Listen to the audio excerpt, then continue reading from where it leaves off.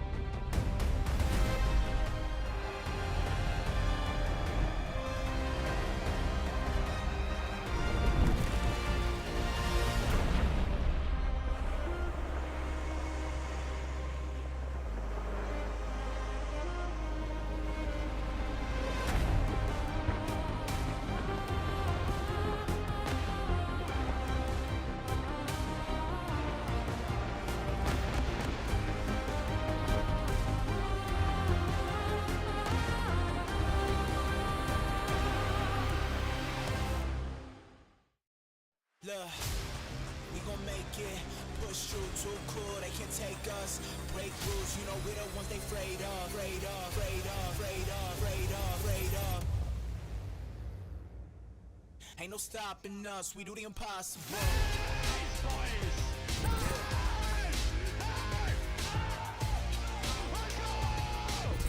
Ain't no stopping us, we do the impossible. Straight to the top. Top dogs and you're not. So I knew it, never fake it. So close, I can taste it. Ain't no stopping us, we do the impossible. It's playoffs day at the Esports World Cup 2025 Valorant. We have eliminated all 4 Chinese teams, the reigning Pacific champion, a recent Masters finalist, and we're down to the top 8 teams in the competition. But it gets even more cutthroat from here because it's only a single elimination playoff bracket, and we're going to kick off the quarterfinals. And to help bring me through all of that action, we do have Seth and Kev back again. How you guys doing today?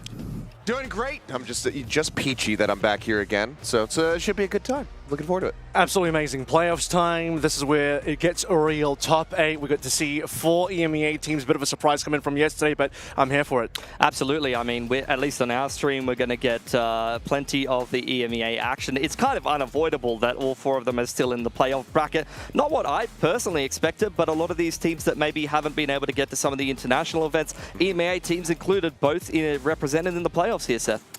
Yeah, it's been a bit of a resurgence for them. Obviously, you know, some regions doing better than others, I suppose. Pacific and China, hand in hand, looking a little bit rough. We do have 2 teams in, so yeah. There's at least that. We're holding on, but it's not the dominance that I was hoping for. Yeah, look, but EMEA looking good. Paper X and Genji are all right. So yeah, pretty good. Pretty good teams. We have some faith that they're going to be able to go a little bit deeper in this tournament. But of course, it's not just about Valorant at the Esports World Cup here. It is about the whole club championship holistically. So let's check in with all of that. Do see the week 1 schedule here, Kev. So lots of games on offer. I do know that we have Dota and Ransport running concurrently to Valorant, but also Apex and Fatal Fury kicking off. I know that you know, you've had a little bit of a look at Apex in your day there, Kev.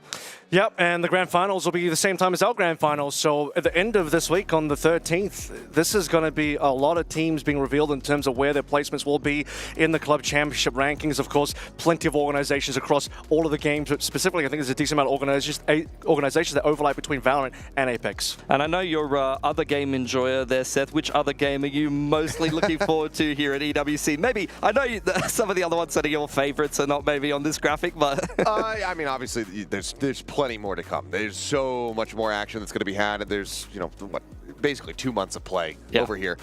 So obviously, got to give a shout to Overwatch. I haven't been casting it this year, but it's always still going to be in my heart. So Overwatch would be one of the ones that I'm going to be looking out for. So Absolutely. Spins around. Look, each game is going to have a separate prize pool, Kev, but we'll take a look at the overall club championship prize pool, I believe, here, because there is a lot of cash on offer if you do win the club championship. And at least looking at the standings from last year, if you just win one event, you have a really good chance of being in the money straight away there, Kev. The defending champion here is, of course, Team Falcons, who took it out last year. In fact, they took it out pretty early, I believe, as well. They won enough games and placed highly enough in enough games that by, you know, the slightly past midway mark of the EWC, there just wasn't a chance for any other team to catch up anymore because Falcons had swept that many titles. So they are not in this particular game in Valorant, but we do know they're going to be coming through in quite a few different titles. And let's take a look at the scoring for each game, and I believe this will apply to Valorant. It is quite top-heavy, similar to the prize pool for a lot of the events. 1,000 points for first. All of these teams who have made it into the playoffs have earned at least 200 club championship points, and the ones that went out in the groups earned none. Yeah. I mean, that's unfortunately, that's just the breaks. Them's the breaks. You know, you have to be able to play if you want to be racking up these points. And, you know, I was talking about a little bit yesterday for teams like Sentinels, where you only have 3 different teams across 3 different games that you're competing in.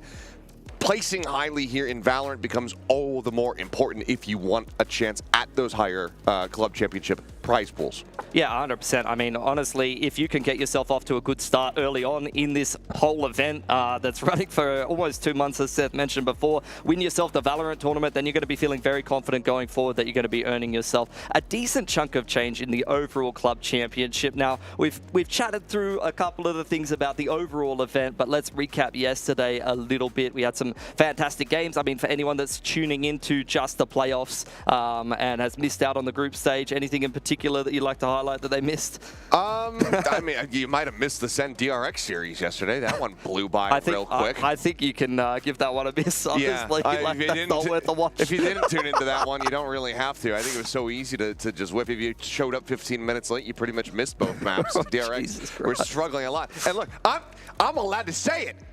I'm the DRX guy. That was brutal and frankly unacceptable. I mean, I'm hoping that this is just a testing ground. Obviously, they announced the flashback's going to be coming back through. So with stage 2 kicking off next week, I'm hoping that we see a bit more stability from them. Yeah, look, we'll forgive you if you didn't show up to watch their game, because half of DRX didn't show up to it either.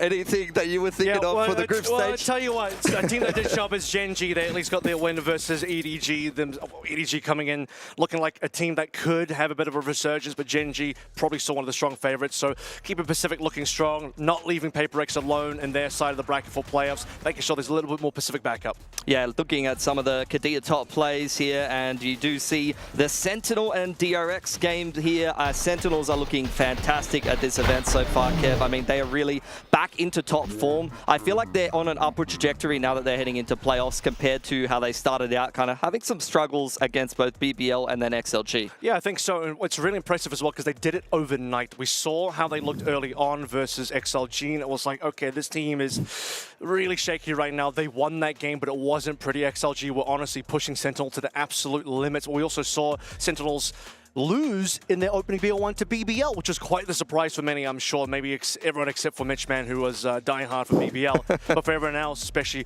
over in Sen City, expecting large things out of Sentinels, myself included. I come into this event thinking Sentinels are probably my top 3. They do make it to the playoffs now. They do come through very strong looking yesterday. Let's see if they can continue that consistency today.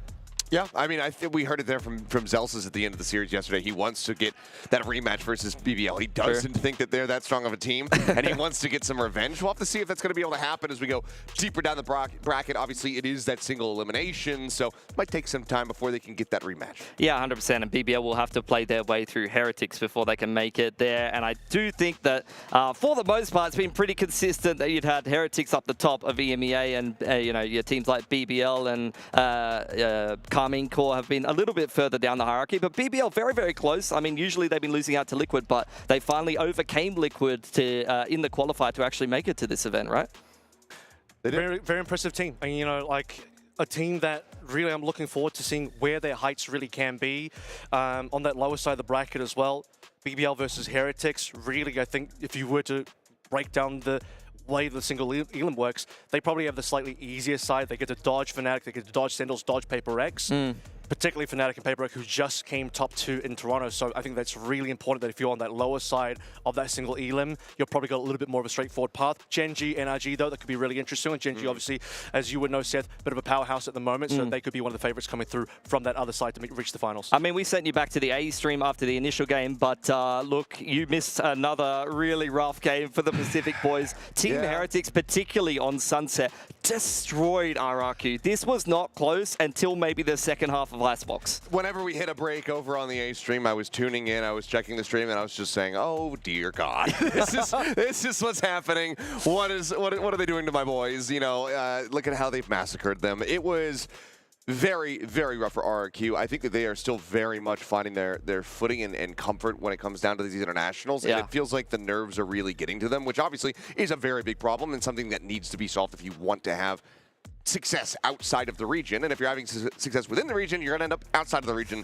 So you're going to keep getting into this loop unless they're able to solve stuff there. But it looks like Heretics have started to solve their own problems, because for the longest time, we were seeing this team in a major slump. Boo talked about it, 319 days since their last international win. They hadn't gotten a map win in an international all year long up until that first series where they're able to find victory. So it seems like Heretics are finally kind of breaking through the wall, and that's a very scary prospect, because if they get back into form, okay, well, here you go. Welcome to the grand final. Here you go, second place at least.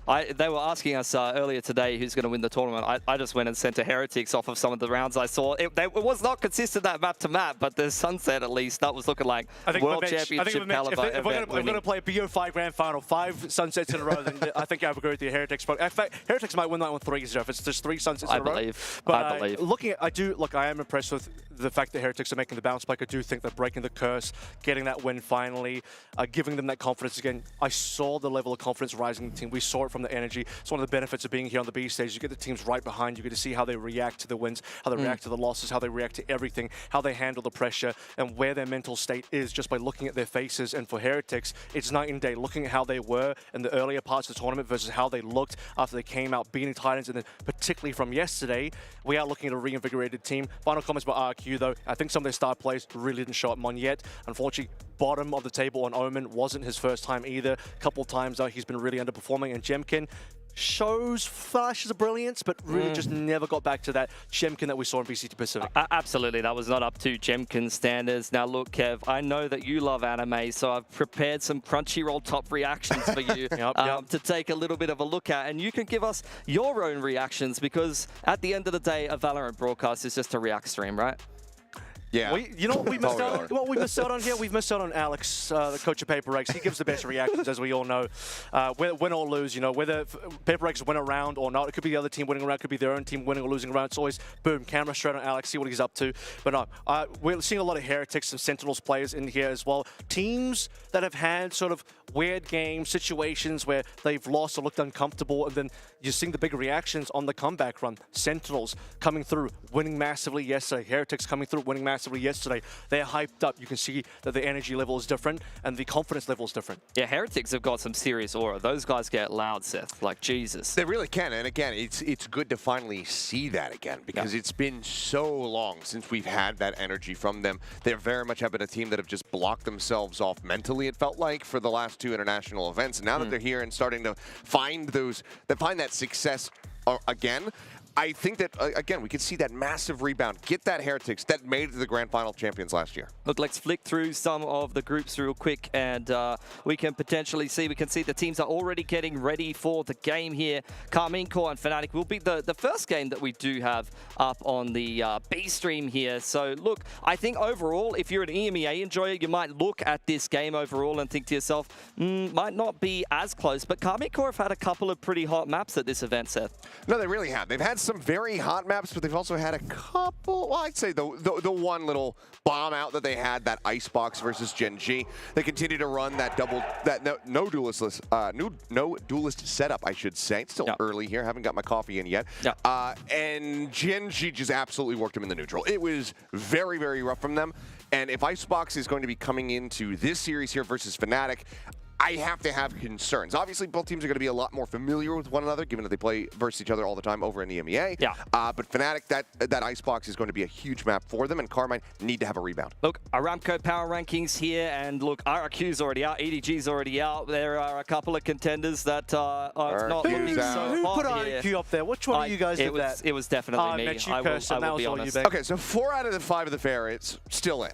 RRQ eliminated, but maybe a little anomalous there, and a bit of a underestimation perhaps on Energy and Carmine. And of course, the SMB match of the day today. We'll take a little bit of a look at that in a second, and we can find out which of the B-Stream games we will be preferring, Kev. But honestly, look, I think this game is going to be pretty decent. I think that the next game is probably my preference for the match of the day personally, but we'll see what we end up with. Real quick, I want to gloat for a second. I believe in NRG. I knew NRG were good coming into this one.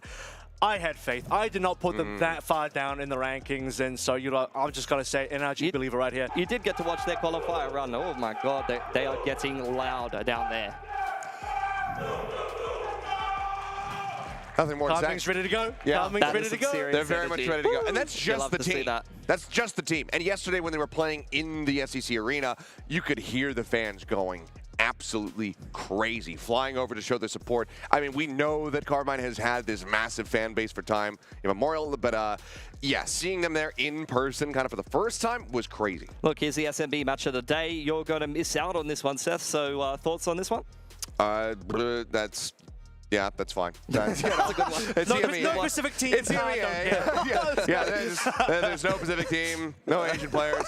I couldn't be asked. It's fine. What about you, Kev? No, I'm loving it. I can't wait to see Levin pop up again. BBL have stolen my heart. As another up-and-coming team that didn't quite make Masters, I can see why Mitch Mann loves his team so much. You know, if I came to this tournament hard rooting for NRG, he came to this tournament hard rooting for BBL, and so I don't get to see NRG today on this stream, but I do get to see BBL, so I'm hopeful good stuff coming from that game. Look, absolutely, we're getting prepped for this match in particular, though. It is going to be Fnatic and Karmine Corp taking on each other. Before we head into BBL Team Heretics, both of these are quarterfinals, and both of these are going to be elimination games. I think this is also going to be a nice little thing where you can kind of do a side-to-side in about a week's time, because Fnatic versus Karmine Corp is a match that's going to be happening at the start of EMEA. So, okay. But obviously we'll be on a different patch. We'll have corrode in. True. So it's going to be a nice little side-by-side. We can say, okay, let's see what happened at EWC, and let's see how different it looks now that we move over and have this little shift at the start of stage 2. Yeah, absolutely. I think BBL and Team Heretics as well. Those are both teams that have been floating up near the tippy top of EMEA. Obviously, Heretics may be a little bit of an echelon above there, but BBL criminally underrated and finally coming into form here in EWC, Kev.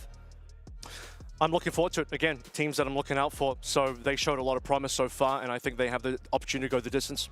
Yeah, for sure. I think I've been enjoying some of their comps as well. I've been enjoying their Ascent comp. I know a lot of the EMEA teams do enjoy that. I'm hoping that we'll get to see a little bit of that later on in this series. We also get some interesting ones from Karmine Corp as well. I remember, I mean, interesting. I used to use interesting in the negative word when I was seeing in the negative way when I was seeing things like Harper on Lotus and whatnot. But honestly, some of the double duelist stuff I've seen on Sunset has been working quite well for them. Seth, you know, they definitely have had some pretty good approaches, some pretty good unique reads. Yeah, they're a team that's very much willing to cook, and I think that Sadak is kind of that perfect bad scientist to really concoct something and try to make it work. Obviously, the duelist list on Icebox, I still have my concerns about that in particular, just given how easily Genji was able to just roll them over. But overall, I've liked Karmine Corp. I think that this iteration of Karmine Corp has been very good at iterating on some minor changes and improving and building up these players. They have a legendary coach in Ang behind them, former coach of Gambit. Trophy lifter in his own right, second place at the inaugural champions in 2021.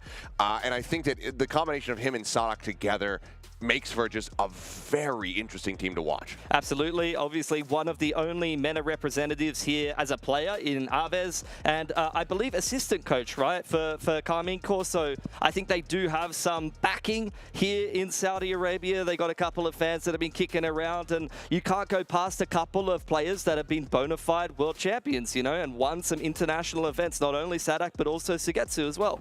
Yeah, and Sugetsu was one of the big keys to the success for them yesterday. That I mean, he was clutch, going bro. crazy. Yeah. The clutch was insane. Granted, yeah, they did just kind of face into him one after the other. But if you're going to give somebody like Sugetsu even close to that type of opportunity, he is going to close that out pretty much 100 times out of 100. We talk about winning teams. You want to talk about championship teams. This roster, Fnatic, I mean, they come into this one hot off a second place in a Masters, and honestly, a team that are good enough to win it all still. I think they've got a lot to prove here in terms of wanting to get that #1 that slipped away from them in just the event prior. Really, I mean, a team that has very few flaws, if any. They have a very wide map pool. Even in Masters, you thought, wow, they haven't played Pearl in a while. Guess what? Came through. Looked good on that one as well. Crashy's great addition to the team. Alfaya, always a strong fragger. Boaster, top IGL in the world. Really, you're not missing out on much here. Chronicle, maybe the greatest player of all time. Yeah, I think, look, I understand Forsaken getting the MVP, but Alpha's numbers and even Texture earlier on in the tournament over in Toronto they were all fantastic. I think, look, overall as well, worth mentioning that Fnatic have a pretty good chance at winning this event, but also participate in a lot of other games. You know, they have their league teams, they have some of their other esports titles, so, you know, getting themselves 1,000 club championship points this early on in EWC, they could really be up the tippy top there. It'd be a really huge boon. I mean, what did Falcons close out last year with just over 4,000 points? Right. They were like more than double or something of the second place. Yeah, I mean, Team Liquid was there about like 2,000 something, and I think Falcons had 4K. So if you can get a quarter of that, just right here at the start in the first week, and then you have all your other teams to try to depend on, you're going to be in a very good spot. Falcons are not here in Valorant, so this is some points that you could There's take. a gap. Yeah. This is, I think, the harder side of the bracket as well. Like we said, this is the Fnatic KC side, Paper X Sentinels as well. So you could very well have a situation where Fnatic and Paper X go head-to-head in the semis, a repeat of Toronto Grand Finals all over again very early on. One of them will make it through. It'll be a different grand finalist coming through from the other side. So that could be a really interesting story going through, but I think you're going to see something really wild in the semis here, given how this side of the bracket looks. Yeah, I mean, I totally agree with you, and a lot of those games, that game included, really could have gone either way. Like, I look at Gen G, I look at some of the maps that G2 played. There were a lot of very, very tight series over in Toronto that really could have changed the outcome. I mean, so many moments. I mean, even just the Liquid Paper X, that Lotus, that one shot that rung out from Patatek that just didn't connect onto Forsaken, didn't get that kill, gives up his position. It's moments like that that really tip the balance and completely change what could have been history. But looks like the map set is ready to go, with Split being taken away off the rip. Yeah, getting into the veto here, and you are going to see Fnatic taking out Pearl. So we'll see what we're going to get. Oh, okay. So that's the thing. Because they took out the Pearl, Sunset's going to be available. Kami, they want to play the Sunset. They're one of the more unique teams. They're going to play Phoenix on this map as well. And honestly, if you look at Fnatic's past Sunsets, they haven't won this map at all. It's been 5 Sunset losses in a row. They haven't, but they did get very close to taking it versus Paper Rex, was about to force it into overtime. And that's when we saw Jing and the rest of the team pull out the BLG, that Sage Wall in B main, that set comp coming through, catching them completely off guard. They're never going to get caught off guard by that ever again. You could hear Fnatic, you could hear Boaster say it as well. If you go back into the voice comms, he said they're doing the BLG, but it was after they had already gotten some kills. Like, as soon as they heard the engage. Casey's not playing Sage, don't worry, so it won't happen anyway. And Fnatic into the Ascent pick here. They are playing this unique comp that I absolutely love at the moment. The Chamber Vice with the Yoru, obviously only duelist. It's kind of the next evolution of that old Deadlock Cypher comp that we used to see. And a lot of the European teams are playing. I saw BBL dismantle DRX with it. Yeah, the Chamber is looking great, and in the hands of Alpha here, I mean, there's few players that you could say would be able to manage that one better. And I mean, he put up one of maybe the craziest highlights that we had out of all of Masters Toronto with that play over at that A Heaven position, just sniping people out of the sky consistently. Alpha here is going to be an absolute menace on that map. The fact that they brought that back against Gen G as well, I mean, it's a heartbreak for you guys. I mean, looking over towards Gen G, who had an insane lead on Ascent, but just goes to show how good this Fnatic squad is. Even in rough situations, you can have the belief that they can still pull through. Icebox to close things out, and I tell you what, Fnatic are on a heater on this map. They've had some closer series, even including at this event. They really struggled against 100 Thieves, but the Gen G game after that was a bit more of a redemption. This is 8 map wins in a row, and the only time they lost it since just before that was an 11-13 to Team Liquid. They are on a heater right now. Well, what I'm feeling after looking at this draft in its completion, Sunset is a must-win for Karmine Corp. Yes. That Ascent is going to be studyable, but Fnatic looks so well drilled on it, they look so clean on it, that I'd be very concerned. And then if they are able to go to that Icebox is a third map, they need to have a level up performance because the last showing of the Icebox here at EWC was not it for Carmine. I will say, though, that Carmine, to sort of give them a little bit to work through here, they did beat Bilibili on the Icebox 13-5, shut down Bilibili's Harbor composition, given that Carmine Corp are one of the teams that really pioneered the Harbor. They knew how to pick that one apart. So that's not going to be what Fnatic are going to play, obviously, but it does go to show that Carmine, they can have some good performances on that Icebox. They can lean into that again, bring that to Fnatic. Maybe we'll see a different story. Look, honestly, the map pool is looking very strong for Fnatic, don't get me wrong, but I'm seeing Carmine Corp, they're getting their reps in EMEA on Ascent. You know, it's not a map they're unfamiliar with. You talk about Icebox, they are playing a similar-ish comp to what 100 Thieves actually gave Fnatic a little bit of trouble the other day in this very tournament with, you know, where they're playing the Omen as a bit of a playmaker. The only real difference being that they're rather the KO for a little bit more util than the Jet with that kind of entry power that you saw in the hands of Cryo Cells. That guy is always a bit of a demon on the Jet. So look, I think Carmine Corp, totally agree, if they can pick up Sunset, then this series gets doable because I can see some arguments where, you know, they played a lot of reps on both of these other maps and they have shown some promise on it, but they're going to need to hit some top level form today. Fnatic are by far the favorites. I mean, let's not joke about this one. You know, they just came off hot, second place in Masters, super solid team, one of the best teams ever assembled in terms of their previous results as well. Carmine are coming in hot. They look good versus Bilibili yesterday. I want to see if they can keep up that consistency and level up a little bit more because they're going to need to. Fnatic also, by the way, bit of a break. We haven't seen them since day one because they got that 2 wins on our opening day, qualified straight away. One of our first teams qualified in. They've had a little bit of time now to look over the other games, take a bit of a break, maybe scrim a little and just chill out, and now they're back into play. Yeah, look, I think the main thing that we need to focus in on now to just look at Sunset itself is Alves on the Phoenix. They are playing that double duelist style. He is a bit of a barometer, I would say, for Carmine Corp's performance. If he pops off, he's going to be the one that really puts them over the top. No, he really has been, but one of the other ones I want to have my eyes on, of course, is going to be Sadak, as we zoom in just there past Martin. I mean, Sadak has been having a massive resurgence at this tournament. Yeah. Formerly, you know, one of those players that, okay, he can really get his players in key positions, but his own fragging was suffering a little bit compared to when we had seen him in his heyday over on Loud. That's kind of been a big bounce back for him. Sonic was absolutely frying. I mean, that first map that he played was nearly dropping like close to 30 kills, dropped like 25 or something like that. He clutched like three rounds, I think, as well. He was winning like 1v2s on the Sova. He was positionally very, very good. I totally agree with you. I think Sadak could definitely come in with some key impact plays. The calling obviously needs to be top rate against a team of Fnatic. They are just one of the most well-organized and best structured teams in the world. Yeah, we saw on cam just a little bit earlier there as well, Chronic sitting over towards the left-hand side. Such a solid player in that previous match that we saw from them against Genji, one of the highest rated players in the lobby. One of the, maybe he is now the greatest player of all time, just came second again. Looking forward to another potential top finish at this event. I mean, his entire rap sheet for wins is just so immense, and he's a powerhouse player, always strong in the clutch, always strong in mechanics, super experienced. You couldn't ask for anything more. Yeah, I mean, if he's able to add yet another trophy to the collection, and it's the first year that VALORANT's at EWC, that would go ahead and just really further solidify, I think, a lot of people's arguments and conversations around him being potentially the best of all time, because he certainly is the most accomplished with the 3 trophies that he has already. And we saw it, by the way, over there, Kayak as well, new player on the team, a lot of expectations, and honestly, his mechanics have been super sharp this tournament as well. We saw what he could do at Masters, we saw what he could do coming into these international events as a rookie for the squad into a very veteran team, and he's been molded into this team structure excellently. I mean, he's just performing so well. He's able to really carry on the legacy of that Fnatic brand and team and play to the level required by his teammates. I mean, looking at the stats overall, you got Levin, who is really having a heat of this tournament. The Kayak's right there with him, and you add on top of that the Masters Toronto performance. I mean, it's not that long ago that this guy was definitely more of like a rookie argument, I would say, coming into Fnatic. Big shoes to fill, obviously, with Durka coming out of the roster. He's well and truly done it at this point. Oh, I mean, I think if Fnatic continues to trend in this direction with their rebound, you know, after having missed Bangkok, make it to Toronto, make it to that grand final, if they're able to go to a grand final of champions and even, you know, especially if they lift the trophy, I think that Kayak very much steals the narrative of being that rookie of the year. I think he completely takes the wind out of Patman's sails in that regard because he has been so good. I rated him very highly going into Masters Toronto. I think I placed him within my top 3 players at that tournament. And even I was still caught off guard when I finally got to sit down and actually cast this guy, because his aim, his mechanics, his reaction time, it's all so quick. Just milliseconds for him, and all of a sudden you're dead.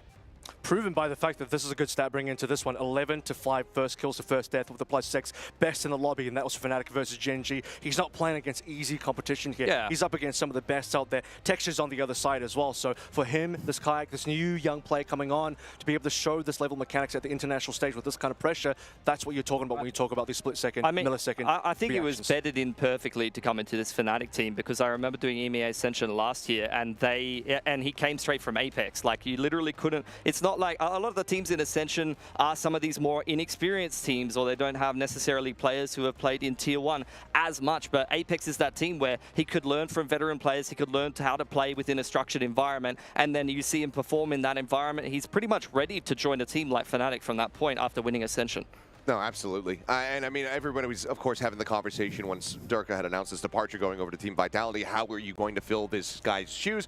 We always talk about, you know, we're Pacific here. You know, we always talk about DRX training up people, getting these rookie players ready for the big stage. Obviously, still some more work to do there with Flicker.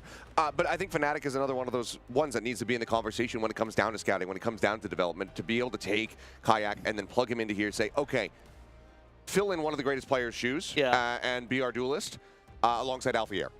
That's a lot of pressure to put on a young guy. For sure. And Kayak has absolutely risen to the occasion. I think a ton of that has to do with just their scouting, their understanding that this is a player that is moldable, that is going to be able to fit into our system, and then just passing that over to Boaster, who is able to just really foster that growth. Yeah, absolutely. And I mean, they're even outsourcing it. Like, DRX are really going through the hard yards. They have like multiple coaching staffs developing all of these players. They got their academy team. Fnatic's just like, yeah, I'll just poach your player, you know. What do you want? You want to come win some international events? Come on over, mate.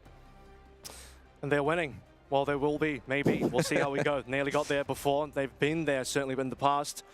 And so high expectations. Yeah, look, even for Karmine Core, you know, as I mentioned before, you do have players who have won international events in the past. So you got a lot of winners in this matchup, despite the fact that it does feel like a little bit more of a one-sided affair if you were to kind of look at it on paper. And especially, I think, if we were playing this in VCT EMEA specifically, I think it would feel a lot more like that. But at least here at EWC, you've had a lot of underdogs overperform. You've had a lot of teams, Karmine Core included, come red hot into this event. And let's see if they can maintain that momentum into this quarterfinal against one of the world's best. It's Fnatic and it's Avril and Achilleos to bring you through the cast. Thank you very much, Pilski. Well, let's go ahead and get ready to jump into this one. Wait for that timer to start coming down. Thoroughly enjoyed the head-to-head of the two IGLs in the shot before we headed in towards map Boaster versus Stardak. And how we're going to navigate this sunset today. First quarter final of EWC, first time Valorant at this event. And a top 8 EMEA versus EMEA showdown, the first of 2 today. There's only 2 EMEA teams will escape from this opening round to head into semis tomorrow. Stage is set, 10 seconds remaining. The barriers get ready to drop, looking like double Sheriff here. Viz and Martin both going to be taking those up, whereas Fnatic widely going to be sticking to the Ghosts. Both are on the half armor. Fnatic first here on the defenses. Recon going forward, checking around mid. Nothing going to be spotted there. A couple shots going to be flying, and that's going to be Sonic tagged up just a tiny little bit. Getting a few love taps in there, but it will be KC moving through. First orb from Vez. Look for how many running backs we get. At least 3 for Vez would be absolutely amazing. First up, Vez. Kill into Boaster. IGL down. The rest of rotations, KC flooding in as well. Coming in to assist. Just the 2 players here for now. There's a quick peek, and Kayak coming away with a kill. They're onto a lead. Drone out from Sonic. And look to try to play Martin in from Ali. Does get interrupted, though. As swing onto the corner. Alfier, head taken off. Martin finding the kill there. Sight now open for the taking, or so they think is, yes, the final shots coming through. Crashes Kayak will hit the floor, and it's just on Chronicle now in a 1v3. Vez opens it. He might end this one as well. Again, paying attention to how many ults in terms of points he's able to get here. Chronicle has a lot to do, and won't be able to. It's not going to be ready there. That left side peek, so Chronicle does get taken down, and that is going to be the pistol coming through for Karmine Corp. So solid start. Looks like we might still have some minor investments here as Alfier considering the Bucky going into the eco. Really, that opening kill coming through, shutting down Boaster instantly, then taking control. And 2 players going down there for KC as well. Yeah, put the Vandal in the hands of your star duelist. Get him to work. And as you mentioned, Alpha on that Bucky. It's going to send it. Revealing area. Running straight to Martin. Swing in, and Kayak, hell of a shot. Gun here. The weapon is going to be on the floor, and that's going to be recoverable here. Nobody else playing around that side of the map, so can just scoop up that Marshall. And immediately, Kayak just going to be gate crashing across to the opposite side. Still the Sheriff in hand. Push coming forward here into Market. Sonic going to be taking that first contact. Needs a bullet to the shoulder, but Aves on the swing will be able to go ahead and stop Kayak's reign of terror. So B site now open for the taking. Now they'll be there. Retake now for Fnatic. Patient is going to have to be Chronicle and the rest of the squad. As you sort of mentioned there, at least the Marshal got put in the hands of Crash. He's a fair. Still looking towards his own Bucky. Chronicle will for Vez. Popping off right now. That dodges the relay bolt, so Alfier just sliding forward to his own demise. Boaster does trade one back. Still an opportunity to do some damage as Crashies arrives and finds a headshot. Spike not yet planted. Still plenty of time to work with here for Carmine Corp, but they've already lost 3 players. Paranoia gets sent. Planted. Full util kit available here to Crashies, the drone, to lead out. Sugetsu backpedaling, makes it around the corner before the ping can come in. Recon, however, going to be whipped. Boaster with a Bucky, able to find one. Elite Camera taken out. swinging forward and will be able to find it. Nearly loses his life. Carmine close out the anti-eco, but it's only a single Vandal that they carry forward into the bonus. Yeah, just didn't quite have the damage there. Almost had that one shot. Crashies. You could have seen that situation coming through from Fnatic so clean. Absolutely. They actually got the scan off, the drone, got the tag off as well, but because it is Crashies that has to use the drone, once he gets that tag, has to pull his Marshal and doesn't have time to shoot before Carmine can get behind the corner. And comes down to just a 1 versus 1, but we're already into round 3. Running back's already available. This is going to be a fast round potentially. Certainly KC know what the game plan is. There we go. Good ball in hand. It'll be first peek coming through. It's going to be flash exchange. Kayak's already gone, by the way. Already get crashed out of here. So curveball Paranoia going to be used here. And Boaster able to just freely back away. And Kayak does return. Just a late linger here from Elite. Going to be waiting to see. He can try to push forward. Once his team starts making a bit of noise around this A site, get himself onto a flank angle, but that's all this site for util. Meanwhile, look over towards mid. It's going to be the drone out from Crashies. Down goes Alpha. Making that flank happen. Camera's there. And now does get cleared out, so they're aware of this position forward at tiles. Alfier gonna see if he can try to get the jump on it, but it's this trip still nearby. If he goes fast enough, may be able to find a catch on Asadic, who's slowly pushing forward. Immediately, the running back going to be dealt with, though. Boaster up on top of the box here. On that defender's side, able to come away with that shutdown. Elite out lurking, finds Alpha, trades it back, trades it up. Crashies trying to find an opening here. Into the post plant. Elite has the flank under control. Can come in late for this one as well. Paranoia. Here comes Fnatic. Still getting sent, but it's just the clone storming forwards. The scaling off the back of that. And Blind not really being seen quite just yet. About to swing out, spots them, and has them both. 2 headshots connecting, and immediately Chronicle and Boaster have to back away. Bonus conversion coming through. As that's going to be Carmine Corp on the hunt, looking for a bit more. Yeah, Fnatic just unable to get anything done there. They might not even be able to get out with their weapons. Certainly KC won't allow this to happen. They've got so many members. Sagetsu and Martin happy to hunt here, given that they got nothing real to drop. But as the timer fades, they'll pick up a couple of upgrades here, walk away with that one. A Vez insane double headshot to end any chance for Fnatic to be able to come back in that round. 3-0 to start things out with. Gun round failed by FNC. However, they hold on to 2 guns at least. Still very rough position to be in. We'll see what the buy ends up looking like here for the side of Fnatic, but rough tidings so far for Chronicle and Alpha are not on the board quite just yet. As it was a decent start to shut down the run it back. Felt like maybe that would really slow things up, allow for everybody from Fnatic to get into position, but yeah, Alpha gets picked on the flank and Aves just has them lined up. 2 headshots, 7-1 and 0 so far here on the Phoenix. They weren't even like properly lined up either. There was 1 high, 1 low, but still shots connecting. The spread helping Aves out majorly there. Run it down was at least shut down as mentioned, but that was all really that Fnatic was able to get. He's already a third of the way to the next one after those That's kills. The thing, right? Like I said early on, watch how many he gets and watch if Martin can get more done here. It's not going to happen. That's 1 rifle collected over. Or rather, they're not going to go for the rifle. They're going to swap weapons in terms of giving it to Alpha. Plan to come through. Just checking out the angles here with the hot hands. Nothing going to be spotted. Curveball going to be sent. Relay bolt. Dissuade. Tabas has to backpedal. Still plenty of players in position, though. Try to defend the take onto the side, but Alpha finding a slight little angle there. Clips Elite into the head through the wall. Both are finding to get to at the same time. That's just Sada. Now Avez. They will quickly get taken down. Fnatic find themselves now on the board, and this time only lose out on one player. Yeah, the drone will break down that crossfire, and Avez with too many angles to look at and turn around for 1 second. Alfea's got his head. A thrifty win coming on through. It starts over on towards A, and they didn't even pick up that gun. Instant rotation. And then for KC, couldn't quite handle what Fnatic brings in through Thrifty. Perfect retake in once more, just defeating that crossfire. So strong and Elite as well, dying super early. Just a split second. I mean, look at this. Pixel available. Arthur sees his head, sees his positioning, and it's all gone.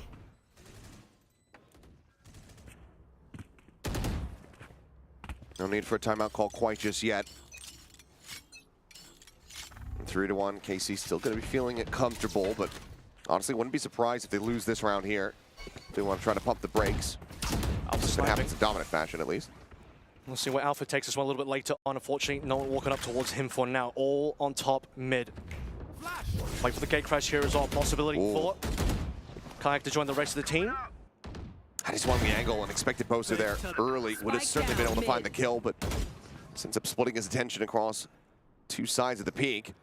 And kill on Sadat to take on the sights. All the more difficult here for KC. The swing across Kayak's presence is very much known. Tripwires still in position here. His hot hands goes into the back. Trip set up. Cam there as well. Now going to be cleared out. Chronicle still just on the lurk. Sets up the cage. Both are pushing forward. Chronicle finding two. Both does get taken down, but it's going to be clean taps coming in off the back of that as Cratchy's collects the remainders. Fnatic now closing the gap. Yeah, Kron stood strong there. Cam revealed a lot, didn't quite get a tag, but just sees all the information, knows what KC's so far post-plant situation looks like, and Crashy's winning over towards market as well. Good stuff. Really important as well that no one on Fnatic was caught out in that early top mid blade. Curveball came through and instantly dropping off the position.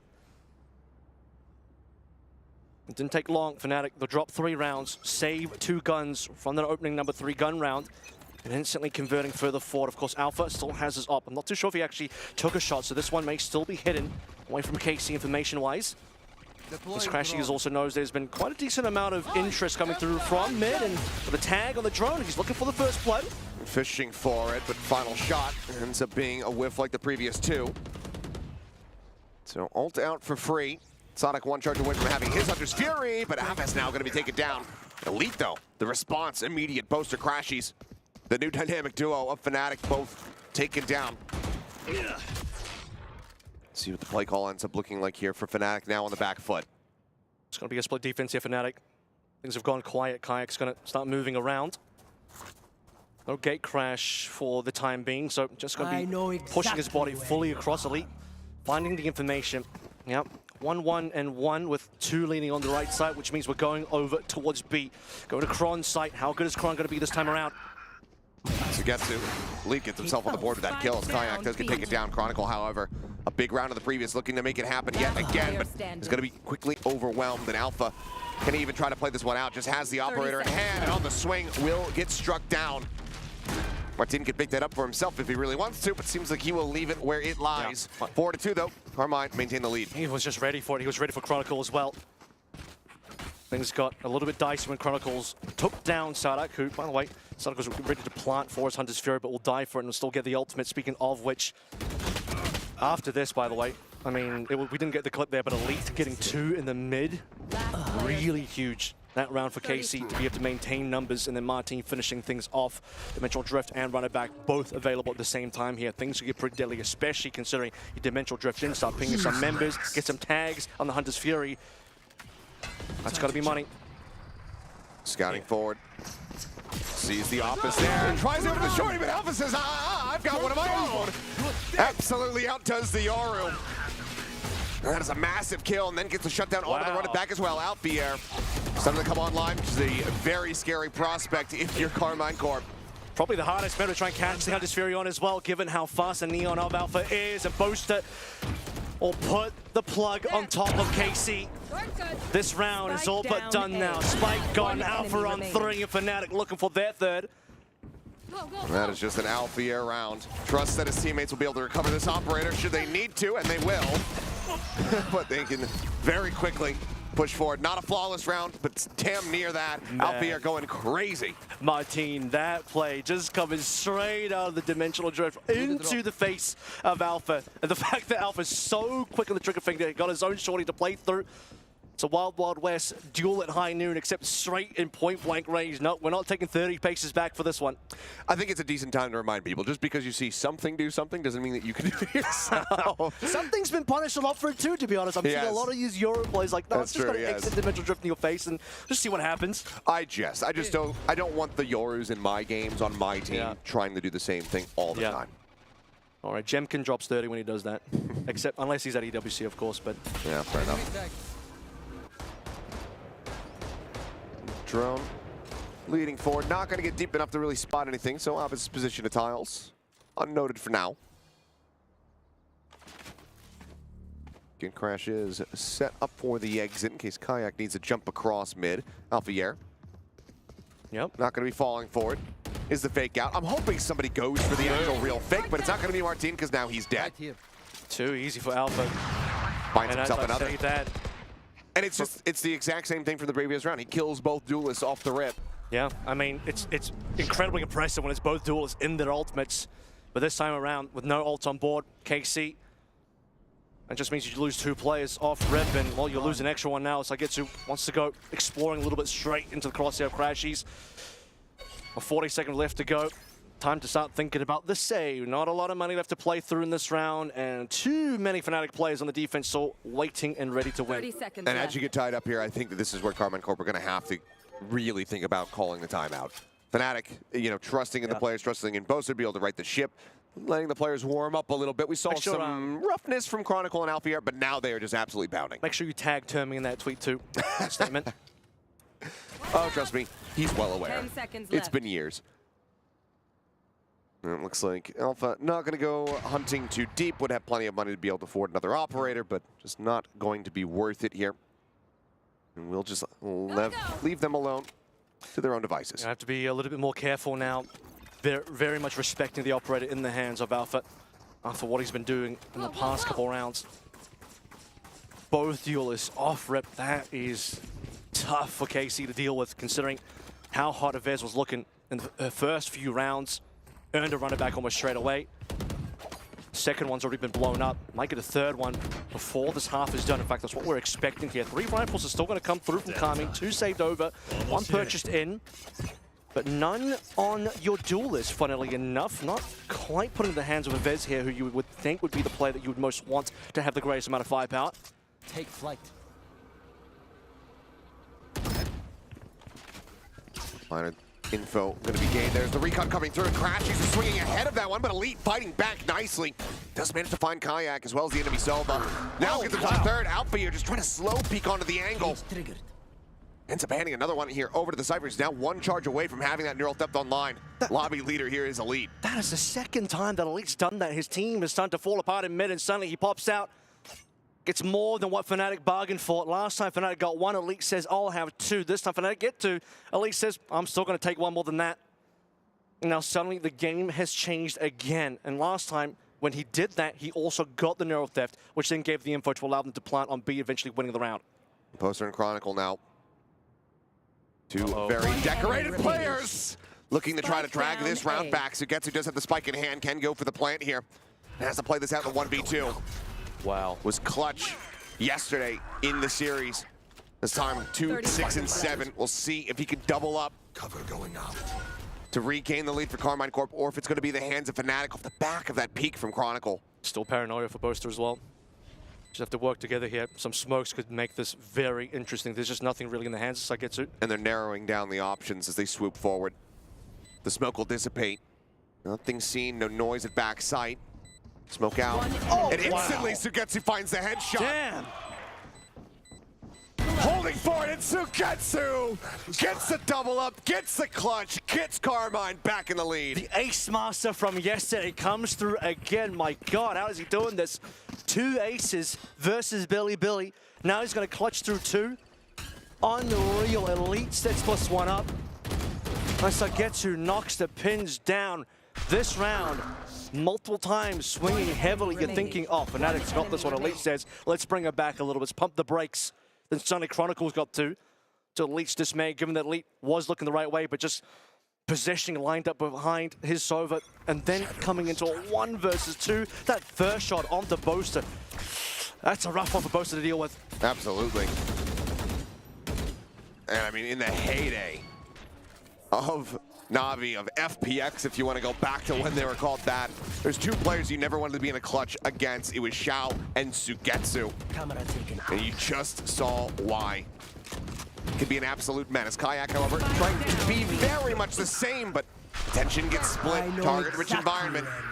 Ends up being a little bit whippy there. Some damage is dealt. Ping reveal going to be coming through, however. Spotting him out. Chronicle wanting to clear that angle is not able to do so. Alpha with the overdrive, able to find himself a second elimination, though.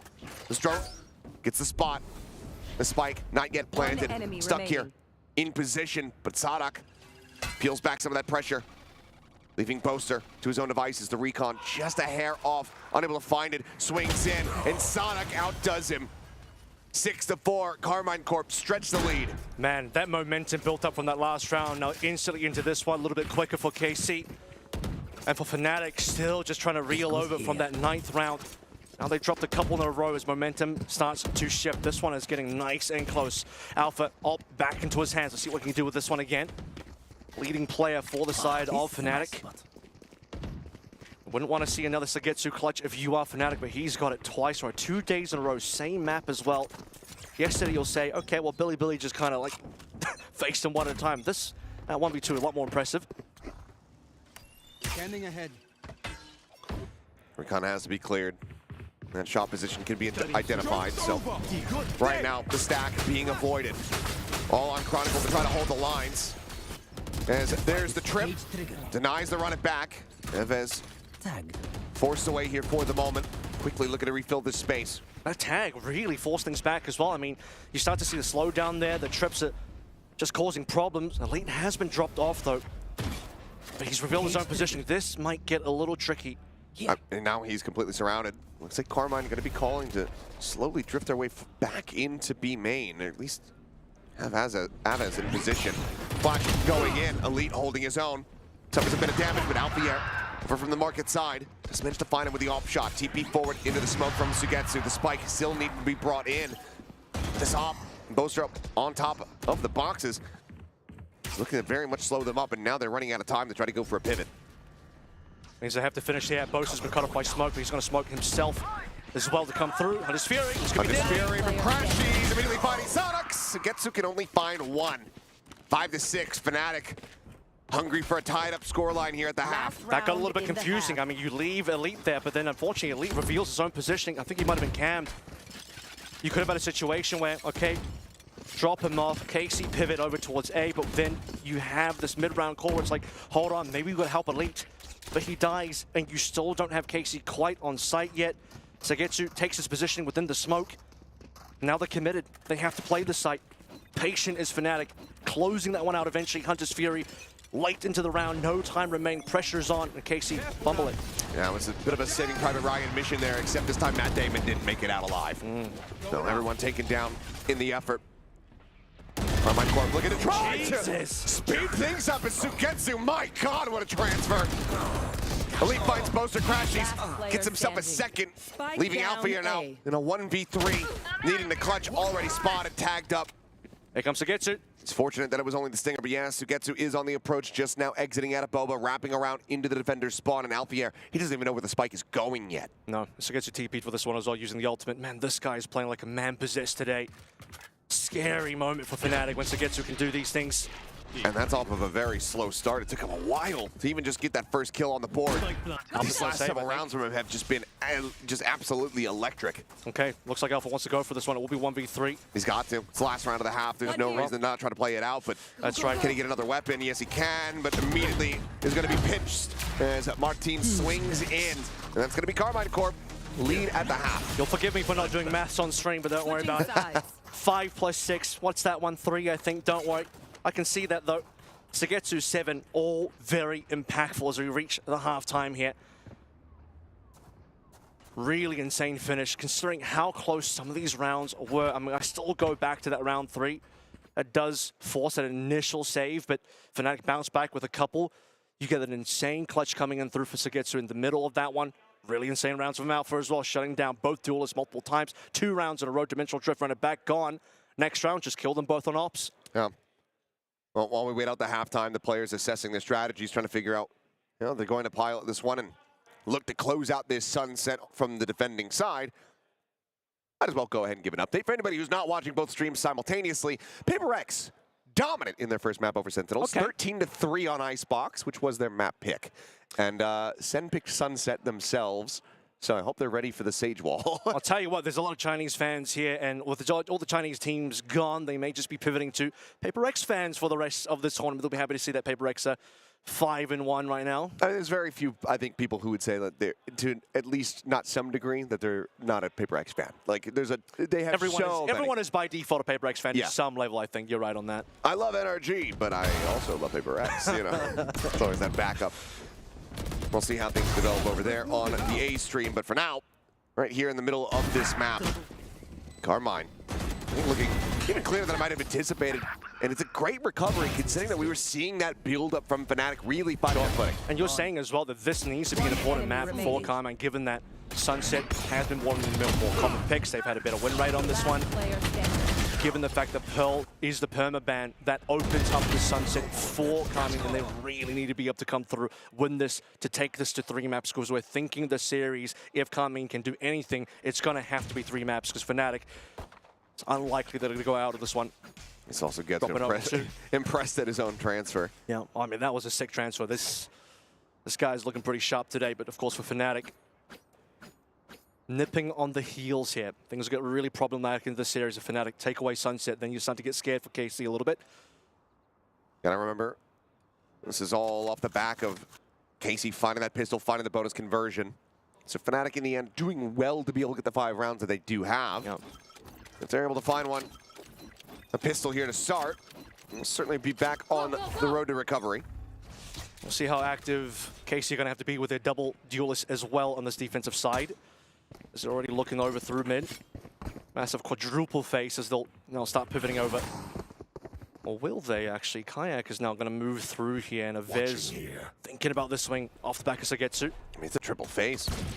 Shots flying. Chronicle losing his life as Zapes finds Alpha here, and Sugetsu gets Kayak. None of them look top mid. None of those Fnatic members. Unfortunately, paying attention at all. No smokes there either. It's a right side smoke. It completely opens up for this peak from the B side of the map. Yep.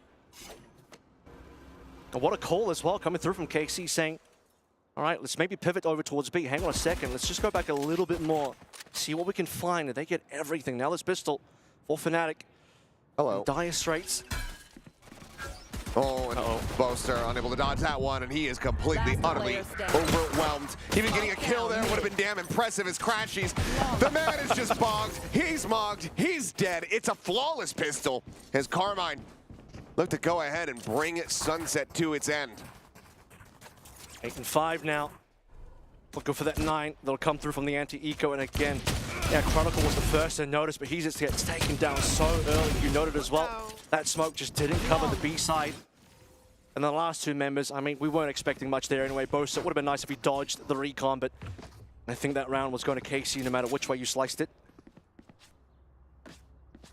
Nice little early 2-point lead for Viz's ult as well. 2 deaths afforded here to KC with the Ghosts in play. Have to remember how close the eco attempt was from Fnatic in the first half. Did do an immense amount of damage. Alpha's getting deep inroads here, by the way. It's going to be KC playing for a retake on A. With that info, this is going to be the shift over from Fnatic now.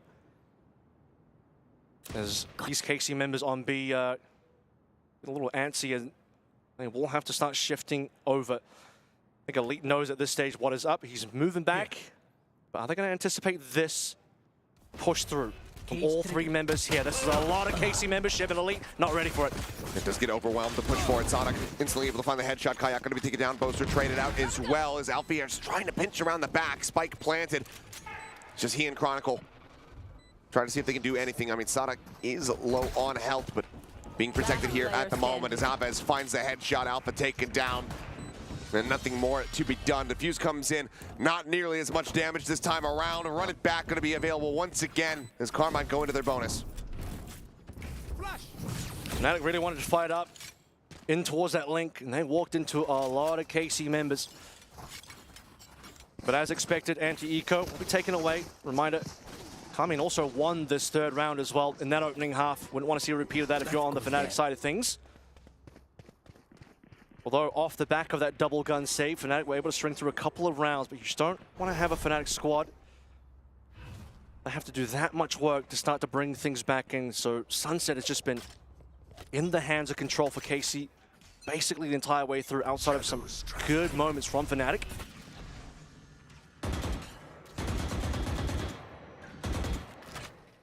Go, go, go. Just bouncing back across here, double push up. Carmine wanting to funnel these as much as possible as Boaster's trying to go for a play. Loses his life, Alpha does as well. Kayak there to keep things even. Still the run it back available. Yeah. And it's going to be used just to go ahead and go for this peak, and that holds Crashy's back, stops him from scaling forward on this side. And everybody gets funneled now in towards Alley. Oh, there in the corner, they tuck away. Chronicle at the same time is able to find Sugetsu.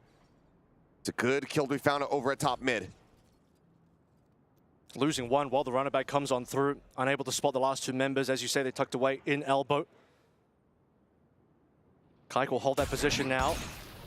Low HP, but he only needs the one shot, and he's got it. Evez down. Now you have to imagine Fnatic all in their hands. We've seen Elite do some dangerous things in the past, but this is going to be a tough one. Looks like he is going to go for it, but he's going to be pushing through trips, so they're going to have a very solid idea of where he is going to be approaching from unless he re-wraps back through top mid around towards default. But spotting this out, it looks like that's more than enough for him to just make this the call to save the weapon, so we'll just stay tucked. So Fnatic, this is a great little bit of stability found within the round itself, because it felt like almost assured that Kayak was going to go down, and that was going to be far too much damage for them in the anti-bonus. I mean, things got really scary over into that A lobby to begin with. Boaster trying to find a timing on the orb take. And then just back and forth trades, eventually favoring Fnatic. Once they survive up against the runner back, get a kill in the middle of that.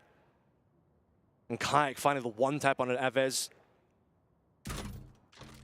Fnatic get to walk away 3 alive, and KC get to walk away with 1. 9-6, still in a comfortable lead. Still going to be able to have a bye going into this next one. Things a little bit scrappier here for Fnatic. You can see Alpha forcing up towards full armor, maybe anticipating an outlaw on the opposite side, but can get past a weapon. So Boaster, bottom of the scoreboard here for now, says, okay, I'll take something a little bit weaker. Likely going to be looking at something like a Stinger, maybe even just a Sheriff behind. Oh, never mind. Yep, they're able to afford the buys. Just barely. And for Vez as well, 15 and 10. It does feel like he's been dying a lot, but he's also been putting the numbers at the same time. Very quick, it's going to be Alpha. Straight over towards elbow. In fact, no one's there. This is all coming through mid. Holding close, but the shots ringing out from top mid actually prevents him from swinging forward to tiles and falling into this trap. So I'll just take A, yeah, I mean. In the end, Sugetsu actually does Fnatic a little bit of a solid. They're ringing out those shots. Forward presence still coming through. There's no trip set up to try to lock off this tile's position, so this does leave Chronicle potentially in a rough spot. The trip goes in. Do they read that he's behind? Shots come through, and Hot Hands look to try to flush him out. And flush him out they shall. Avis able to find the headshot. Chronicle just didn't know that many players were there. Reveals his own position, putting down the trip. And flushed out, as you say. Now Massive flanks 2 entry here. Vez first. My God, a lead as well. And finding Boaster. 2v5. Alpha taking the first step towards the clutch. Approach around the back, but Aves is just so damn clean. Shock dart right at his feet. Kayak destroyed. Carmine Corp get up to double digits. That's as close as force as you like as well. They dropped Martin, but really, the walkthrough, catch Chronicle on the flank. Great timing to see the trip being put down. Unlucky for Chronicle, but then as they swing through from the left side of A, they just entirely annihilate all the members on site for Fnatic. Alpha trying to hold on as much as he can. Can't do too much more from Elbow. And now the timeout as Casey hit 10, double digits. That trip just a hair too late. Had he placed it a couple seconds sooner before they're able to swing that corner, gain vision, they might think, okay, he's doing it to try to watch for the flank. He's scaling forward with the rest of the team there on A, and that might have given Chronicle an opportunity to go for the backstab, but instead, they have line of sight, they can read where it's being placed from, and then they just flush him into the open with the molly. So it's very well timed there from Carmine Corp on that arrival, not allowing for Chronicle to get that huge flank. And there's just so many Casey members there that, you know, for Chronicle, he would have to do so much to try and win that situation, even just swinging in. Maybe he gets one at the best. But another insane round mechanically from Aves, who at this stage already said that he was at the top of the scoreboard and he is farming up those running backs. This is the strategy for Casey. This is why they run the Phoenix on this map as well. Most teams would prefer Neon. Looking at the Alpha side and looking at most other teams as well. You still do have the Blaze Wall that can function a little similar to what Neon brings to the board, and even the teams that like to run Viper here, you can sort of cut off the similar angles. But just the aggression between both Martin, Yoru, and Aves Phoenix, 18 and 10 now. Damn. You get so much work done as long as Alpha doesn't shut both your duels down, which, you know, in this half hasn't happened yet. This half has been solid for KC. Being reveal, Alpha just a little bit too late to try to collect that kill. And with the double stack, Martin there to help keep him protected. Alpha on the chase ends up getting punished very heavily. I think he was hoping it was only going to be one player there. He'll catch the Getsu, and then the second man, but Martin has a protection. Two members though. You see Aves and also Elite walking into B main. Yeah, both are around the back through Boba.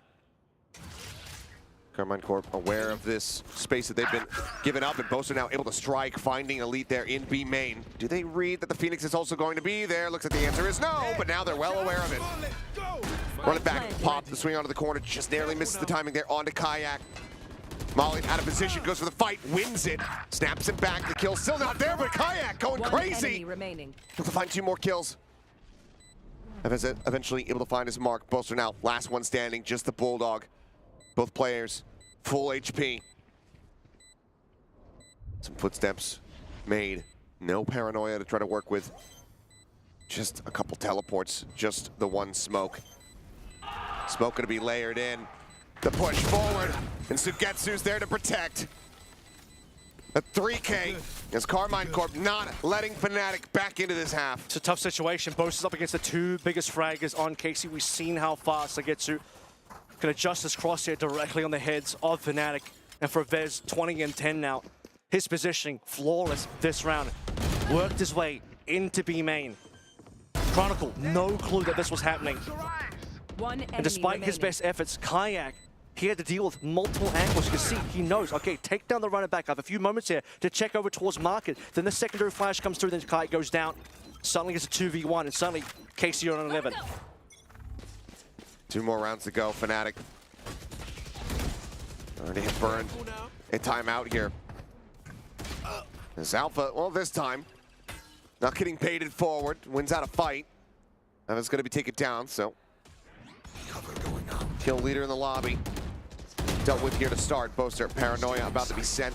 The swing back, just tucking away. Flash, full catch coming through, but they're still reflooding into mid. Elite only able to fight back for 1 kill. Chronicle finds 3. Fnatic finally find their footing a little bit more. Still 4 rounds to go to tie it up. Yeah, and coming and thinking, look, we've had this play done earlier, a couple of rounds ago, flooded over towards mid. Guess what Fnatic did? They adjusted over towards A. Then we had that great retake. This time, though, they're thinking, okay, well, let's try that mid play one more time. Crunch on Fnatic, but Fnatic not to be caught out. Paranoia's flash is traded back, but it's Chronicle that shuts it down to give Fnatic another opportunity. But in this half so far, look at the scoreline. It's 4 and 2. KC have been in control for the most part. Their guns not going to be great this time around. Tripwire destroyed. Not going to be great, but we've seen plenty of thrifties in the setups that they have. It's always within the realm of possibility, but Fnatic need to absolutely make it impossible. These players over towards the A side as well. Might be a walk down further forward. Lead dead, Boaster finding Aves. Fantastic start, not taking any chances. The neural depth gets the ping reveal, spotting out the two players here over at Tiles. Alpha going to be left planted here in mid. Try to get the catch, the swing coming through. They're able to break his aim, so Martin collects that kill. Weapon can be scooped up. Handle in hand. He's got an upgrade, he's got an ult available. Does he want to use it? Oh, Chronicle, even being flashed, still just swings out, finds that kill. And Sonic tagged down to 20. The bucket in close range, not going to do enough. Kayak with the shorty will outgun him, and that is going to be Fnatic continuing to whittle away at this lead, getting ever closer to tying things up. I expected a bit more from Martin in that duel, but just couldn't quite land the shots despite the utility. Now the gap reducing to 3, but that was a bit of a thrifty from, or rather just an eco from Carmine anyway. I believe there was one hero rifle, but for the most part, all pistols until a couple of upgrades came on through. 4 all rifles fold up. No full armors though. Drift is still going to be there for Martin. This might be the round for it. One off is, of course, Sadek though. You want to be able to combo this Drift if you can.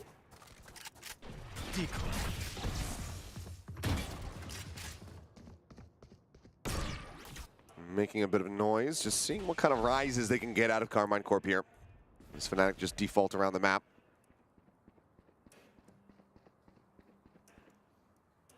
Widely nothing spotted though. Both sides operating with limited information. So Sonic arriving here top mid, going to be sending out the drone to see if he can spot anything. Reminds me a bit of that first round as well. Triple face coming through from KC in top mid. The Stun will just walk on through. Almost all 5. Is it going to be Alpha first? Well, it is, but he's the one getting the kill. Not what KC were looking for. Ron's there as well. Just drops the Phoenix. One more death and you absolutely should be looking to just go for the save. Lead fighting back for one, but Chronicle there to collect the other. Be across the way as Recon goes through. Martin going to be spotted out as they look to just try to force him out of this position. The gate crash is going to come through in time. Does manage to go ahead and evacuate the area. Carmine Corp no closer to really trying to close out this round. TP forward. There's the cancel, and he's just playing him in. Sugetsu turns around, turns back, sees Kayak, sees his own demise. Save call now made. 2 rounds separating. This Fnatic will get up to 9. Why not be able to save that many? Martin, the last one left, and we are going for a bit of a hunt here. Boast, of course, from the shadows. We'll get the spot onto Sugetsu, allowing an easy layup for the rest of Fnatic. If they can take away this last gun, Carmine Corp's dream of finishing this sunset cleanly is going to get a little bit more difficult. However, Martin surviving for now. Bit of ring around the rosy. Kayak swooping on the one side, but does have Crashies getting ever closer. Martin going to be favored. Finds the headshot eventually. And is reading the potential position here of Kayak well. Trying to do some damage. Boaster going to try to run him down, and we'll just spam him out of the box. Wow. Well, they've narrowed the options, and eventually they find their man. They surrender over some kills, but that's fine. Fnatic are absolutely flush with cash, and the Dimensional Drift was already online. 4 ultimates, nearly about to be 5 here as Aves is 1 charge away. Carmine Corp need to try to figure out how to stop this run back. Look at this. Mid situation again, not working well for KC. Couple of rounds now where they've really wanted to push massive members. Alpha gets the first shot. Chronicle follows through. Despite Elite's best efforts, not able to get enough in response, and all Martin could do was run. And I'm not talking about the end there with the save. I'm even talking about getting out of mid.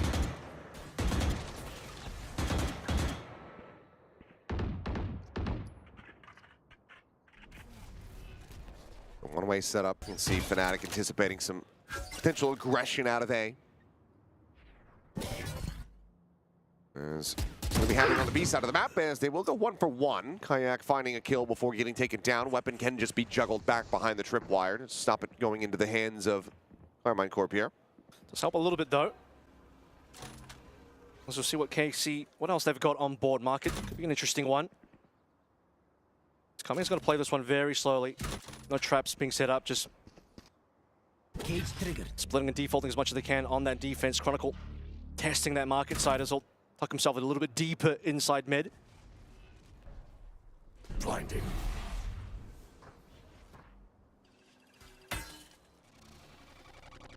Chronicle safe from this. Martin now clearing the cam. Chronicle ready to try to jump. And jump he shall. Elite, a very nice headshot. Sends out the neural theft to 3v3. One to try to keep them in this. Spike down. Technically speaking, now going to be on for the ace. The swoop out, the shot just wasn't cast out for here. But already such damage dealt. Elite continuing to work wonders here for the squad to try to give them a real chance. The arrival over in B main from Sugetsu. Can't pick the angle, but Crashy's well aware of this. Alone for now here on the site. Alpha rewrapping back through Boba. Looking for the timing here onto Sadak. Util sent out the drop down the spot. The kill comes in. And now it's all on Sugetsu. This time with just the Sheriff. As he swings, Crashy has him. 11 to 10. The lead dwindling. Fnatic nipping at the heels of Carmine Corp. Not a bad round though from KC. Again, just Sheriff's in there. We start things out in B. A 1-for-1 of Vez gives us life. And now an important gun round to come on through with a tactical timeout. But honestly, Elite nearly did magic again. It's this Elite Sugetsu duo. Not even the two duelists this time around. But Sugetsu, we saw him clutch out earlier in this map. Saw him clutch out yesterday as well. Just didn't quite have the weaponry. Unfortunately, losing Sadak as well with that flank coming through from Alpha. Make things a little bit more difficult. But to have only 2 members alive for Fnatic, that was still a decent effort from KC, who are struggling to keep this lead going. As you mentioned now, just a 1-round gap. But a well-timed tactical timeout here to try and close out 2 more to see if KC can take away this Sunset, which I've talked about plenty. They really, really do need in this best of 3. See what the call ends up coming through. Get a sneak peek of the coaching documents right there. Zoom in on that real quick. What are the strats there? Hide them away. The final timeout call to try to get over the line here. KC, both duelist ultimates available for them. Plenty of info that can be gathered with those. Hunter's Fury as well as the overdrive in case things get a little bit dicey, and Alpha might be likely that we end up seeing that coming through given that he has the attack op in play. I mean, we finally get to see this double duelist ultimate combo again, but yeah, you talk about this op. Alpha shut that down before, right? So that could be a tricky one for KC. Not a lot of armor here either. These last 2 rounds for KC, so hard for them to pick up. Trade of the weapons, Alpha. Ready to take point here. Shock dart. Shock to clear any forward trip. Cypher utility, however, occupies the B site in its entirety. Pre-fire attempt from Martin, not able to find anything there. Hunter's Fury opening up, and Crashies once again finding a kill. Sadak this time, the casualty. It's Curveball connecting. Both are trying to backpedal. Avis swinging the corner, able to find Crashies. Snaps back to Martin, pushes forward, fills that space, falls down to 5 health. Is immediately Dimensional Drift going to be invested, managing to escape. Spike going to be collected by Chronicle. As Alpha here just looks to shove them back. 30 seconds left. But the fear got in him. Martin I know thinks it's exactly. Dimensional Drift. Neural Theft now going to be invested from Chronicle. Players identified, but Alpha going to be taken down as Abaz able to find the first opening kill. They try to get themselves back in here, but Kayak still standing. Flash setup, TPs across. Gets himself situated now behind the boxes here on site. Full approach from the defender's side. Pop flash, not connecting. Chronicle mowing down 2. Sugetsu trying to flush him out, and he manages to get it done. 12 health remaining, 12 rounds accrued. Carmine Corp get up the map point. There it is, tactical timeout. Straight into this round coming through, but it came down to small numbers. Sugetsu wanted another shot at that clutch, and this time he's gonna get it. Kayak with the reposition. Chronicle looked good with that double as well, but in the end, it's Sugetsu again coming on through. This runner back really slowed things down massively, pushed away Fnatic, and the Dimensional Drift getting all of the information towards the end there. But the final repositioning, I mean, this situation was looking pretty damn decent for Fnatic, especially once Chronicle actually picked up that 2. But the belief, Sagetsu, he didn't have the right weaponry last time, just to share from the 1v2. This time he's got a real gun, and he shows what he can do with that. Final round here. Triple face over towards the KCA side. Quick gate crash away. As we'll leave Avez a little too forward, and Bosa's ready for that one. And just getting the one tap. And push down. Spike still in a neutral position. Fnatic not looking to get overzealous here with that early pick.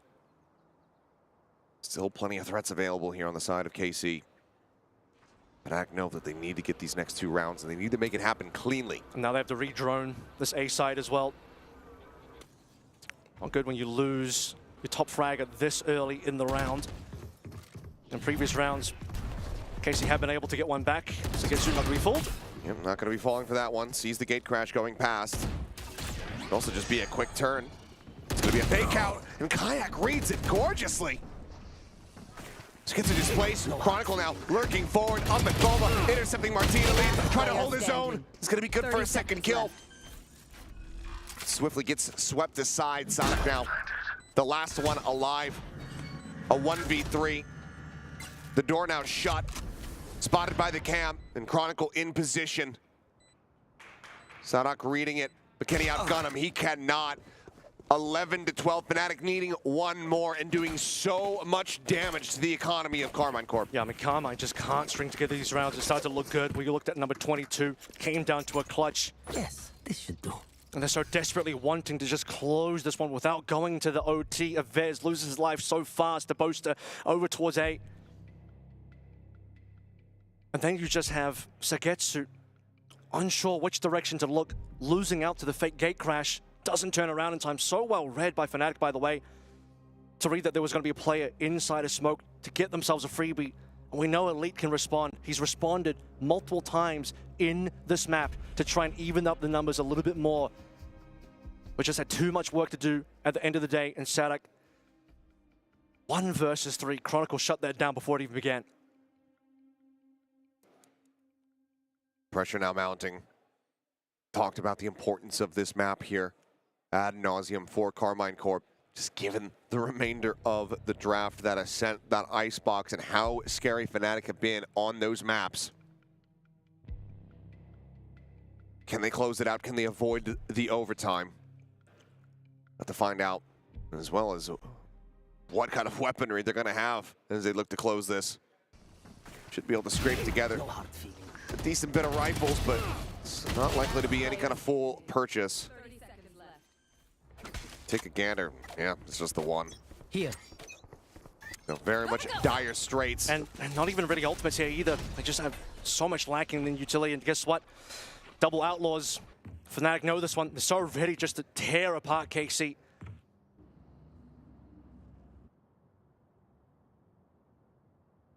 This time, no early peaks. Vez found out what happened last time. Playing off this cam. Now that cam is gone.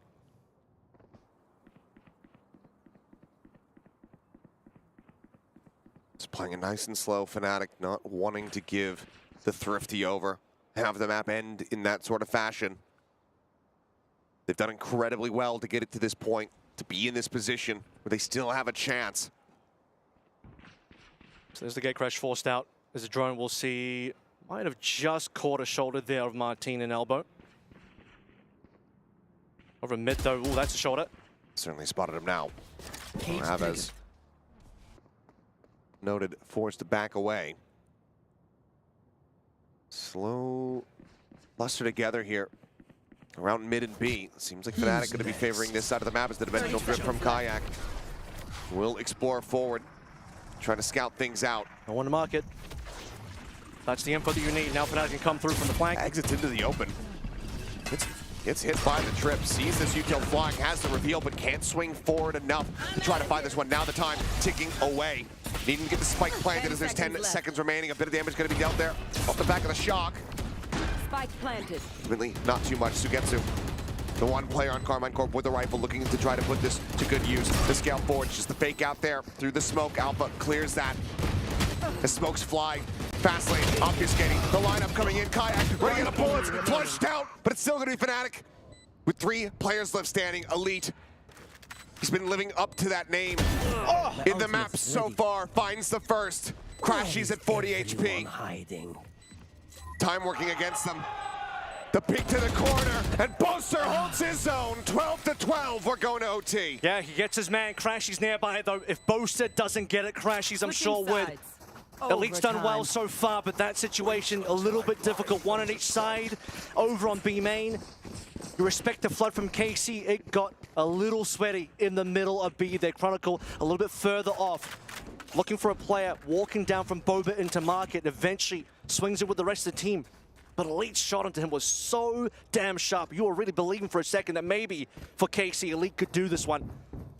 For Fnatic, after that 17th round, so many in a row going their way to bring us to an OT, and now things get really dangerous. However, I will say, in these OT situations,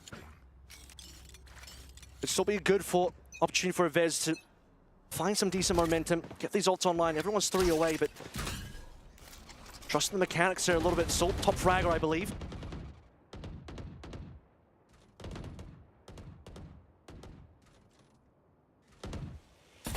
Back in with the operator. Shock dart not going to go deep enough.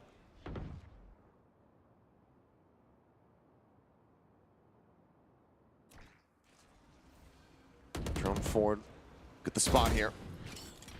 Now that's going to be noted to tiles. Alpha wants to punish here. It's looking like KC will move over towards A.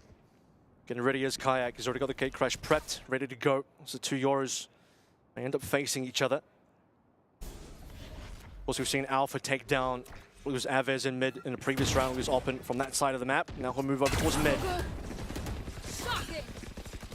Chronicle drawing first blood. Aves down. A rough start, but a decent trade back as Martin is able to find Kayak. Boaster pushing forward, noting the enemy Yoro, but for now, the time being alone and out into the open on the site. Sonic able to collect. Player advantage now here for the side of Carmine Corp. And it's still that operator in the hands of Alpha here as they try to go for the retake. Yeah, Boaster just needed to get out, but he didn't realize how close KC already were. And if you want to get rid of that operator, you're going to have to pick up the gun of Boaster, and he's on site. His gun anyway. Right here. Pre-fire spray, and we'll get a bit of damage in. A couple players tagged up as Alpha.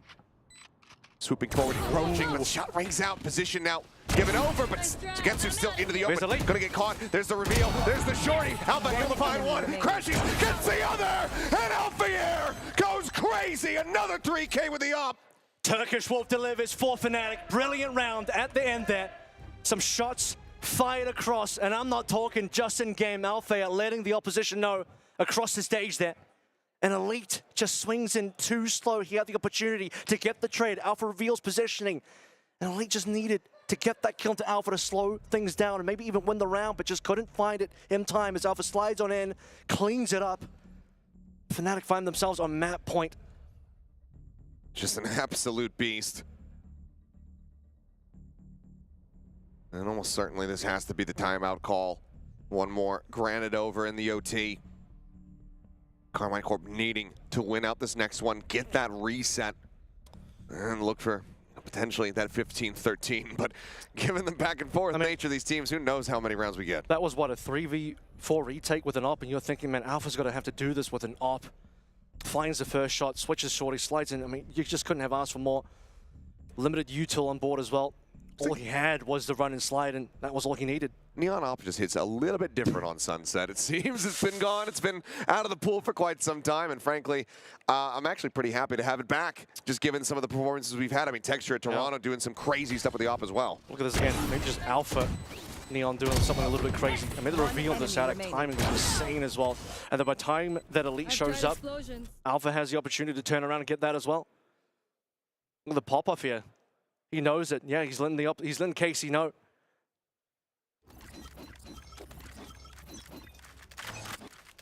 Go, go, go! Of course, Elite's Turkish as well. I think his countryman down there is now KC. They need this one. And they need it bad.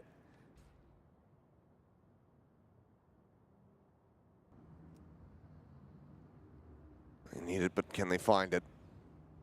Back here on the defense. Double trip cam setup to peek in towards market.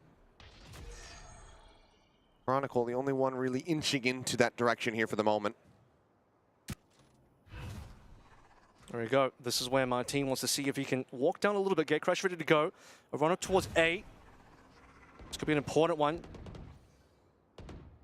Just the trade of the drone so far as Chronicle will go looking. Facing up against a Vez towards his right.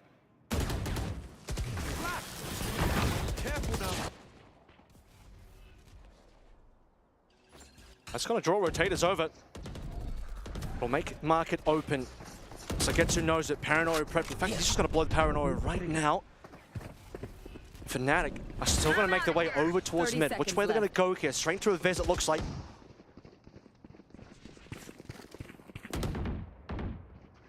Vez playing it quiet. The peak instantly finds a headshot. Alfie are going to be taken down. Martin got flashed there. Yeah, by bit Vez. of a team flash, but looking to set up some of his own. Alves is able to turn away from it. Safe plant. There at backside. Back box. It's Boaster, so can reposition. Crashes at the same time, trying to work his way forward. Martin just now turning his attention back into alley, but losing the fight. Alves going to be taken down as well. Shots by Sugetsu. Down to 30 health. As Fnatic look to bring this map to its end. Boaster sprays and prays is rewarded for his fate as Elite cannot do it all. Crashes with a 3K, takes them over the line, 14-12. Fnatic steal away Carmine Corp's map pick. And what we've seen so many times this tournament, and in the past as well, Fnatic, even if they're down, it doesn't matter. They'll find a way to bring it back. Gen G pushed them to the limit, and Fnatic said, no, we'll still be able to win this one. Casey, multiple opportunities to close it out. The Fnatic will just not be denied. Sunset, the map choice of Carmine, one that's been going well for them so far. I would have liked to have won that one, as we'll have to go see how things look now, map to Ascent. That Ascent, a lot of pressure going to be resting on it, because Fnatic have just looked so very disgusting. And again, you have the tape, the study, you saw them playing, you saw the comp, you know what they're going to be bringing to the fold, you know what's going to be facing on the other side of that map, but it's about dealing with it. And Alfier has been unhinged on Chamber. Absolutely, I mean, that is classic Fnatic if I've ever seen it. Just grinding the game all the way back into OT and managing to get it across the line. And it just tells you the quality that this team has right now. This is meant to be one of the sore spots in the map pool, but they were still able to make it work here. And this is one of those things where I'm just like, yeah, the Sunset, it was one of the ones that they were dropping. It's one that they looked a little bit rough on, but they still were one round away from taking Paper Rex over, to that OT. This time they get the overtime secured because, well, you're not playing Raze Sage. Speaking of which, I mean, Paper Rex currently leading Sentinels on Sunset, 8-6. It's a tight game, could still go either way, but they're up 1-0 in the series, Kev. So, look, if you're interested in some more gameplay, head on over to the A stream, catch that game, because that's a fantastic one as well. But to turn our attentions back here, I mean... You have two monitors, 2025, come on, surely. Yeah, get two windows open. Well, certainly for this one as well, as we soon to head over towards Pearl, but sort of finishing up on Sunset here. Elite did a lot. So Getsu had a couple of clutch opportunities, two of which that he did win. Kayak, though, finished out 19 and 20. Really, though, Alfea, especially over towards the OT, just insane rounds, shutting down the double duelists in earlier couple of rounds as well in the first half.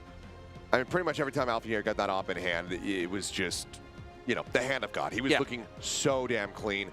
Very much right up there with texture at this tournament over at Masters Toronto as well, as far as finding impact with that weapon. But Kayak, a great performance from him. We highlighted before, though, this tournament and how good it's overall been for Sonic in the fragging department.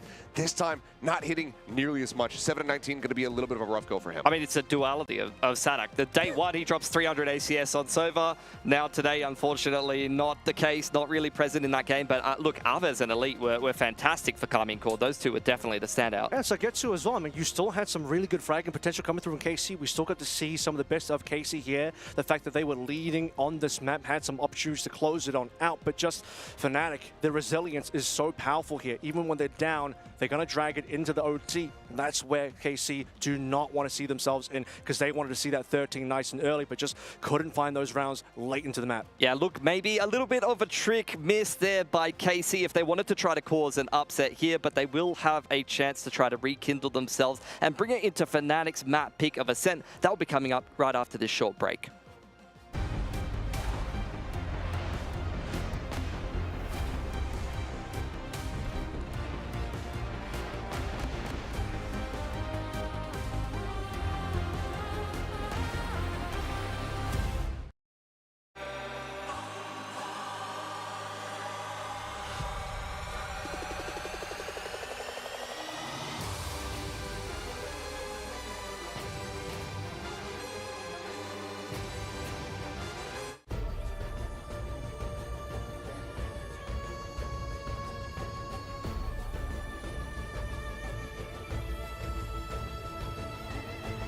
This land is calling.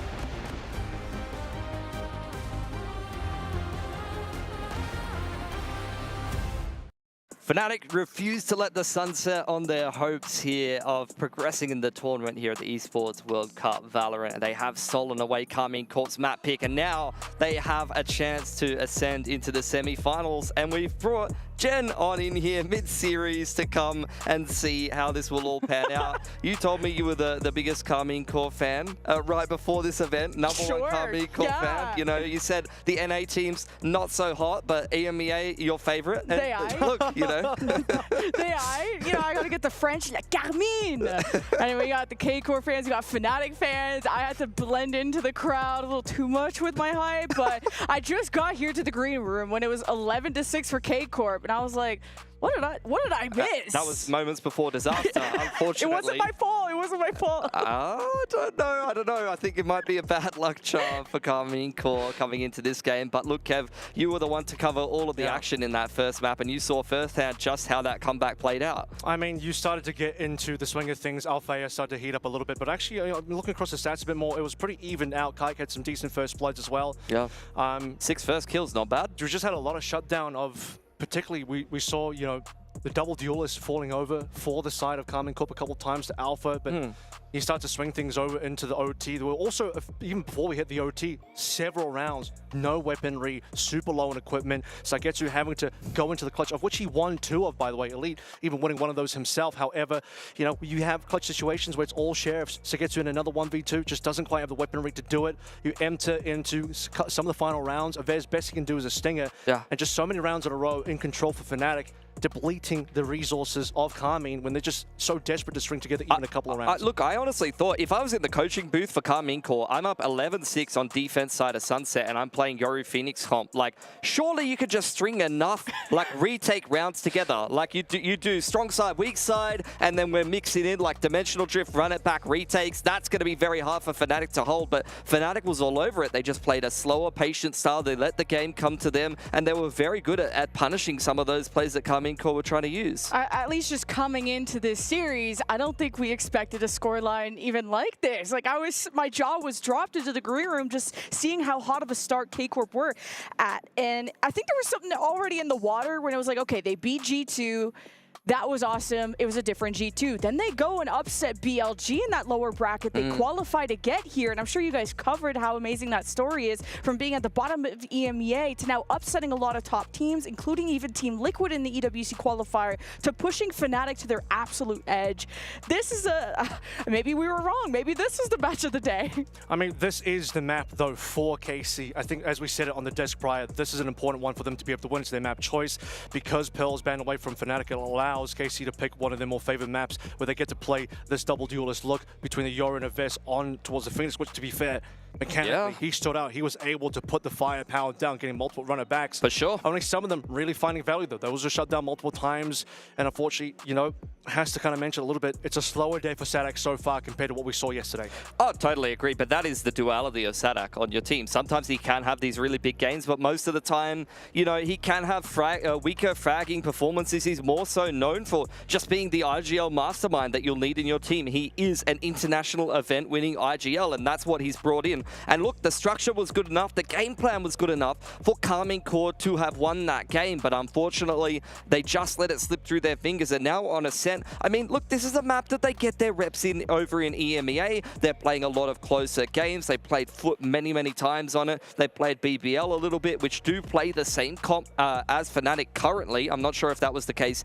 in the EMEA qualifier before, but this is a map that they've repped quite a lot, and it's right in the middle of the map pool. Everybody knows Ascent, and so let's see if Karmine Corp know it well enough, or if they will be sent early out of this tournament in the quarterfinals of EWC to take it away. It is going to be Lemon, Kiwi, and an Avril. What do you mean? My name is Achilles, but he actually did have to run to the A stream, y'all. I'm so sorry, but I'm here to be joining in the middle of the hype. Map 1 goes to Fnatic. We're all at the edge of our seats. I'll tell you what really happened here was Karmine was starting to slip a little bit, so they said, we got to bring in the caster that can speak French to come and save the day for them. I know you can do more than that. That was also the most American-sounding "we" as well. We. That was a WE moment. Hang on a second. All right, well, I'll get the Karmine chance going a little bit later on, maybe. Let you leave that one. But for now, map number 2. choice coming through from a sense of Fnatic. They played this up against Gen.G. It was a bit of a slow start, but was one of the major comeback maps for Fnatic as they pushed that one to the OT. Alpha up first, playing this chamber that he showed versus Gen.G. Oh, wow, that was good initial damage from Alpha, and kind of a nice setup of the Vice Wall, plus you could either grab wall or stun. It's a big trap that K-Corp have not walked into yet, and it's a good first blood on their side. Yeah, Alpha's a little shaky there. Would have liked to have seen him get that shot, rendezvous away. Still, Fnatic ready for this burst open from KC coming through main. Shock Dart could do a little bit more damage here, as you can see that Martin did take a couple of shots that was delivered by Alpha earlier on. And pushing down mid, also tucked away, first and foremost, is Kayak on A for great info. At this point, though, Fnatic have just gone to the wrong side of the map. Boast has disappeared. And when KC get their timing here, it's only going to be Chronicle. Oh, and it's a lead, actually, on the Astra, so not the Fnatic trap, but still a lot of silence. K-Corp trying to mask their steps, making it look like they went to the opposite site. Sugetsu doesn't give them the option, but K-Corp will make their way towards the site. Chronicle has been marked, and he lands a beautiful headshot. It's a double that dwindles the forces of K-Corp. There's 12 seconds left. You have to dislodge Poster, and no way we're bringing out the knife at EWC. Aves does get the finish, though, and Kayak's on the way. Just enough time, just enough time. Vez onto Kayak straight afterwards. Barely got that plant in towards. And KC waited patiently a long time. In fact, they waited long enough that Boaster actually rotated back. There was some moments there where Chronicle was left by himself. And well, Chronicle, even by himself, able to do a lot, as we saw in terms of the two that he found. But Vez, at the end of the day, he'll be able to get that situation under control. Powered through from Elite as well, who tucked away in B main, waiting for his timing. Catches a stray crashes and then gets his way onto site. Great 3K from Aves, and really had me in the first half when he took the knife out, but that is the threat. Crushes, oh my god! Even the shock bolts on the other side. K-Corp reading Fnatic's defensive posture like a book, and now they have full control of B. Speed this one up, full stingers all the way around except for Elite, and Crashy's full flashed out, nowhere to run. Down he goes, and here comes Alpha on that flank. It's been red though, look how many players are there. Elite's the only one, the rest of KC, no backup. Could imagine they would have been able to do something against that, but Vez will find Boasting on the other side. They still haven't planted here. There's only 2 alive for Fnatic here. Spike planted.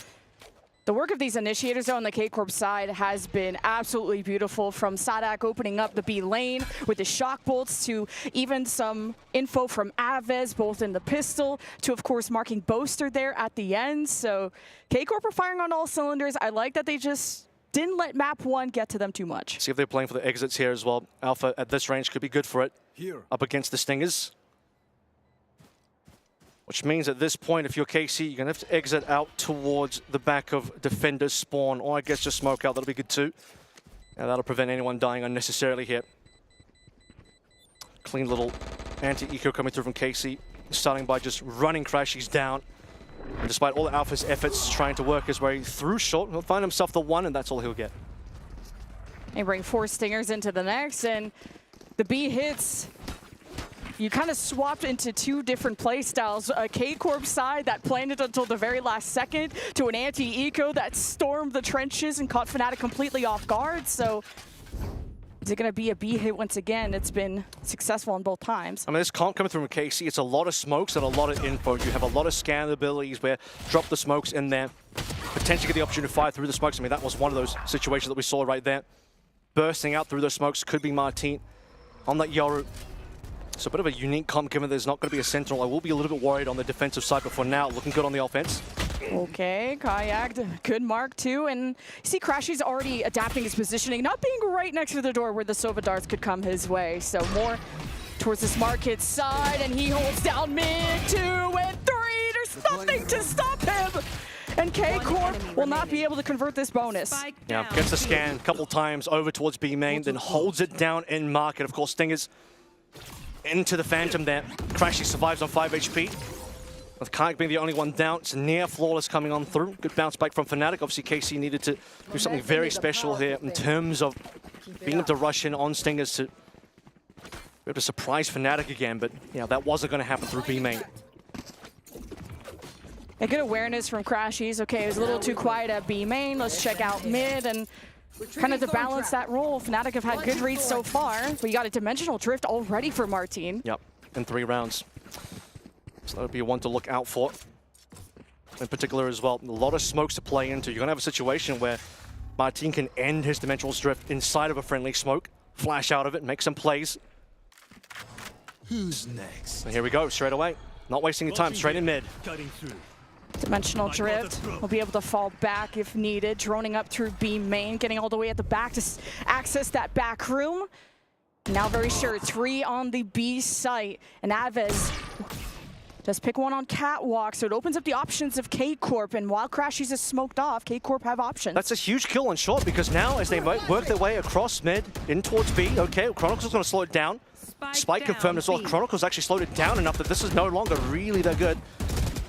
Chronicle does drop the spike, and he's being held. Poster needs to be on the way soon, and man, Chronicle is a pillar at 1 HP with a dream. Breaks down the chances of K-Corp, now a 1 versus 1. Chronicle's still alive. Chronicle's He's still alive on Wait, 1. 1 HP, oh my god.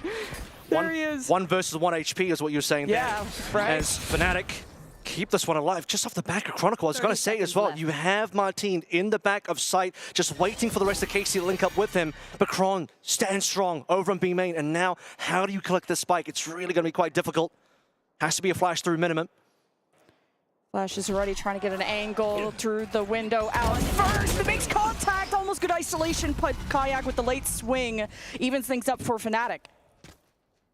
And the way that round breaks down again, they get the kill on the short, forcing rotations over Fnatic all the way over towards A. Suddenly things looking good on the B side. Just got to link up with your Yoru. And one play on Fnatic just completely ruins the day. He's going to get the Steel Garden off that as well. Just take a look at how this goes through. In fact, that first kill to Vez, dangerous. Vez puts him down to 1. Man, Vez, once he gets the combat report on 1, realizes that he did so much damage only to not get the kill and put him down to 1. A little bit upsetting, I'm sure. Slower default from K-Corp, 2-3 with Spike left side. What Nightfall really need to assess the Fnatic approach on the defense. How close are they going to be to B main? At least initially in the mid scramble, as Fnatic don't even see where the threat is, but they felt it. Kayak is down.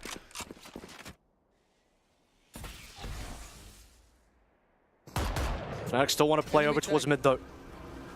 Not to be done just yet. Drone through, a little bit of information.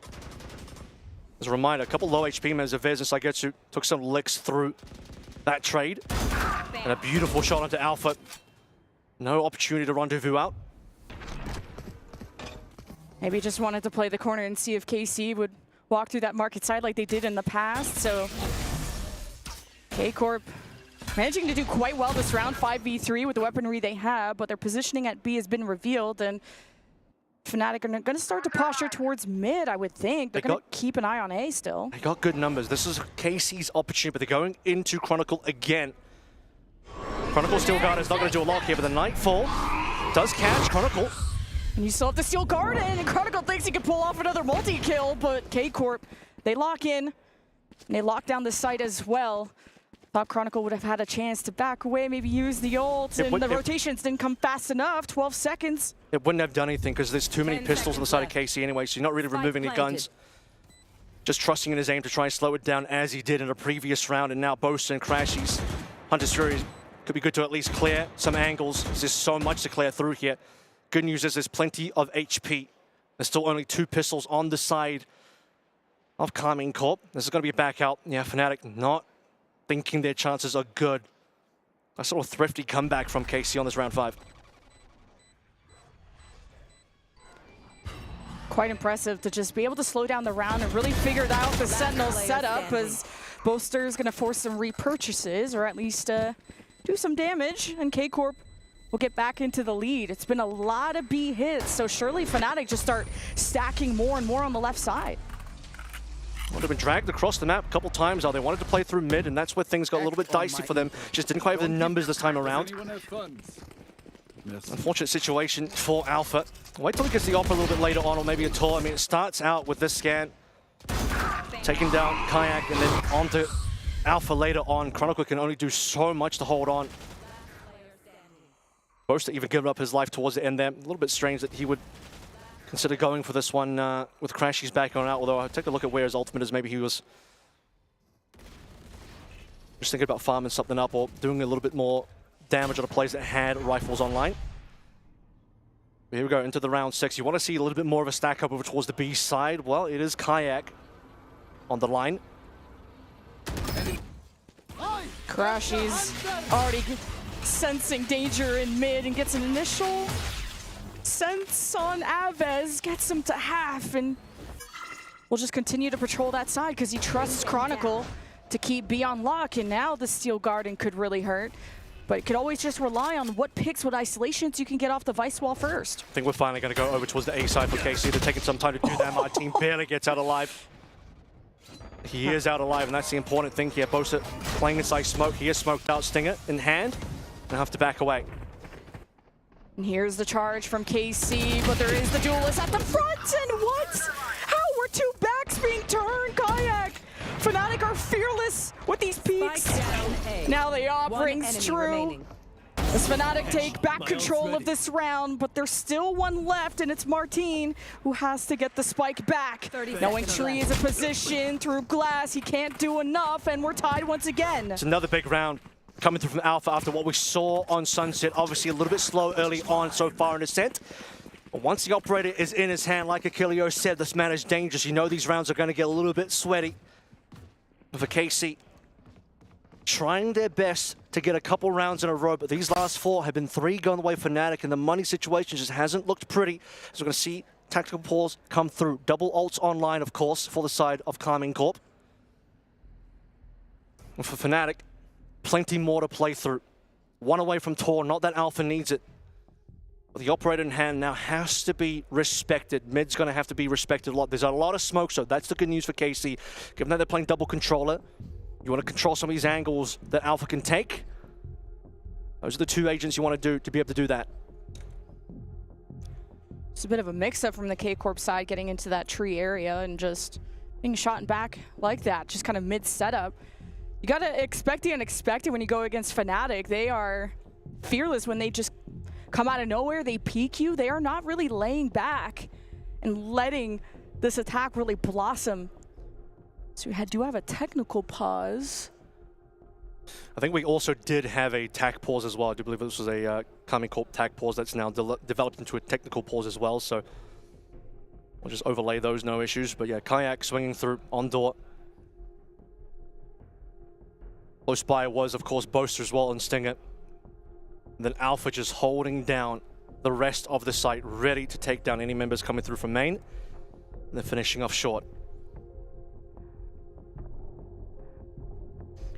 I know I was talking to you guys before I got on, and this whole map pool or this series seemed stronger for the Fnatic side. And yeah, they pulled through, coming back from a 6-11 deficit, at least when I kind of took a peek through the stream. And you're thinking this was going to be a strong map for Fnatic, but man, K-Corp, this has been quite the event for them. Yeah, I mean, they've had bigger leads that they've had to break back against. Looking over towards that Gen G game, Ascent was a 9-3 start for Gen G before Fnatic pulled through with a 9-3 finish on the second half to take us to OT. 2 OTs in there, 4 rounds being played, Fnatic winning 3 of them. And of course, part of the reason why we're back over towards Ascent to play through a double Senti comp again with Alpha on the chamber. Plenty of opportunities to snipe. That's where he's strong. Also, Kayak dropping a +10, 29 and 19, nearly a 30 bomb versus Gen G in that particular map. And 2 maps out of that series could get played here today if KC can bring this through, clean up Ascent, take us to Icebox. Icebox was then the next map played in that series between Fnatic and Gen G, where again, Gen G led barely, but then Fnatic completely dominated on the attacking side. So yeah, it's not going to get easier for Carmine Corp, considering how strong Gen G look in this tournament. Doesn't get easier when you got a bit of a crowd. I don't want to start counting, but man, Fnatic even got their lamps out. Yeah, that's cool. K-Corp got all their merch. We got the Fnatic superfans here. Yesterday, of course, the Sentinel superfans arrived and watching the Sentinels DRX game. Rob Moore treated them to some really nice hospitality in the player lounge to get the chairs going for Sentinels, who today up against PRX in the A stream on the main stage. And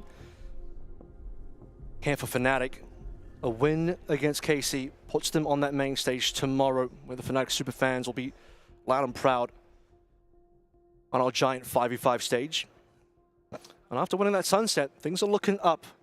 Because even when KC ahead, doesn't take long for Fnatic to start to find that momentum and shut it down. Now things start to settle down. It's been big moments from both sides. I'm thinking about Aves, the starting off 3-0 on the pistol, to a beautiful 3K from Crashies on that defense when he was sitting in market. Like, you're already seeing huge pop-offs. And yeah, it's map 2. I just got here, but man, start of the day, not slowing down 1 second. And this is gonna be a tighter series than more people expected. A series that didn't get as tight as they would have liked if you're a Sentinels fan. It was actually on the A stream. So as we have a bit of a break here, talk about an update on what's happening over there at PaperX. 2-0 versus Sentinels. Icebox and Sunset, of course, going the way of PaperX. Scoreline 13-3. Dominant Icebox display. And then straight away, 13-9. A better map for Sentinels, but not enough to take it to a map 3 of Lotus. So your first semi-finalist team is going to end up being PaperX, who really have only struggled a little bit against Billy so far in this tournament. They played through KC, of course, and KC felt the wrath of the current #1 ranked team in the world, coming off a hot win at Masters Toronto. And now fighting against the other side of that finals, against Fnatic instead. Who'd you put as your champion? We had to put our predictions down, y'all, before this playoff bracket started. Am I allowed to wait until this match finishes? Because no.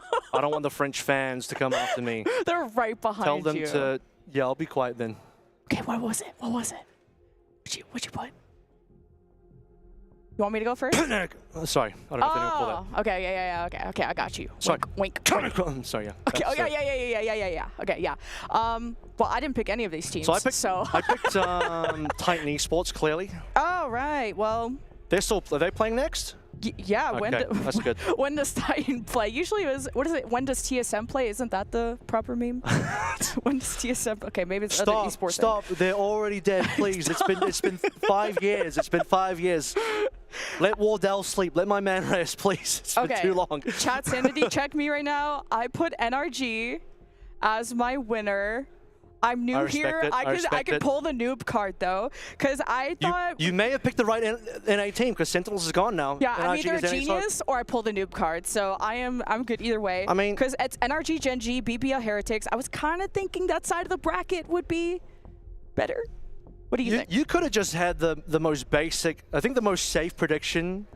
No one else put NRG. Although I was about to say safe prediction, although given PaperX's runs, you never really know at the end of the day. But a safe prediction is PaperX, because they're always going to be fan favorite. They're always going to be strong.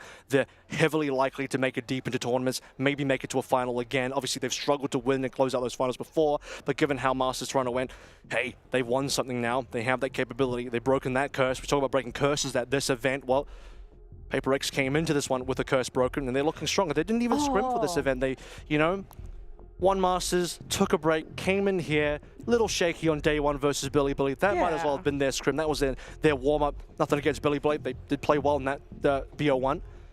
But then PaperX show up as PaperX do, kind of roll their way straight into the top 8, and Sentinels, yeah, particularly that Icebox, 13-3. Man, that would have been... Go, zoom in! That was a really rough one. I see strats. Zoom in. Yeah, we actually... we had a close call during a pause in the last map where camera may have gone a little too close to the coaching dock set. Also, I just thought about this. I did a bit of a ritual before my shuttle. I did a little K-pop TikTok dance. Okay. So, and then I show up and Fnatic... Well, I was thinking, did I bless Fnatic? Boaster kind of got up out of his seat and started talking smack as soon as I got here, so I don't know. To you? I hope not. To who then? Who's he talking smack Well, to? ideally his opponent. Okay. I think you were yelling that he clutched something. Well, I think Alpha was certainly popping off a little bit. I caught that one in camp. Prada will start doing the apple dance if we don't get this going, and that is going to be even more cursed than anything. Because Boaster needs to lock in, Boaster so someone has to bring K-pop to Boaster might do Valorant. a dance in a second. You got to be ready for that one. Well, how about I go practice those dances? Y'all get a snack. Our technical break is going to be extended, and we'll see you after the break.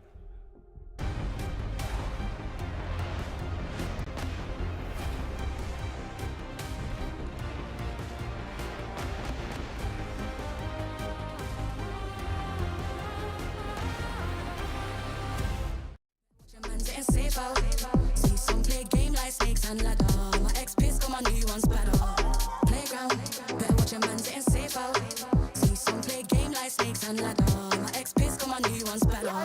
Playground, bitches got a ring and feel the safe now. They see a pretty bird, but I don't want a cage out. It's a playground, telling me mine, I don't play about. I tell them rise up, used to cry, river shit done dried up. I lost a couple bros on the climb up. I don't mind, but ain't lost nothing that ain't mine, cause it's a playground. Better watch your man getting safe out. See some play game like snakes and ladder. My ex-piss got my new ones better. Playground, better watch your man getting safe out. See some play game like snakes and ladder. My ex-piss got my new ones better. My new ones bad, he ain't entertained, he don't move like that. Tell him move right back, touch shots over time, let her shoot right back. Robust, you can tell how we move like that. It's a playground, bitches got a ring and feel it safe now. They see a pretty bird, but I want a cage out. There's bad games on the road like a playground, like a playground. It's a playground, better watch your man getting safe out. See some play game like snakes and ladder. My ex-piss, come on, new ones better. It's a playground, better watch your man getting safe out. See some play game like snakes and ladder. My ex-piss, come on, new ones better.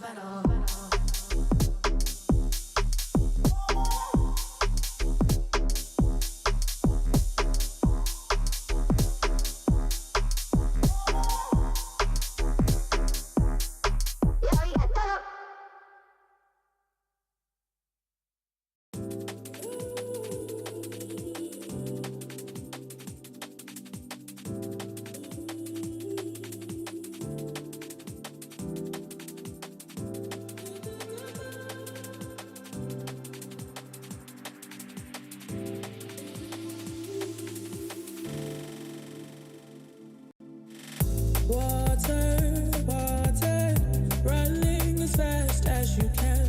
Slow down, can't keep up. Don't think I have any more left. Out of breath, out of breath. Tired, tired, I can't take the pain no more. Yet you insist on making puddles on the floor. Been here before. Been here before. If time's supposed to heal, why do I feel like I've been here for hours and hours? The pain that's in my throat continues to grow. They say it'll get better. How can they know? If time's supposed to heal, why do I feel like I've been here for hours and hours? The pain that's in my throat continues to grow. They say it'll get better. How can they know?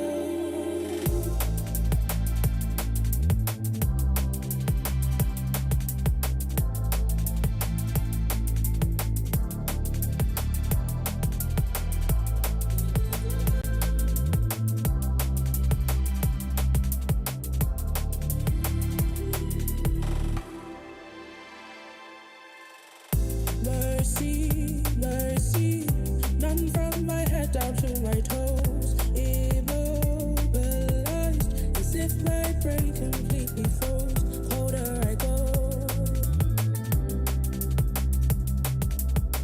colder I go.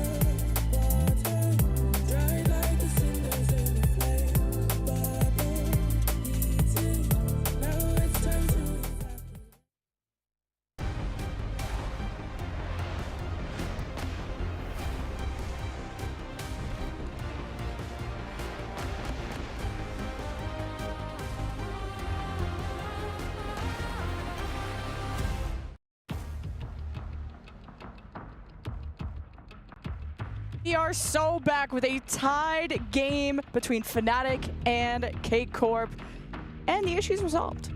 Didn't have enough time to learn my dance. How far did you get? How many moves in? How much of the song you get in there? Like two moves. Okay. Yeah. Well, I'll teach you something, but K-Corp gotta also work on that A push, because the only time we saw them go A, they got double killed in the back. Didn't love that.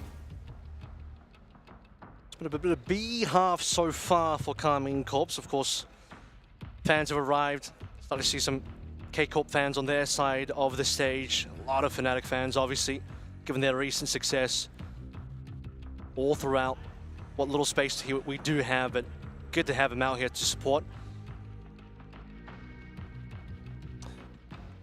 Karmine Corp, of course, they did lose that opening map. Was close enough that you do have some confidence, but Ascent is a different story and now Operator online for the side of Alfire and Fnatic. Always a dangerous tour de force also coming through as well, just one away. This has been a tight battle so far, and hopefully K-Corp can communicate with their coaches. I think that was what the issue was, is a comms issue. Yeah, because they were doing attack pause. Casey were doing attack pause, and then we went to attack pause, and so I believe they had some issues communicating with the coach. That's important. So talking about A, I think would be the main thing. At some stage, you maybe just see the coach start to run out from the back and just do it live on stage a little bit. Comes out with a pen and write some stuff down specifically on the coaching doc that we saw there on Sadak's table. But, oh, we did see the rock, paper, scissors, guys. That was really fun between, was it Crashies and Aves? Yeah. Who won? I don't remember. Okay. Because I was still trying to figure out faces. So that's my bad. People got to wear name tags. Remember when jerseys had name tags, y'all? Yeah, well, now it's full of sponsors, which is definitely way better because that pays the bills. Bro, I hear once say, "Hi, my name is." Slapped on the left of the chest. Yes! Hey? Okay, well, here we go. Let's get slapped right into round number 7 here. Up on hand. Dimensional Drift played through onto A again. Oh, a lot of info. That's Alpha spotted. Oh, God. Wait! Kayak from the other side just deletes my team. And Alpha TP's away. Still have that up, and Alpha was definitely Alpha with it last round. He had a double kill. Fnatic just ruined K-Corp last round, but this time it's a lot easier getting through tree, through glass. Not worried about that, but now they should, because that's where Fnatic are rotating from, and Sugetsu has to watch the flank. He's going to make contact with Crashies very soon while wanting to also seal off tree and that door. Sadak has a lineup to go assess what's on the other side. A Steel Garden is pulled, and I don't know if it's really going to be enough. K-Corp only have 2 weapons left. Fnatic still have to defuse, though, so K-Corp have to extend their lives as best as they can, and Elite's not feeling so much, can't connect with his teammate as smoke separates them both. 2 of the sharpest players that we got on Suns here, not hitting their shots, unfortunately. Yes, they get their weapons taken away by Chronicle's ultimate. But once the Phantom was back in the hand from across the map, 1 in Heaven, 1 in A main, neither Elite nor Sugetsu, particularly Sugetsu, who was winning 2 clutches previously on Sunset, able to bring through even a single kill there. Rip and tear. If things got a little bit dicey, Kayak, of course, still went Dimensional Drift. Able to get a little bit more action in there for Fnatic, but now they've taken the lead in this map 4 and 3. String a couple together, putting the money into contention for the side of Karmine, as not everyone will be able to afford full armors. In fact, there's not a single full armor in there, but at least they have a few ults to play through. Op set up in mid, it'll be smoked off, so the threat will still loom. K-Corp could also Hunter's Fury their way in, and going back to B wouldn't be too bad, because both A attempts have failed. But it did take Fnatic to the end to try and defuse. You're going to Prowler through trees, so what you can get, and a shot from Alpha gives first blood to Fnatic. You have to respect those meds. You know the op is in play. You know he could be anywhere. And now Chronicle's going to come through a big flash, and he'll collect multiple. Share to block out the next player from coming on in. Martine can't even help until the share falls. Beautiful play from Chronicle. And now K-Corp have to do what they can with what they have left. And definitely not feeling safe. Maybe a little bit more safe with the door being closed. You got Bodyguard, Elite, checking cards as Fnatic come in. But I'm worried about Alpha getting on the high ground. Smoke could be in place to help. Fnatic have all this util that they have everything. Couple of flashes, paranoia, and they're even going to pop in the Dimensional Drift. I mean, this round really should just be over. Casey are in so much trouble. Martin and Elite are close together, trying to get into hell. And the shotgun chases, gets close enough. And Fnatic extend the lead. I mean, perfect. You just get the paranoia directly on top of the targets. They can't get out of the way at all. Closing the gap that Althea might have hit missed the first shot, but the second will ring on true, keeping every weapon they need. Chronicle the only one falling, but Chronicle did more than enough. He's 12-4 so far, shutting down multiple times. Plays coming through on A, and that time with a bit of assistance. Flashed in, Sheer to block out the rest of the plays from Casey, and just an easy double there to start things out for Fnatic. Yeah, and mid is very hard to traverse for K-Corp because of that op, and the smokes can only delay so much. You got a lot of smokes though, that's the thing. You have double controllers. Surely that's enough smokes, and oh my god! Saigetsu is just not going to get anything done there. He tried to be tricky, but Alpha's too sharp, too good. And speaking of info plays coming in through, was that a tag through the wall? I think it might have been. Yeah, definitely creases Jordans on that one. With 4 Sheriffs, we got time to shop for some new ones. But Aviz tries to even things up. Got mid control and droning out. Fnatic will get to see how far K-Corp have gone. And Crashies needs to hold market as well, because that's where the rendezvous is. If Alfaya gets in trouble, he's going to end up TPing directly into the hands of more KC players. Oh, this is collidable. Oh, the timing! That looks so collidable. He just needed to respect the Cosmic Divide, because he understood that Crashies also fell back. Wow, wait, these Sheriffs are doing the Lord's work. Fnatic at first blood. K-Corp are fighting their way back. What is with these Sheriffs? There's only one in town, and it's Martin. And friends and crew. Alpha gets flashed and thought they had gotten ahead of himself. This is thriftyable. And they stole the op. This is the thrifty. In fact, I'm pretty sure it's going to be done here. Static still has ultimate as well. He's playing on-site, which could get a little bit tricky. But Chronicle has so much work to do here. Doesn't quite have ultimate. Not that it would be that useful, only against Martin's op. Testing the waters. 1 Arc Rose to use. Oh, Player okay, in main, wait a minute. Chronicle has the reaction too, knowing that person in main tries to isolate, heard them escape, so only one thing to focus on, and it's Chronicle hurrying up, and does get the shot through the wall, and one on the other box, and it is a thrifty after all! That got tight. Chronicle nearly delivered magic. Greatest player of all time in Valorant. You know he's good for the clutch, but Elite just a little bit better today. It's Elite and Saigetsu that was so good in that previous map, and now Elite delivers more. Multiple Sheriff kills. My god, that guy is good. Suddenly Martin getting his own kills, putting Alpha on an island, full flashed out, nothing to do, gives the operator over, and still Chronicle nearly wins that 1v3. And to stop the 3-round win streak, it's crazy. Martin now will lead with Dimensional Drift, all about info.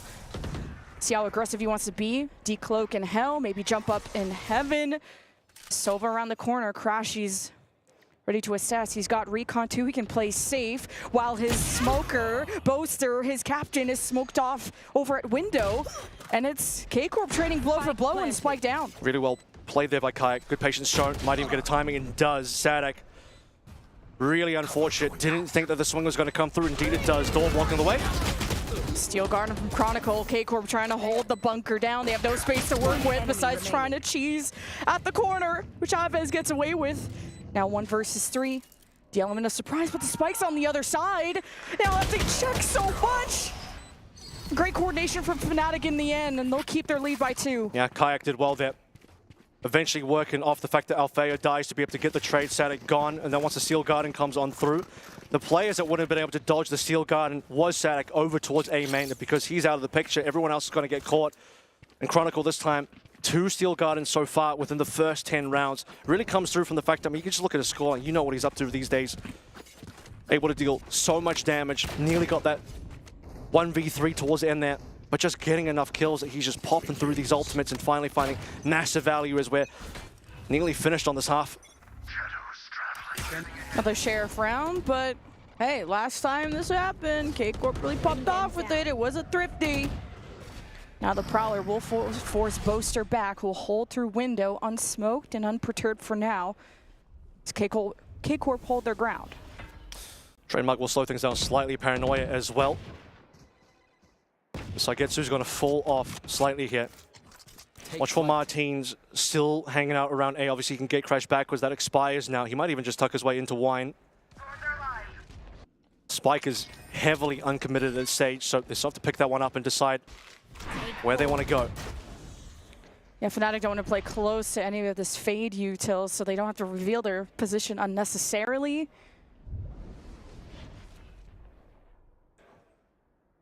K-Corp just want to be able to early peek and get a lucky headshot as they did in that thrifty round. That smoke's been defeated as well. Boaster put that one over towards A-man, but because you already have Saigetsu Martin tucked away, he knows there's no push down from Fnatic. So it will be an A finish. They're going to be walking to Alpha. He will rendezvous away, and there's still a trademark there. Yeah, and walking into Thorns too. A lot rides on what Alpha can withstand. He decides to teleport out, giving out that real estate and let K-Corp make their trail in, and it's the Hunter's Fury from the attacking side investing in such a low buy round, and we're left with a 2 versus 1. Can K-Corp do it again? It's 8 seconds though. And Chronicle's on his way quietly. Aves will have a heads up. Chronicle's gonna make contact with the planter, and that's bait as Aves decides to look away, but it's another thrifty for K-Corp. Aves, massive stuff there. 4K, he walks on in, supported by the team, and everyone else around him falls, but he does not. Don't get the coup de grace onto Chronicle as well. There's too many positions to look. He knows where one player is going for the plant, but Aves completely unknown. Crashy was hoping for more as well. Had a scan onto a secondary player, but just couldn't find the kill. Neither could Alpha. Holding his line over towards short, instantly having to rendezvous, not wanting to overstay his welcome, but not able to slow down KC either. So we might find ourselves at a 6-6 by the time this last round is done. Yeah, if they can convert a rifle round, which so far give them sheriffs and magic will happen. You also have a Stinger and a Guardian from Fnatic, but now a more stacked tree side. That's where Kayak is alongside Boaster. And one away from the dimensional drift to get some information so K-Corp can go in with confidence, but now trying to assess where is that Vice util, and Elite just takes, it's the tip of the spear. He just straight up swings that one and just gets that open and killed the Chronicle, who's been the top player in the lobby so far, not just for Fnatic, but for everybody. What confidence coming through from, I would have said, our Turkish Sentinel player right now onto Astra. Double ult's being played. Rifle and Cosmic Divide, but everything being thrown for A, and Fnatic don't budge. They anchor for now. And K-Corp start to reestablish over at B. They'll cross 2 into Market. Let's see if Crashies can do it again. And he stays as hidden. Fnatic makes his mark over at B. Now it's up to Crashies to hold the door. Wow. Will not be swayed by the Yoru clone. And a multi-kill once again. K-Corp are left with just the lead, who opened up with the first blood. Yeah, it was Boaster first, but really you look over towards Crashies, didn't eat the paranoia, and he's good for it. And now this is just going to be the end. Dimensional Drift spotting things out for the Hunter's Fury. Elite may be dancing around, but he can only dance so much. He only learned two moves as well. As unfortunately, it will be KC finishing out 5 and 7 in the first half, but not too bad considering how much money they were down on. But my concern continues as we move to the defensive side. They don't have a Sentinel. As we sweep across the stage here, seeing all of the fans, Fnatic, KC fans alike. Fnatic fans, a lot more to be happy about so far. 1 map up in the series, 7 and 5 up in the first half as well as you move and swapping sides. You have a lot of smokes, you have a lot of controllers. But you don't have the ability to fill some of these gaps with Killjoy turret, trapwire, trademark, things that would give you info across the map, alarm bot. None of that is going to there. You're just going to have to pray that the smokes are going to be enough to hold back Fnatic. But do Fnatic and will they respect those smokes? How about you respecting K-Corp's pistols? 3 out of the 5 rounds they won were thrifties, or of course the first pistol round. So I made the joke and K-Corp win with rifles, and now I'm kind of being serious. My ultimate's ready. K-Corp fans are starting to chant, try to get their energy up. This is an intense map. One that felt like they could have gone into with an advantage considering they were up 11-6, and tables have turned. They're up against one of the top teams in the world here, second place at Masters Toronto. Nearly beat Paper X. Like Pilsky said, even that Toronto final could have gone either way, which just shows Fnatic's capability. Strong favorite in this series, but K-Corp have shown so much this tournament so far. And they need a little bit more to get past Fnatic. Need a bigger game from Static as well, who didn't have a good one on Sunset.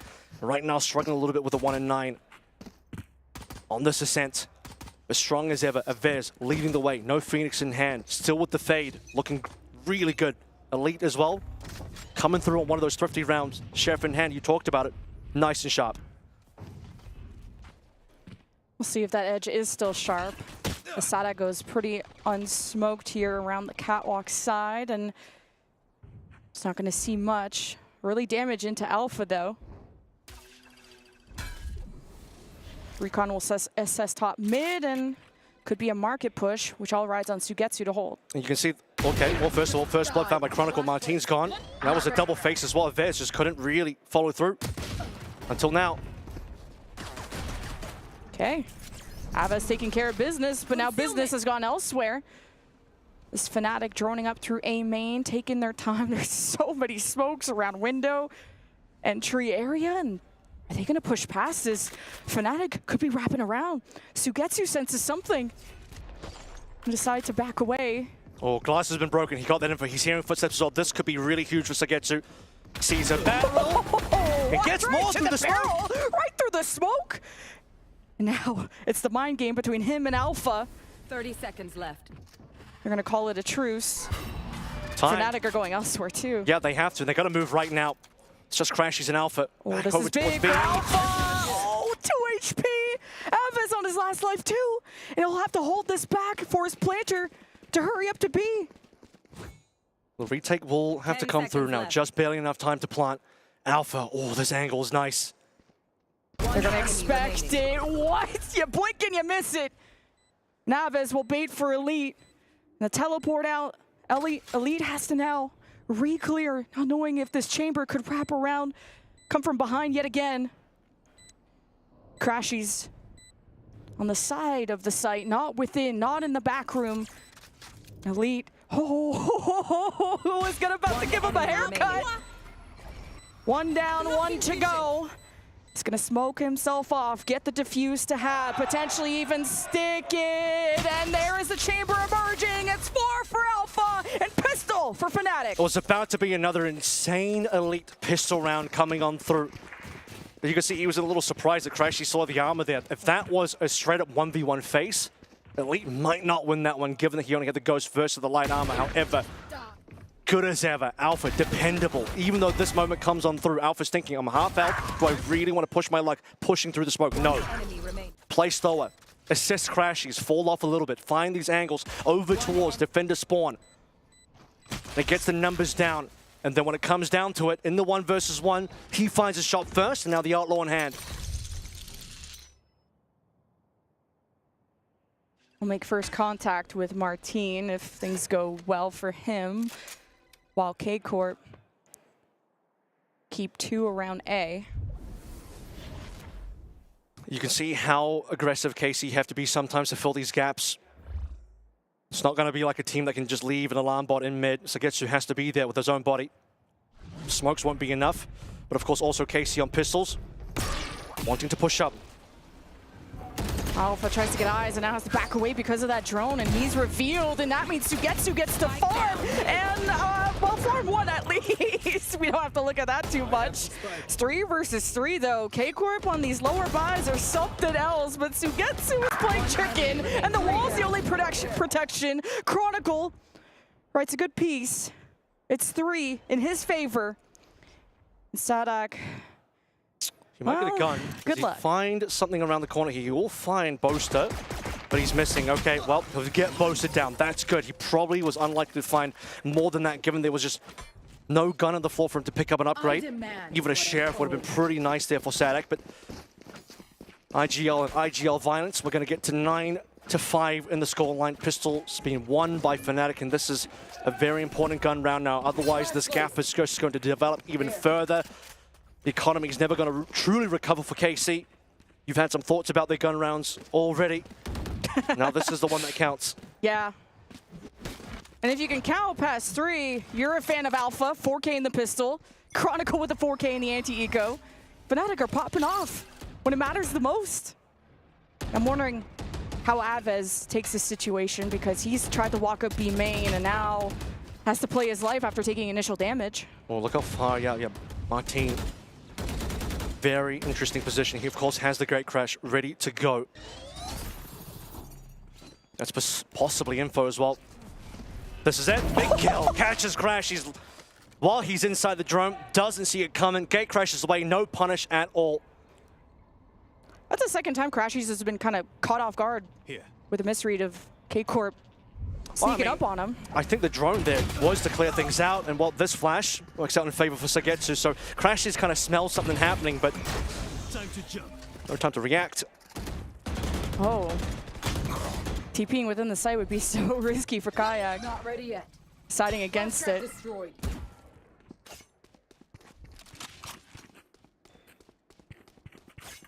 Time's getting low here. This is going to be one of those hashtag Fnatic rounds.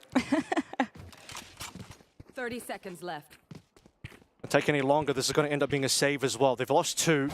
Numbers don't look good, but just barely enough. If they can speed up right now, they can still burst on towards A, get a quick plant. Right here. Again, because there's no sentinel in the defense, they don't have to worry about trips or alarm bots or anything to slow them down.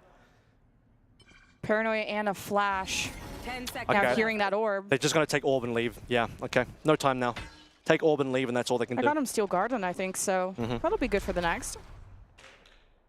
Doesn't feel good to have a 3-man save on the offense, but Fnatic will play for the stats. As the KC fans will be happy with that one behind us. A few Van Chants coming on through. KC finally recovering a little bit here. First round of the half going their way, a gun round going their way, and a couple of nice opening frags played by Martin straight after Crises. And they're denying any moves from Fnatic onto B. K-Corp won a rifle round, so hold on to your horses. The lead has not gotten too out of hand, usually between 2 or 3, so gotta start worrying if Fnatic gets to double digits and how impactful the Steel Garden will be. Big move up again in mid. Martin once more. Feels like he's got the hot hand so far. Certainly had the timing. Playing through smokes. He's been flashed. Oh, I thought he teleported out either way. Fnatic. He got out. Sagetsu did not. Not so lucky. But look at this double walk up at B main. We've seen this from Avez before, but now he's got a friend. Yeah, just testing the waters, but there is a share there. Still, it's going to come through from the A short side. Cutting through. Exploration, though, from Crashies. I think Fnatic might end up tilting over once they realize market and B is open a little. Especially with the door being closed here. Look at the deep...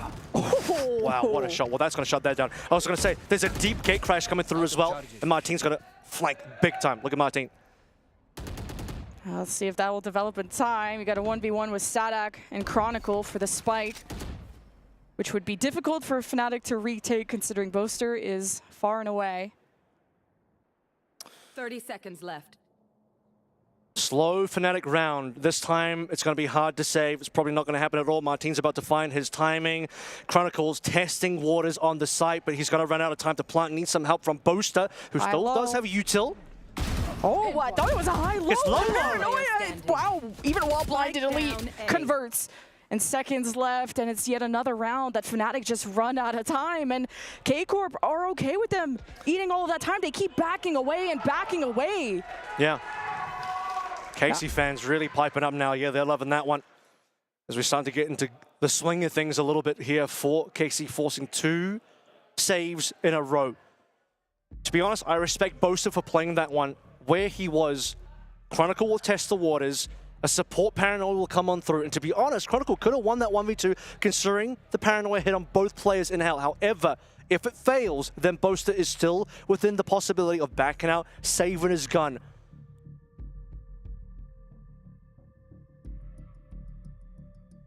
Yeah, every time K-Corp look like they have information, they have a duel, and the option is to swing or to leave.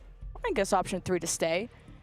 They just go all the way from tree, backing all the way to hell, setting up for the high-low, which could have been crazy. As the fans stoked to be here and stoked to see if their team will make it into the top 4. Every team celebration is going to be a fan celebration. Whatever the team's energy is, the fans will double and triple it. Of course, the Fnatic fans on the other side, not as pleased about the last 2 rounds. However, plenty to be happy about in terms of having a map won already in the BO3.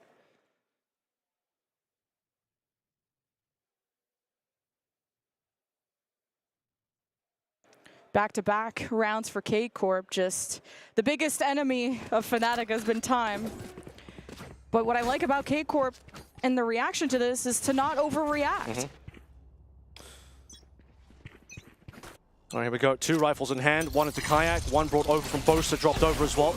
The 2 top players, Chronicle and Kayak, to deliver. Concealment. As they have so far, Fnatic still in the lead, and another early mid push up from KC once more. 3 pistols is going to be painful for Fnatic, as that may mean that K-Corp could start to catch up. Like this crossfire and K-Corp in mid. They could swing and try to divide Fnatic even more or catch rotations. It's really going to come down to, can Fnatic find the gaps in this defense? As mentioned, because there's no sentinels on the defense, gaps will develop somewhere. When both members of KC on A are looking over towards main, short becomes compromised. Right now, playing for retake on B, Crashies, the one testing waters over there, Vez on the line, but easy to be pushed off. And despite this one being low equipment for the side of Fnatic, Tour de Force starts to even things out a little bit, especially in the hands of Alpha. K-Corp are forcing Fnatic to walk to them and to walk into their setup and their trap, and it's Chronicle that still punishes it. And even Sugetsu with a crossfire, somehow it's not enough. And Fnatic answered the biggest ways. Cannot deny Althea when he's got the sniper in hand. Vez trying to at least get Crashies down. Surely he's got the shot into this one, and he does. But now he's got a 1 versus 3 ahead of him. Alpha still has his gun in hand in the Tour de Force, but he's also got a Phantom as well now. Alpha's had such an insane second half. From the 4K on pistol to delivering here with the ult. So Vez just discovered taking early damage, is just gonna feed himself to the demons, and Fnatic hit double digits.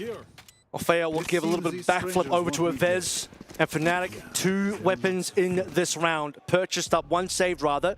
So 1 bought, 1 saved, 1 ultimate. And that was enough.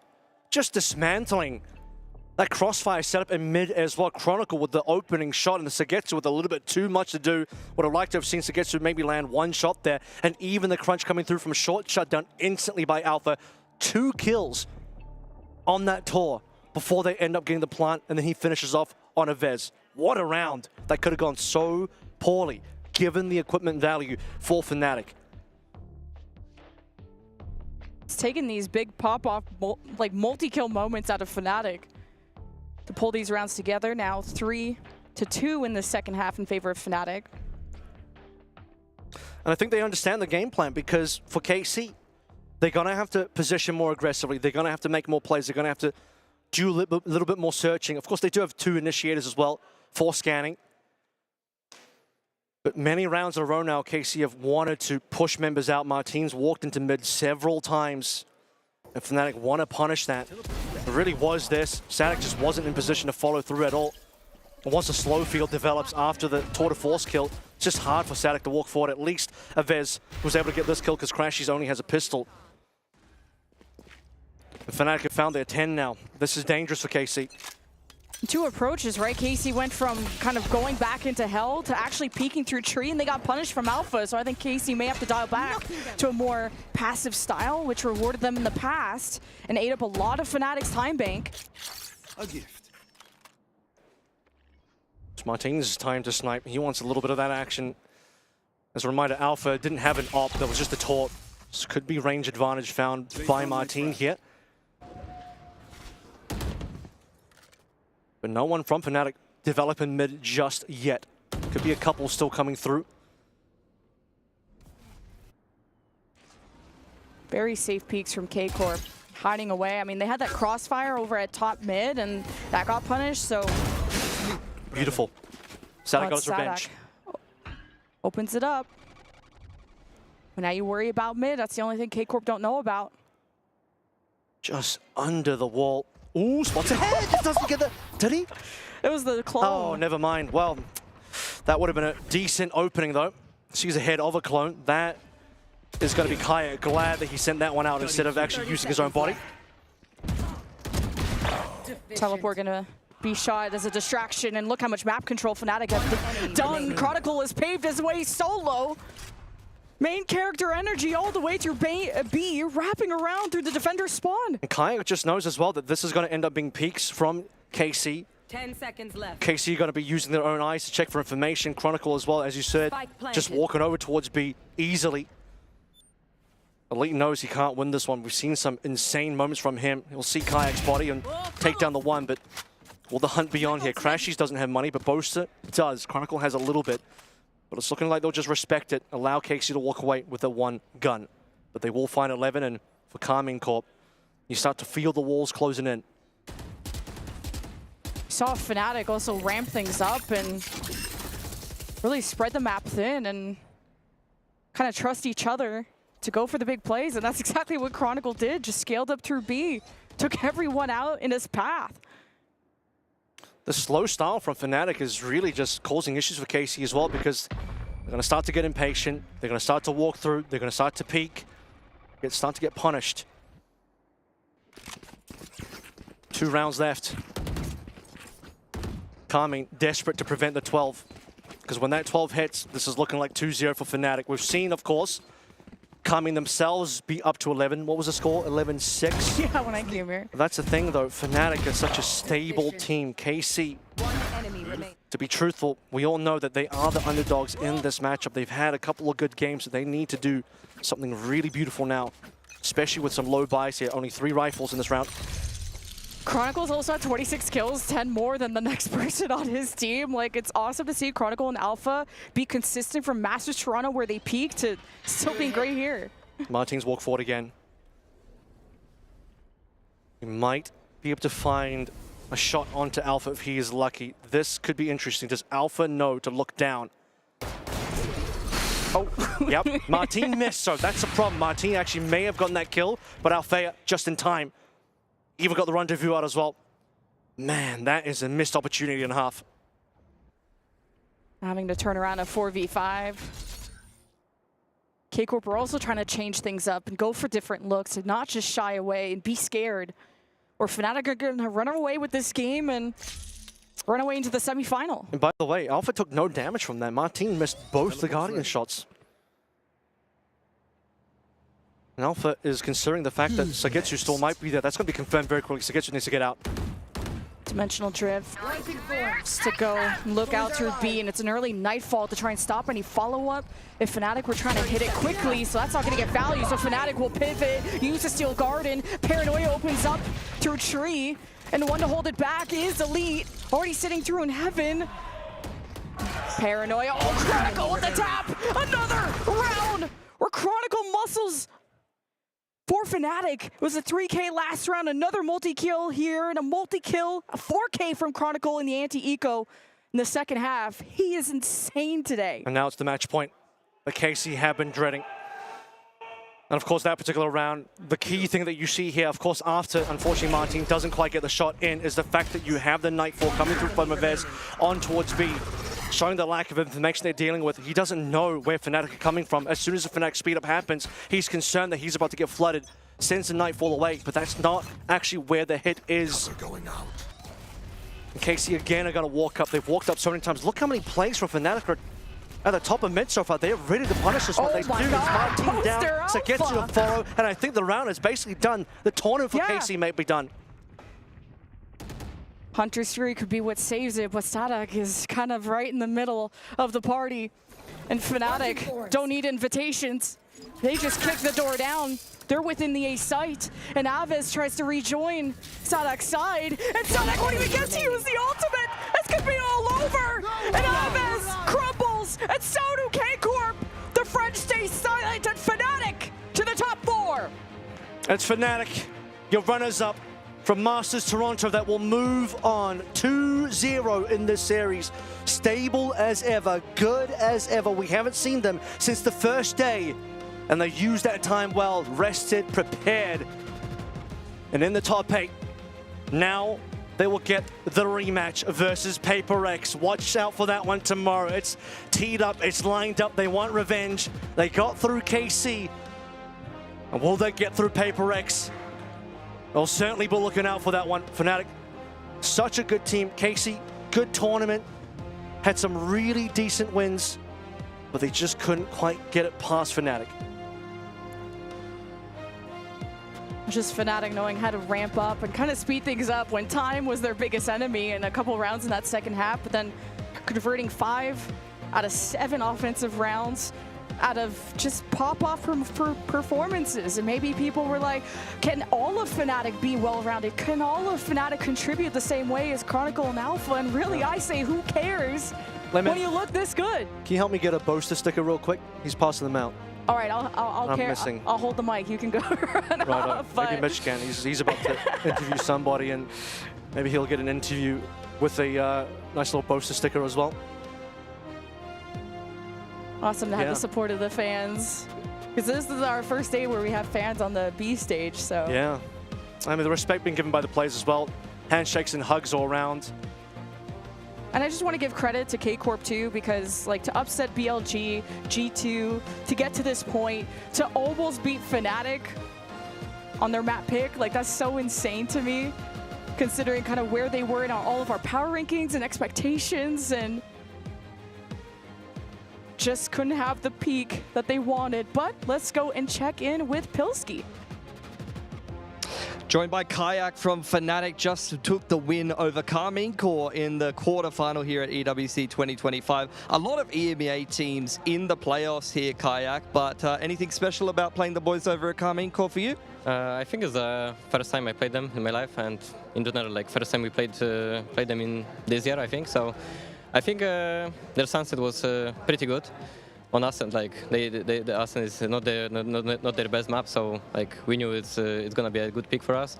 But I can give them credit for Sunset. So yeah, let's chat a little bit more about Sunset, because they were kind of front running that game. I think they were up 12-6 at one point. Abaz was like running around on the Phoenix, but you guys clawed it all the way back. What was the mood in the team and the approach to that? I mean, we love to come back. We love to come back. Like if you win 2 pistol, it doesn't matter. It's a curse. Like if we win 2 pistols, we always also lose. So you just cannot win 2 pistols. I think. Like the mood was really good. Like perfect. Excellent. And Ascent, they swapped up their comp a little bit. It's a little bit funky. Double init, double controller instead of running Ascenti. Were you expecting any kind of swap ups from them going into the Ascent? Because like you said, it was a bit more of a confident pick from your side, right? I mean, we expected like their like new team comp or something, or like just some change ups and like game plan, especially like for us and Antistra. So I think we did good when it comes like when it comes to adapting, like because it's really unique comp, and we had a pretty good reads on them. So I think we did good. Yeah, well, got you across the line at least, but now you'll be rewarded with a Toronto rematch. You're going to be taking on PaperX in the semi-finals, and that's the game that everyone has got their eye on. Are you looking forward to that game? Any particular thoughts on playing PaperX yet again? All I'm going to say is we never lose twice to one team, so... Feeling confident then? Of course. We have a special credit to Kron for today, because he's a beast. So if he plays like this tomorrow, we're gonna maybe 40 kills for him tomorrow. But yeah, I think we are really confident right now, and it's gonna be better than today for sure. Well, congrats on the win. I'm going to go let you rest up before that awesome semi-final, and thank you so much. We'll throw it back up to the desk for the highlights. Thanks so much, Pilski. Great insight, and so excited for that semi-final. We are being treated here at EWC. PaperX versus Fnatic, rematch from Masters Toronto, as you said. Wonder if that's going to be any different. I'm expecting the fireworks to come through regardless. I mean, it will be a BO3, but I'll be damned if it doesn't go to all 3. I mean, those 2 teams look in top form right now. Fnatic gave no quarter to KC today. And really, they had some close calls versus teams like Gen G. But, I mean, as we say, this team is so stable that even when things get close, even when things look like it might go wrong for Fnatic. If they're behind rounds, doesn't matter. That Sunset proves it once more, that they have the capability to make the comeback no matter what the situation is. That was a good one. Kind of an update on the A stream. Do you have an update on the A stream? Is it NRG, Gen G still going at it on that one? 7-5 to Gen G so far, so it's after the first half. Yeah, look, Gen G was front-running that game as Sunset. NRG started to come back a little bit. Gen G did pick Sunset into that series. If you want to go check out that game, of course, float across on over to the A stream. But at least to summarize up here, I mean, Karmine Core, they really played a great tournament here. Didn't manage to quite make it through to the semis, but did get themselves at least 200 Club Championship points. And they really pushed one of the best teams in the world at times, particularly Sunset. And certain rounds here on Ascent, they were really cooking a little bit. But, bro, Chronicle, I mean, that is unbelievable. Like Kayak said, man, Chronicle nearly dropped 30. Yeah, he might drop 40 tomorrow. I don't know if he's got enough... You'll have to maybe need a few overtimes to get that going, but wouldn't be surprised if OT tomorrow does happen between Paper Rex and Fnatic. But I think here, this comp just looked a little bit too weird for me from the Casey side. Mitch, I wonder if you have some thoughts on that as well, because double controller, no Senti at all. Defensively, multiple rounds in a row, Casey felt like they needed to get aggressive, couldn't quite find the info despite the double Enid coming through as well. Just using their bodies, putting it on the line, and too easy for Fnatic to just check that, punish it. Alpha, clear situation that we saw with the Tour de Force over on short just gets both players, and that happens multiple rounds. Yeah, it's a little bit of a different approach. I think, you know, when you mix the Astra into your comp with the Omen together, really that is kind of the pseudo-Senti of the comp. We talk about Viper sometimes on defense being a little bit of a pseudo-Senti at times, but the Astra with the star setup, particularly with how choke pointy the mains are on Ascent, can work a little bit in that regard. At the end of the day, it didn't work out too well for Karmine Core, but as expected, Kayak said in the interview, expected a little bit of a change up because it was going to be a pretty big pick from them. Yeah, I was impressed with what K-Corp were able to do on lower buys, like having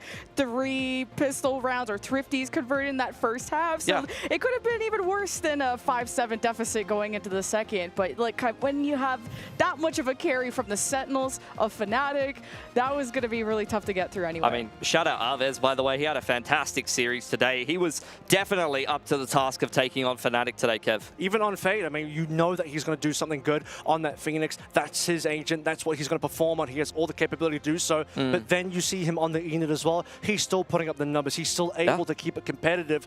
But it's just an unfortunate day for the side of KC because, you know, Fnatic are just that team. Fnatic are just too strong, too well-rounded. And you see across the board, maybe not on this map, but on Sunset in particular, how evenly spread the statistics were to show that everyone contributed enough in their own way. Yeah, absolutely. So I think, look, Fnatic looking in some very good form. As expected, they were the runners-up in Toronto and definitely showed potential to win that event. They are one of the favorites. In fact, I think picked by a couple of people, a couple of the talent, I won't spoil anything, to be winning this event as well. I had them #1 in my power rankings, I believe. But then I saw Heretics play a couple of banger games, and I went with the vibe pick. So, you know, that's okay. You swapped the real quick. Heretics might be back? Are we so bad? I heard a couple of Turkish boys screaming down on the stage, and I immediately swapped my predictions up. But look, I think we are going to be looking forward to some more Turkish talent in the second semi-final here on the B stream. Coming up after the break, we do have Team Heretics taking on BBL Esports, and you definitely do not want to miss that game.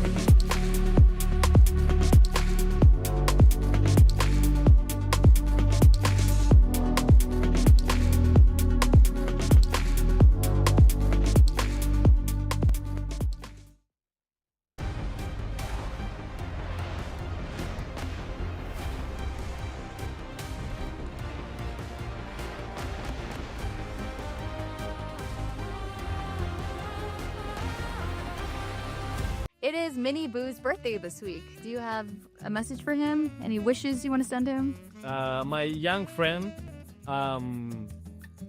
yeah, keep grinding. You have a lot of talent. Happy birthday, and maybe we see each other in the tournament. Who knows? Happy birthday, Mini Boo. I hope we can make the series looks fun. Happy birthday, Mini Boo. Hope you have a good one. Happy birthday, Mini Boo. I hope we get to play you, and I hope you have a. If it's the day of your birthday, I hope it's a bad birthday. If you play you. Happy birthday, Domi. I love you. Jonah, it's gonna be Mini Boo's birthday.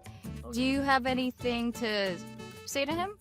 Of course. Yeah. Mini Boo.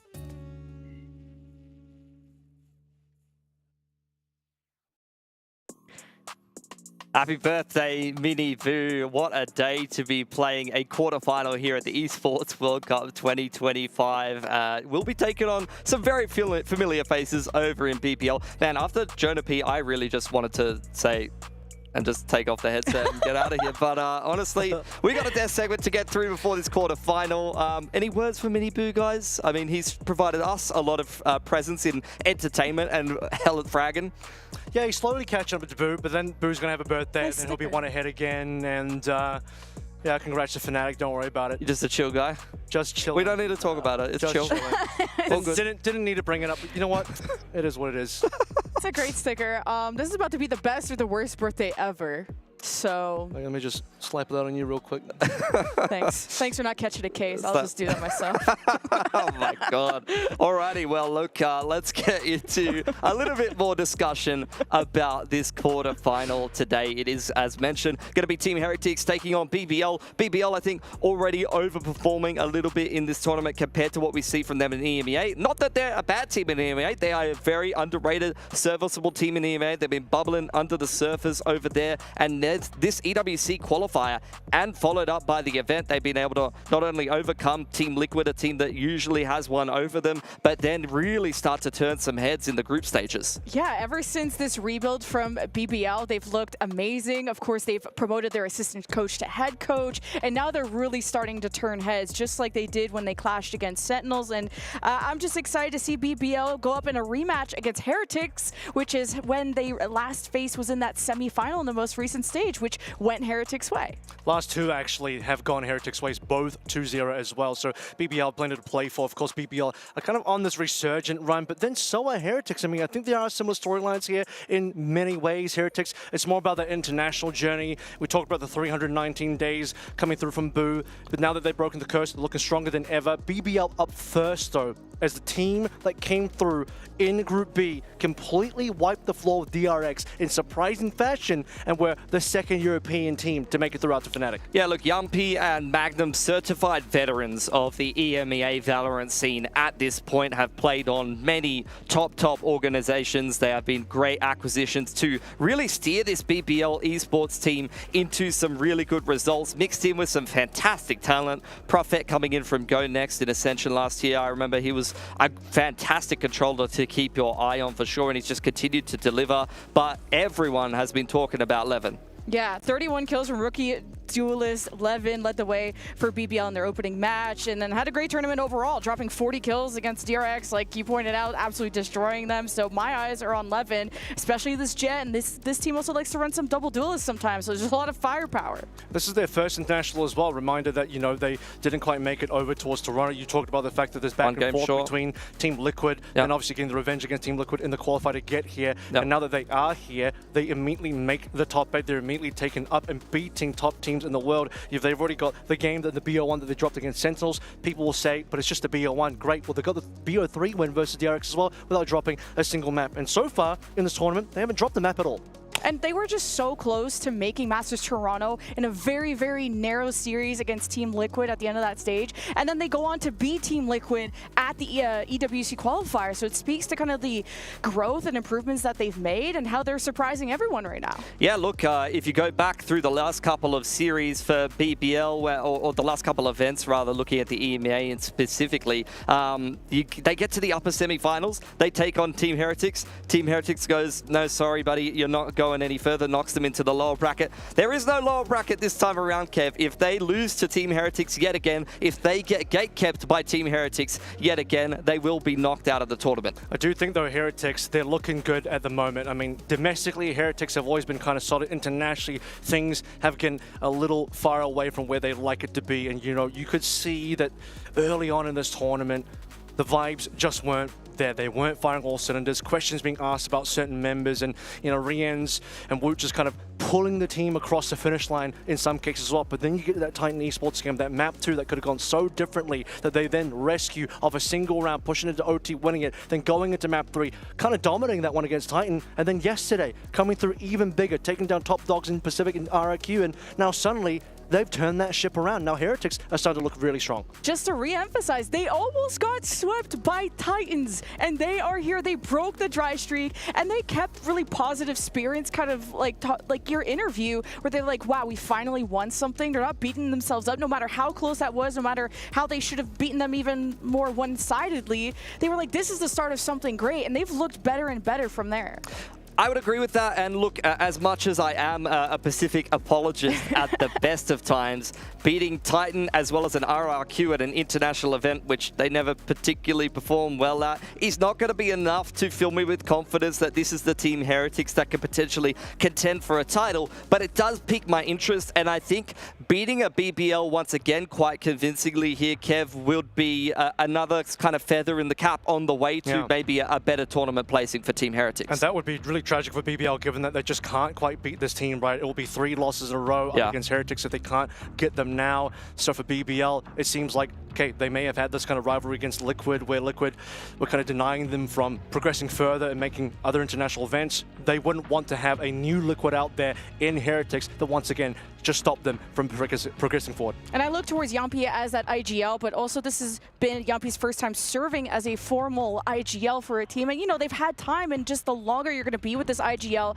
the better and more cohesive this team is going to look. And kind of what we saw just at EWC, beating a team once is one thing, doing it a second time is a whole other thing. There's so much to take from the tape, from the semifinal to the group stage, or the normal week, the regular season from EMEA. Yeah, for sure. And I mean, that is something that we'll touch on a little bit later on once we kind of get into the more specifics. We look at the veto, because there is an overlapping map pool here at the end of the day. We could see some repetition in terms of maps. It's a question that has to be posed to BBL at the end of the day. When you lose to this team on the reg, when you lost to this team on this map pool in EMEA Stage 1, are you going to change something up this time, Kev? Because it wasn't a complete blowout. I'm looking at some of the score lines, and these look like some maps that were a little bit tighter. 13-10 on Ascent and OT on Icebox. That's, to me, is a winnable series, even if you are going out 0-2. It might be a good time, though, however, to maybe ban out the Sunset. You know, I've had plenty of discussion about the fact that Sunset is looking like one of the better maps coming through from the Heretics side, so maybe BBL would like to avoid that one a little bit.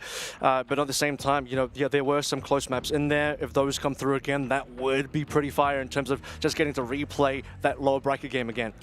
And I look at Powell because now that he's promoted to head coach, he's worked with a lot of Challengers players in the past, and you have people like Profik, Sociably, who have really risen to the occasion in Challengers being brought to this team. And I know it's been some time they've been together, but Powell really specializes in developing that talent. And now that he's kind of head honcho, he gets to have even more control. And we've already heard behind the scenes just how much work this guy does. And you can tell they've studied especially for Heretics. Well, they have picked up some rookies as of recently, mixed them in with that veteran talent. Hopefully that'll be a recipe for success. But let's take a little bit of a look at what else has been going on in this event at the moment. We did have all of the quarterfinals playing out, 2 on the A stream, 2 on the B stream. PaperX smacked Sentinels. Like, it was pretty clean on the first map. The second map, a little bit more back and forth, but PaperX, very convincing dub there. Not to be an NA apologist, but you did see Zalsis on socials, unfortunately, admit that he had some food poisoning, some flu issues, and he's really feeling unwell. So it's just so unfortunate that there is no kind of double limb or a lower bracket where you would get over that very quickly, but just not being at their peak form in a single limb really sucks. Look, we do have an NA apologist here, which unfortunately it's not going great for NRG against Gen.G. That's a rough quarterfinal draw, because Gen.G look red hot at this event. 13-6 so far. That was map 1 that we saw Sunset. Gen.G kind of taking that one out quite dominantly, if I'm honest, particularly on that first half. You just looking at how many rounds is this? 7-5, and then of course on that second half, just completely shut NRG out. NRG only got that one round as Genji's kind of closed the book. They've just started map 2 of Icebox, so we'll see how that one goes. But NRG, we knew they had high potential, but Genji, especially on your side, of course, start to get rid of RQ and get rid of DRX, but Genji, we already saw how strong they were against Fnatic yesterday. That was a big test, given that they were leading that series multiple times on those specific maps. You know they have the capability to take it all the way. I mean, we just have so many teams at the end of the day in Pacific that have championship-capable winning cores that have made it very deep in international events and have that experience. Within Pacific itself, some of the results, maybe you have to take it with a little bit of grain of salt. That is its own demon in that regard, where RQ have been able to come out ahead, but when it comes to international events, man, Paper X, Genji, hell, even T1, they got banged out of Pacific pretty quickly, but you throw them in a tournament like this, I reckon they could probably do some damage, so I'm not too surprised to see that at all. Yeah, and Genji are on this side of the bracket as well, so the winner of this game will go up against the winner of NRG. Genji currently looking like it might be Genji unless NRG pull through something special. Hey now. So, I mean, let me apologize. Well, I mean, NRG, they could. I mean, if NRG won it, they got a straight path through to the grand finals, to be honest with you, where Sentinels have fallen. NRG, they get past probably the strongest team on their side of the bracket. If they're good enough to beat Genji, they're good enough to go to the final. Yeah, I would agree with that. At the same time, though, you do see sometimes teams have a good series and then they lack the consistency, especially when they lack that international experience to be able to run the gauntlet all the way through. So, look, I would be very surprised to see NRG turn that series around. Genji has got that experience to be able to close it out for sure. This has been an event for the underdogs, though. Just speaking of, like, just K-Corp as a huge example of that, from beating G2 to forcing Fnatic to an overtime and unfortunately not being able to close it out for them. But then I wouldn't count out BBL just yet in this series, especially it's got a grudge match vibe to it, because it was Heretics that kind of gate kept them out of that upper bracket where they could have made it further and even to a Masters. Look, underdogs in the group stage though. Let's just a little asterisk in the group stage. Single Elian playoff. Like, all the pressure is on right now. This is where the veterans come to play, Kev. I think it's 50-50. I don't think either team's an underdog. If I was pressed, though, I do think BBL have the better momentum. They look way better over the course of the tournament so far. Heretics have a little bit of more of an iffy run, but they do look better more recently. We did see them yesterday. Taking a look at the veto. Sunset taken out straight away by BBL. Do not want to go near that. Heretics have been looking great on that. Pearl gets taken out in response by Heretics. Ascent and Haven. This is looking very familiar. A lot of repeat maps so far from the EMEA Stage 1 upper semis. That was the last series played between these two teams, Jen. Yeah, BBL picked Ascent, Heretics, Icebox, Haven remains when it came to that semi-final, but it was a 2-0 sweep for Heretics. Now Ascent, BBL have looked especially good on this map, 13-6 against DRX, running some Yoru Vice with the Chamber, the Sova, the Omen. It's a really interesting look.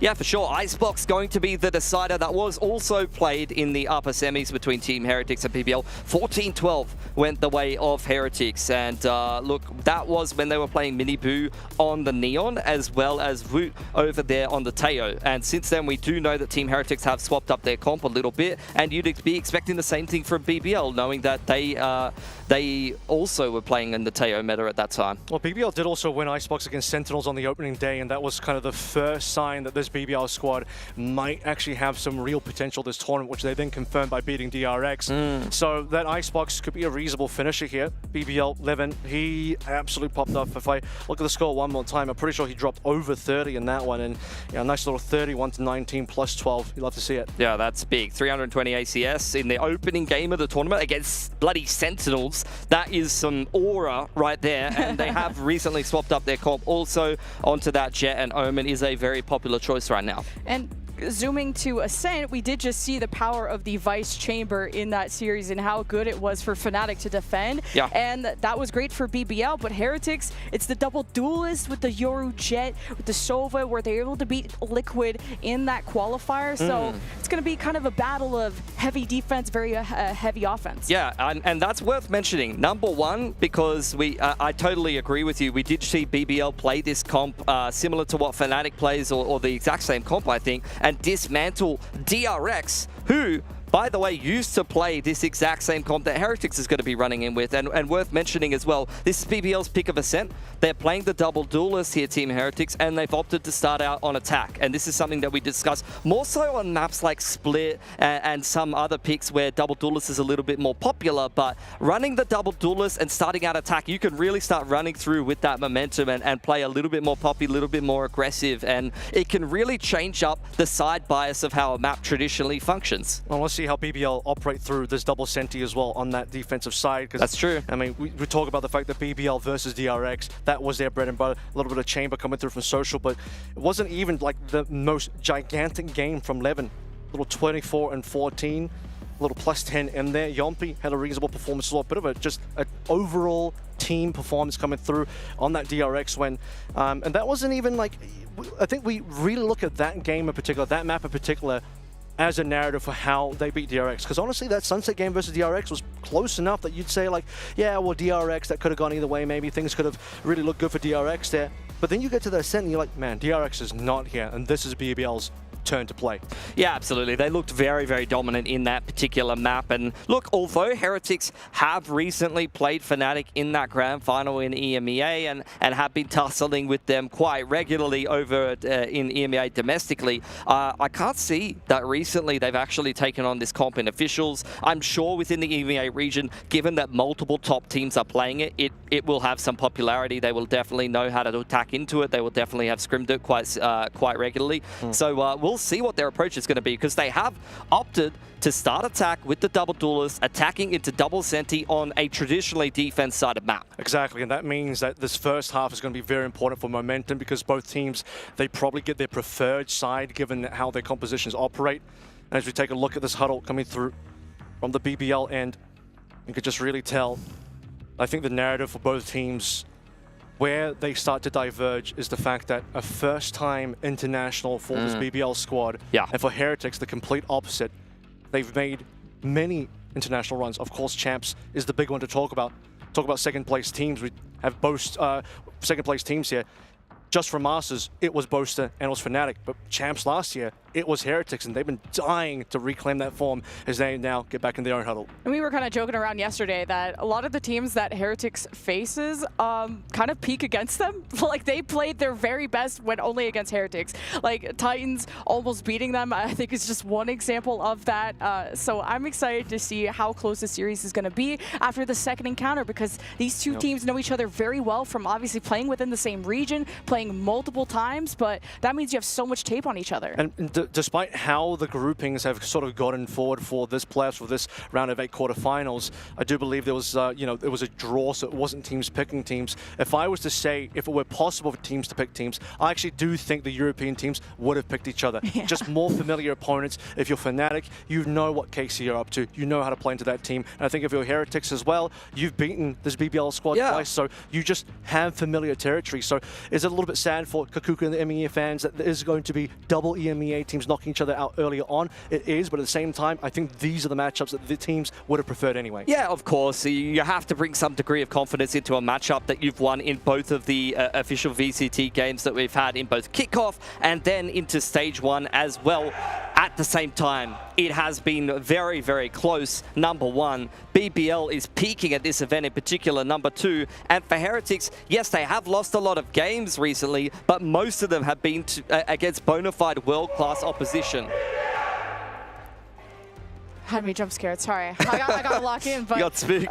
I love to see that noise from BBL, because yesterday when I casted Heretics, they seemed like such a momentum-based team. Like, they started off against RRQ in a 6-1 lead. It was insane. And every time someone got a kill, they were all hyping each other up, and they played better and better. And when they got more confidence, you saw them go for more wacky, wild solo challenges, which was really fun. And honestly, Benji became my MVP, one of my favorite players to watch, just on how he was handling Icebox and kind of baiting himself and putting himself in danger to make those big plays. It is going to have to be a game of confidence here, and already in the huddles you can see for BBL not to be outdone by Heretics. They want to do a loud scream. We'll do one even better, to the dismay of all the Dota teams near us, who will be very upset at how loud that was. But why are these FPS players so loud, bro? Let me farm my gold in my lane, please. I missed a CS because they were screaming, bro. As, you know, of course, we had some crowd coming in here today, some fans coming in here in our previous matchup, and may see some development of fans a little bit later on as well. But yeah, such an important game for these two teams with so much to prove. One team. Plushie diff too. They had the chicken yesterday, and now they got the bear back. They're switching it up. Well, they got a second plushie. Take the ice bed or icebox. He's going to be feeling right at home. Mini Boo, one of the players that was getting very loud, and he is, I believe, the birthday boy today. Yep. So let's take a little bit of a look at how that goes for a birthday buff, perhaps. I've seen that a couple of times in Pacific already. Yep. The Boo brothers also played very well together as a duo. Like, the synergy is there since the beginning of time, since the beginning of their lives, like especially on Icebox, holding the site by themselves and being such a deadly duo.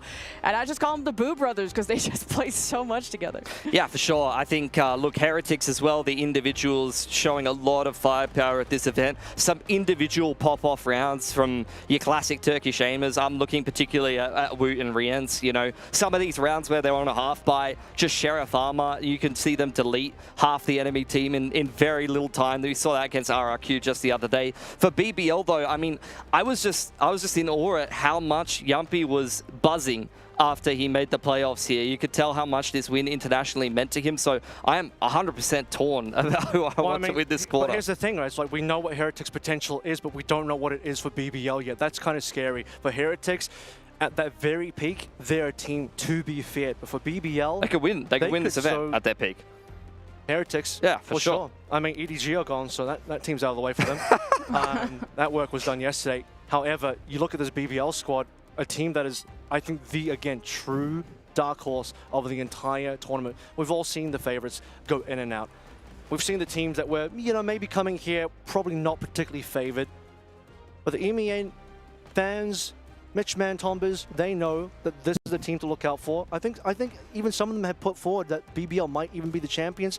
Mitch said from day one that he thinks they could win the whole thing. I don't know if he actually locked in that as his pred for the champion. I'm pretty sure he did. I was reading the spreadsheet. I'm pretty sure he locked that in as his pred. At the same time, though, I do know that the man loves racing. He may have suffered some kind of traumatic brain injury, so I don't know if I'd be trusting his opinion very much. But well, either way, if I'm BBL, I'm crashing out if I lose to Heretics again, because now you're getting your key crush, and if Heretics go on to win the event, I'm 100% taking that BBL key and putting it in my trophy. It would be wild if whichever team, but for Heretics to make that kind of bounce back after not winning an entire international for 319 days to then winning this event. Of course, they are probably on the more favorable side of the bracket still to come through. They may have to face up against Genji unless an NRG comeback starts to happen on that Icebox map too. I don't think you're happy with that semi-final. There's no happy semi-final. This is, whoever wins this game is going to be the team that I think will be the fourth seeded team, I would say, in the semis. You know, Genji, Fnatic, PaperX are all like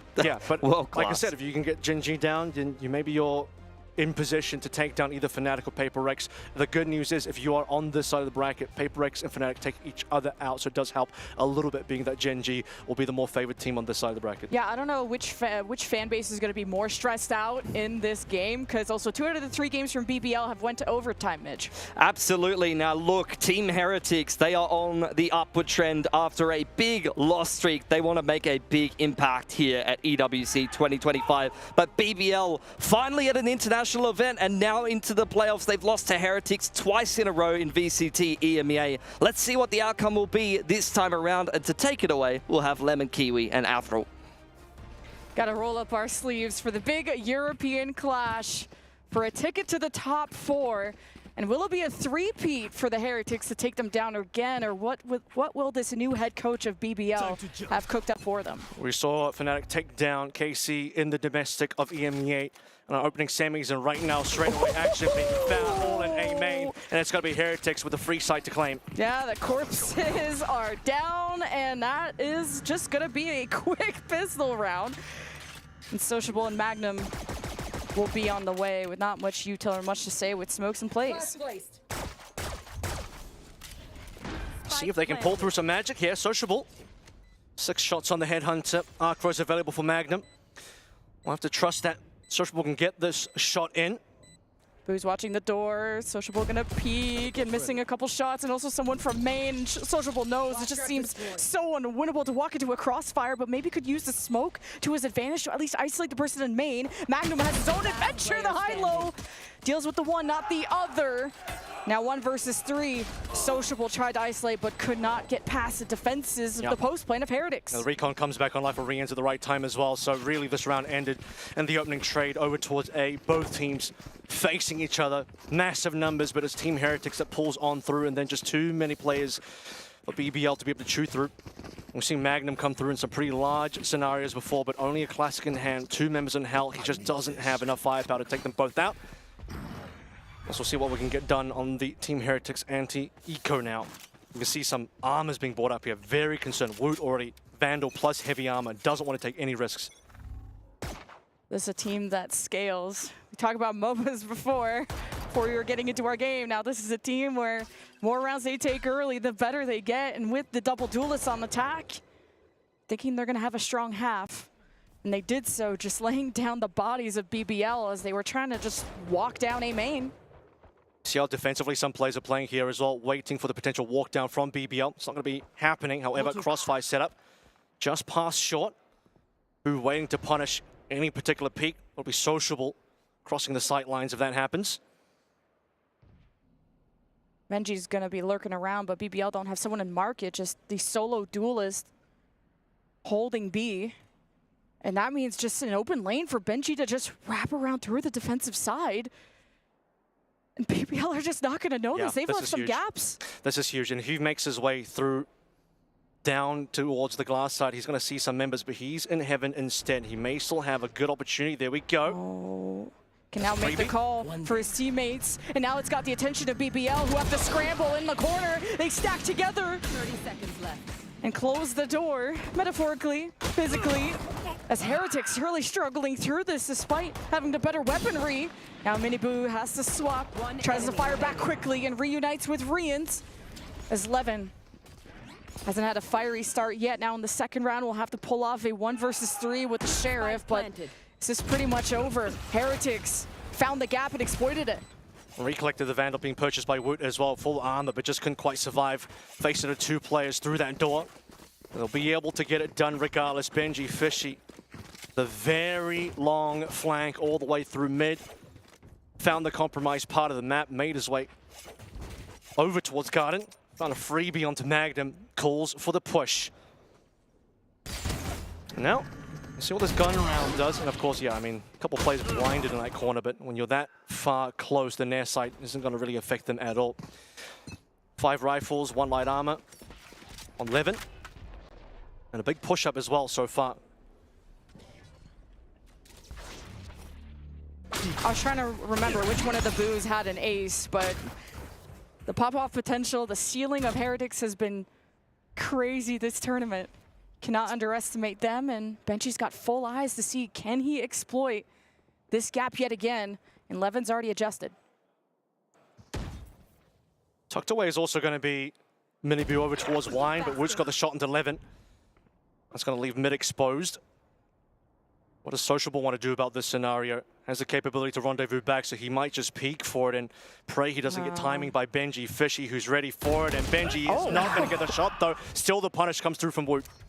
Sociable taking a big risk and does get traded though, so Heretics move on forward. Paranoia from the defense tries to limit and delay the recon at the back. And it's the Thorns that delay, but does not stop Heretics from making their way and setting up camp. And Profit's down low. He has to do what he can. It's all up to him with the cape on his back and leaves Riyadh in shambles to try and recover the spike. Now coming out of the smoke, and BBL pinch him. And the first rifle round goes to BBL. Can't check both angles at the same time. BBL take it through, a couple of players alive here. Some economy damage will have been done. Miniboo with a 4 and 2 KD found himself a nice early dimensional drift as we come into number 4. Let's take a look at a couple of these moments here. Of course, Woot had the big punish onto Levin early on. But this play from Profit just stoic in that back line, hiding behind the box, slowing things down. A double kill into the smoke. now to Heretics, grouping up 4B. Dimensional Drift straight away. Straight away, because BBL have looked really thin on the left side of the map, and I've tried to adjust now at the very back of the site. Bobby Minibu exposing himself, but Magnum backs up his teammate, and Woot carves his way through, updrafts in. The Vice Wall can't stop him, and Heretics put down the defenses of BBL. Yeah, where Minibu isn't going to make it happen, Woot with the follow-up is good for it. Saw it in the previous round, and now he'll deliver once more. Profit. So good in the defense on A, but is he going to take down 3? He at least has full util. Paranoia going to be important here.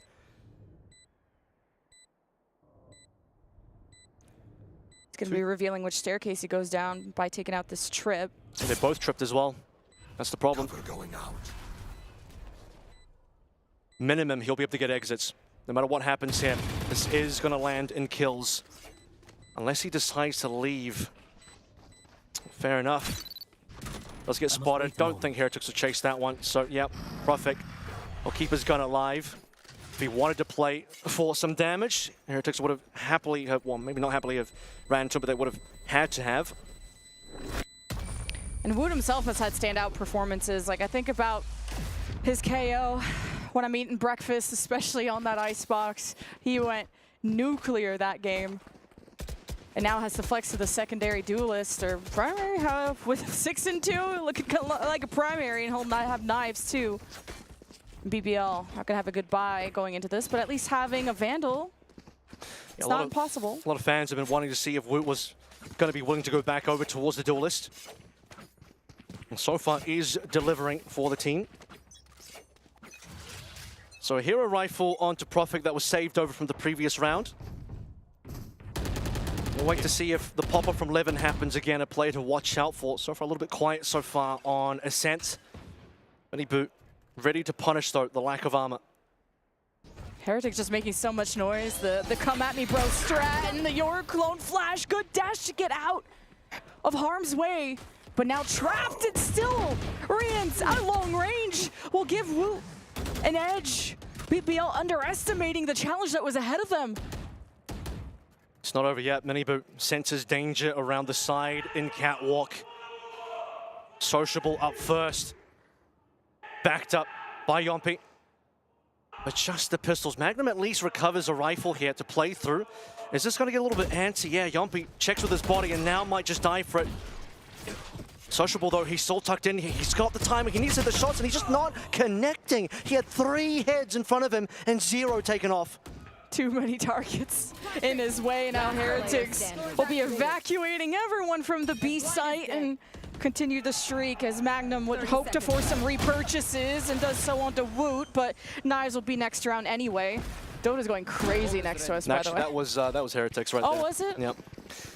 Like, Dota was earlier going crazy. They're still chanting away. Maybe that was Dota, never mind. They had, Sounds like Heretics, they had enough of the VALORANT players popping off. Someone must have stolen Roche. I'm assuming that's what happened. Anyway, 4 and 1 coming through. Finally, another gun round on board for BBL. Bit of a slow start here. Not getting a lot done. Especially on the Levin side as well. But he's got a gun in his hand now. You need to put this guy into position for success.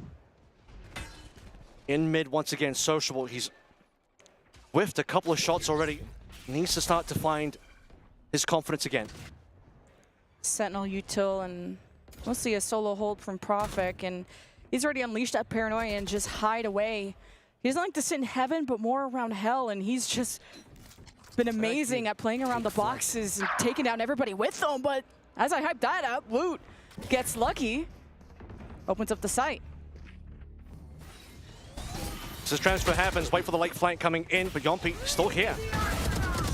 Oh, bit of a dance, and this round is officially cooked for Heretics with the spike down, and wait a minute, unless Boo catches Sociable off guard. And now you got Woot with eyes as well. This is doable to at least get the spike, at least with the smoke that Boo just placed. Okay, now it's a 2 versus 2. Now things get really tricky. Steel Garden was good a little bit earlier on. It's time for Levin to shine. He's got players coming in towards him. He's in position to get this done. Flash is available. Flash. And is he going to do this? Sees the rifle, 1 and 2! And back to Levin's side, alive and well. BBL take their second. Finally, there it is. Steel Garden invested into that one. BBL had the numbers advantage. Heretics started to whittle them down. And 11 hides away in Pizza, pops out for the 2-piece. Almost a 2 versus 4 conversion, though. That's close. And that's the problem. That doesn't feel good for BBL. Especially that kill into Yompi through the smoke. Really unfortunate. Have to applaud the patience shown by Sociable this round, last round as well. Hiding in mid for quite some time, waiting for his moment to shine, and we'll finally find it. That was only possible because of Boo. What an amazing job he's done. And the reads through the smoke, and Sociable made some contact. Boo, the plot armor remains, and the Hunter's Fury hoses down Heretics. And with the Steel Garden from Magnum, kind of keeps Heretics. That was from the previous Oh, okay. I thought I heard something. Heretics, though, they'll just chill out. Yeah, well, Hunter's Fury has been played in.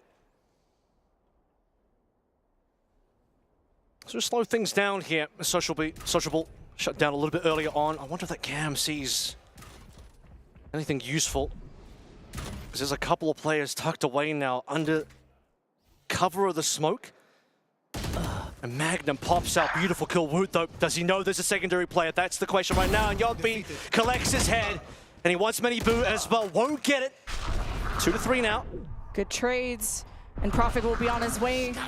And doesn't stick it. Didn't. Oh, they well read the fake. 30 seconds left. Because Boo teleported to the other side. So now it's just a game of cat and mouse. Mini Boo's on a big flank. Coming through short of Rians. Prophet has a lot to do here. First up is going to be Rians. Oh, just couldn't steady that final shot against Rians, who's at 5 HP. And this will be a plant in the last 12 seconds. And Levin, the flank would have been great if more time could have been bought. How much does he want this? He's got 1 flash, 1 kill to get in Dimensional Drift as well. He's going to burn that. Check. Would be a legendary 1v3 if he can get it, but I think... Oh, he wants it. Here we go. Yeah, knowing Reigns is injured and 48 HP, Boo will be below him now, and hearing those steps, he could just spam through, but they can just hide away and play for time. It's Levin that's going to have to drop right in front of this Omen, and there it is for Boo. Too many angles to catch. Rians would have swung anyway. Had the kill into Boo happened. Of course, for Levin, he needs the first to be able to even think about ulting, but I think 1 versus 3 with so many members so far away and too much to check with minimal time available. Timeout now for BBL as they trail by 3 rounds. It's massive momentum for Team Heretics. Not amazing money on the side of BBL either. Tour de Force shut down the previous round. Steel Garden used the one before that. To be fair, they did end up winning it, but not without taking probably more casualties than they wanted to. Just leaves their economy in shambles. Not trailing behind by too much, though. But yeah, the economy comes into play when Heretics, they were super win streaky yesterday.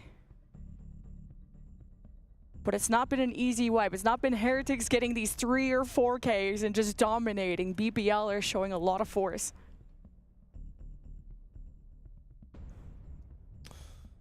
I end up seeing the Jet come through for 11 next map on Haven. Obviously saw a lot to get through on Ascent so far, but outside of that 1 versus 2 in Pizza, it's been a tough one. Obviously, 11's been put in some tough positions as well. It's hard to be in a 1 versus 3 with minimal time and so many angles to clear. But for BBL in general, yeah, they've been dropping a few members and unable to win many of these duels. Really, I think the standard was set on that round 1. Both teams faced up against each other in A main, and Heretics just cleaned them up. See what happens is round 8, Magnum. What? There's the shot that he needs. Just the one and done, the early peak. BBL had some surprises, like when the way they walked down just off the pistol. That was punished by Heretics, and now really conditioning Heretics to pay attention and skipping across. Benji lays them all down, and a neural theft. That'll seal the deal for Heretics. Yeah, they wanted to get aggressive here. Tactical pause, talk about where they want to play on the map. Magnum opens up. And now Magnum is not going to win a 1v4 with only a pistol. But for Team Heretics, wanting to take no risks here. Once more, just punish the aggression. BBL walk through straight into the firing line. Benji Fishy will get it done. And a number 6 round now for Team Heretics. At least you got the neural theft out of the way from Benji, so Dimensional Drift will be important, as you said, next, and getting an outlaw for your troubles.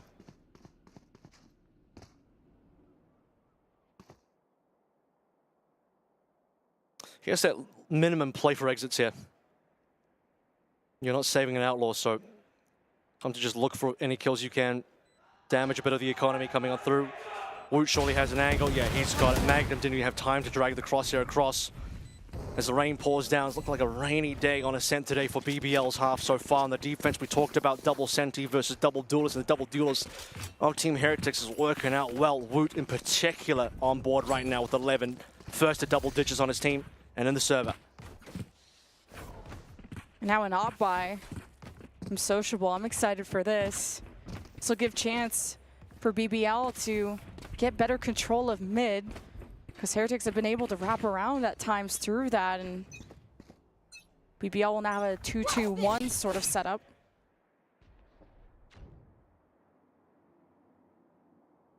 Waiting to see if there's a peak coming on through. BBL, of course, have been very willing to make these early peaks happen. Just going to float through on towards site. Only Prophet home. And he's going to be falling off, and this is going to call for some big rotations. No one walking to the operator today. Just getting that util out of the way early is always nice. You can hear those shots coming from the way back of the site. Here we go. If we walk into mid, things get interesting. Unfortunately, Sociable's looking the wrong direction. He needs to be checking over towards Catwalk right now, and these Team Heretics players will be able to get some free movement unless that drone causes problems. Sociable teleporting out and now needs to respect that space, but gives market over to Heretics. Yapi's going to watch over. What a read by Heretics. Drone over the wall, and Woot instantly activates. And yeah, Sociable don't want any of that business. Yompi will be blinded. Paranoia hits Yompi. He needs to escape off to the corner. His vision is clear, but his body not so much. And Heretics wrap around through heaven. But BBL, Magnum surprises. The spike is recovered, and Heretics will escape and try to stabilize within the site, and taking care of Prophet in hell will help things out a lot, but the door has been crushed, and now you have the op in heaven, but with the smoke in place, and Sociable has to readjust, and Magnum can't survive any longer. But wait, the job gets easier. He needs another gun. That's the problem. He needs to be able to find a rifle unless he can clear these angles. Woot still has knives available. Head has been spotted, but it's just so hard to get a shot on this player, especially now that Cloudburst has come on through. There's still the Cypher of Benji to watch out for as well. Is there just going to be enough time to do this? He's running out of shots in the head, Hunter as well, which means he's thinking of leaving, and that's probably the right call. Just, it's too hard to retake with an op and nothing else to use. God, look at the economy of BBL. You're going to need that op. And you're going to need some rounds pulled together. This is a 3-round win streak for Heretics, and we expected this double duelist to hit hard, but this is turning into a smack. Well, Woot went hunting. He only is fine with that one, playing in the money on the side of Team Heretics. So here it is. Hero operator. Nothing else. Looking like a very comfortable 8 rounds for Heretics in short moments as we get to the end of this half. And of course, this was a BBL map pick as well, which hurts just that little bit more. We're going to get some money out of Sociable this time around. He wants to peek over towards short. Might see Benji, Fishy, and Tiles. There's been a lot of mid-presence from Heretics, and BBL are desperate to try and shut that down, but just getting smoked off doesn't help things. Heretics have been so good at isolating BBL, making the duels advantageous and baited by the recon. Boo with first blood. Yeah, Boo's positioning there. Catches Levin out, and a great shot for Sociable will even the numbers slightly again, though. There still isn't enough guns on board. Dimensional Drip will activate the shear, and Wu could just... Didn't see if he had the updraft. We could always follow up, and now Decloak's right in front of the Sheriffs. Underestimated BBL. Now with just the op and a bunch of Sheriffs, BBL have upgraded and a thrifty potential. It was Magnum. Magnum's got some disgustingly good shots in there. Woot now has to consider the angles. Knows where Sociable is. Searching for Prophet, finds him, doesn't quite get the connection. Oh, the fake TP, and Woot still adjusts, and he's on his way anywhere but B after hearing that up. 30 seconds Still winnable, 2 versus 2. Time is of the essence here. You got a long rotation from Boo as well. Door is shut behind Woot, which means Boo now has to come through from mate. He will arrive in time, but he needs to be careful about peeking this one, because Operator is still there. We give information to Woot at the very least and see if he can react quickly. He has no mobility, but he has the back end. There's a chamber above, and Woot gets the last laugh. 4K. Shorty to finish things out. Woot so clean in this round. He's able to get the kill over towards Pizza. Shuts Prophet down. Understands that with the limited numbers, he can make his way over towards A. And it's a sociable operator that puts it into the 2 versus 1. He actually starts that kill as well onto Benji Fisher. Remember, there wasn't that much money coming in for this round of BBL, but it still hurts considering that they don't end up getting this one despite having the player advantage. Mini Boo's popping off there as well, cheering on his teammate Woot, who just gets it done in that 2 versus 1. Understands he's got the range advantage versus the Shorty. Oh wow, we're just right in the middle of the action, and it's a Hunter's Fury from the attack to try and lay down the red carpet, and it puts one down, but Heretics a bit limited by the smoke and no presence in tree to find another angle. 1 HP. Oh my god, literally 1. That is painful. BBL feel like they got a little bit cheated out of that one. Kind of wishing that the Owl Drone tag does at least 1 damage. That would be nice, but that's not how the game works. Oh, thinking Heretics have escaped, who expects a 1 HP Jet to re-peak? Well, the Odin screams true, and BBL know that they have evacuated A, so let's go and help support B. And the teleport, Boo, will be behind this chamber, and Sociable has an op. This is not going to be easy, but he's been disgusting before. It doesn't connect on the shoulder of that Yoru, and turns and burns and just can't handle the pressure, can't handle the heat. Speaking of heat, this Odin is insane. Sociable had the right read. He knew where the 2 players were. He's just going to get a single land here. Here we go. Hunter's Fury still got an in-play opportunity now, but Magnum falls. So Yompi needs to be able to deliver. Brings it back to 2 versus 2. Yompi's still low HP though. That's a bit of a problem. Let's see how they work together here. Still Paranoia online for Boot. That's the important thing. And Drone may just end up checking into B main. Doesn't quite see Levin. That's good for Levin. Just the spam could be forcing different positions out of Heretics. And Rians will be able to... Oh, what a quick flick! A quick turn! Levin out, and Yampi did so much this round. And is just gonna keep the op in the hands to put it back to Sociable. And Heretics have just been unstoppable. They'll be collecting now their 5th round in a row. But 9th in the half. Looking for the 10th as well. What a shot coming through. Rian so sharp. Basically did a 180 turn there. Need a drop. And for Levin, 2 and 10, he really needed that kill. That was truly an opportunity for BBL. Levin gets the kill. Still have Yompi in there supporting. Now retake starts to feel a lot better for the team. But for Sociable as well, needed to get one of those shots off. He knew where the 2 players were, but just drags the crosshair off. He even had the correct entrance on the left side or backside on B. Didn't trust himself though. Last time these 2 teams met on Ascent, it was 13-10 for Heretics. But they started on the defensive half, and it was 9-3, and this is looking like a similar scoreline here. Or actually, Heretics could do even better, and with Mini Boo kicking things off like that, yeah. Now BBL are definitely shaken. It's been a regrettable half 11 so far, to say the least, but for Sociable, he'll deliver 1 finally. And now he has a tour de force as well. He'll swap his weapon over, likely give it to Yompi so they can have 2 guns. That helps the weapon situation a little bit more. Benji's still lurking in mid. And if Sociable wants to check mid again, he's got the rendezvous. He's going to play main now. Look at this timing. Sociable might be on for a couple. Yeah, expecting that Sova util. Sociable can act as bait. We'll be given another ping, and okay, can't get the first one, but he can get the duckies behind. And Heretics, it's all up to Yampi to choose his angle carefully, and he's really crippled Heretics' approach, and surprises him. Knives out, spike in hand, no support, 1 versus 2. Will just barely get away in the paranoia. He finds safety in the room, but he's getting spammed through 4 HP. There's no way. Woot! Almost could have clutched it. I held my breath there for Woot. That was so close, but just didn't quite have the HP left. But you could start to see how that 1 versus 2 was possible. The paranoia, though, absolutely perfect. Forces him into the back of sight. At that point, BBL know where to look. Question is, are they going to have the aim to take him down, or is Woot just going to be too quick? And Woot right now is delivering for the squad. Above and beyond, a player that has had some experience as a duelist on this team, but largely it's been on Mini Boo's shoulders, and now you put the duelist back in the hands, well, for this particular map, in both of them, but back in the hands of Woot. And man, he is popping off and giving so many of these rounds over, including he's clutched before. We've seen that 4K, we've seen that 1v2, we've seen him take down Sociable in 8.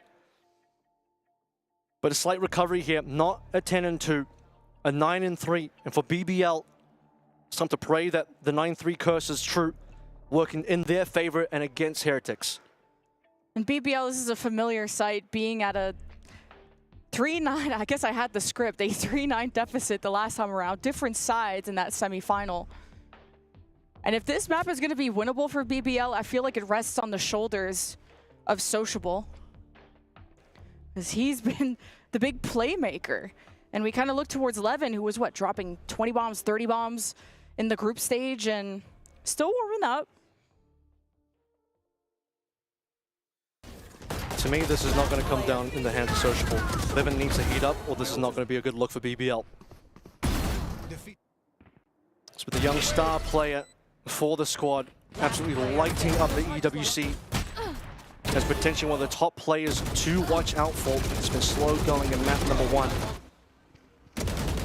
As in that last round, you can see the double face, expecting Levin to walk out. They'll just take him down. Magnum has been solid quietly, given the number of times that he'll deliver a random kill that really helps the team out in big ways. Yompi in that last run as well, with the double kill on the operator. Swapped over from Sociable, who picks up his tour. Just those small things giving BBL slight advantages of playthrough, breaking that 5-round streak for Team Heretics, but still for Heretics, the scoreline difference right now at 9-3 basically means that BBL have got to win this pistol. Absolutely. But we saw the power of a chamber in the hands of, what was it, Fnatic just now, so on offense especially. This can just act like that second duelist, and is definitely fragging like one at least. And wait, you're the one way, we're just walking through that? Maybe try to act like a clone either way. Heretics won't fall for it. Paranoia goes through, BBL still gonna try and profit what they can, and Woot just dashes past the Thorns. Heretics defense in a 5 versus 2, feeling pretty good about it. One enemy remains. City's a scan coming on through. Mini Boo and Benji Fishy will get the last 2, and that is a disaster for BBL. Time to force those stingers. Give us a G2 look. They need to do something. There's no way you're giving 11 over to Team Heretics. Otherwise, start thinking about Haven, because Ascent's looking over. And Team Heretics look like they're undeniable on this map so far. Sure, Fnatic made this chamber work. I'm not saying the chamber is a problem, by the way. Fnatic definitely did make it work. Difference is they have Althea, BBL. They have the opportunity to maybe have the young Althea, but just not on this map so far for this young Turk of 11. Still some opportunities. Would love to see a Thrifty here to even things out. Otherwise, Team Heretics, they're walking away. Big scoreline difference. Still trying to walk through this one way, but not getting punished this time. That's what caught Levin at the heel, who's 2-12 right now. Not to call that out, but you missed 11 from group stage, that's for sure. And Woot, he's got a judge in tree, and now could head to the front door of A. This is pretty much going to be guaranteed a kill if BBL even encounter him.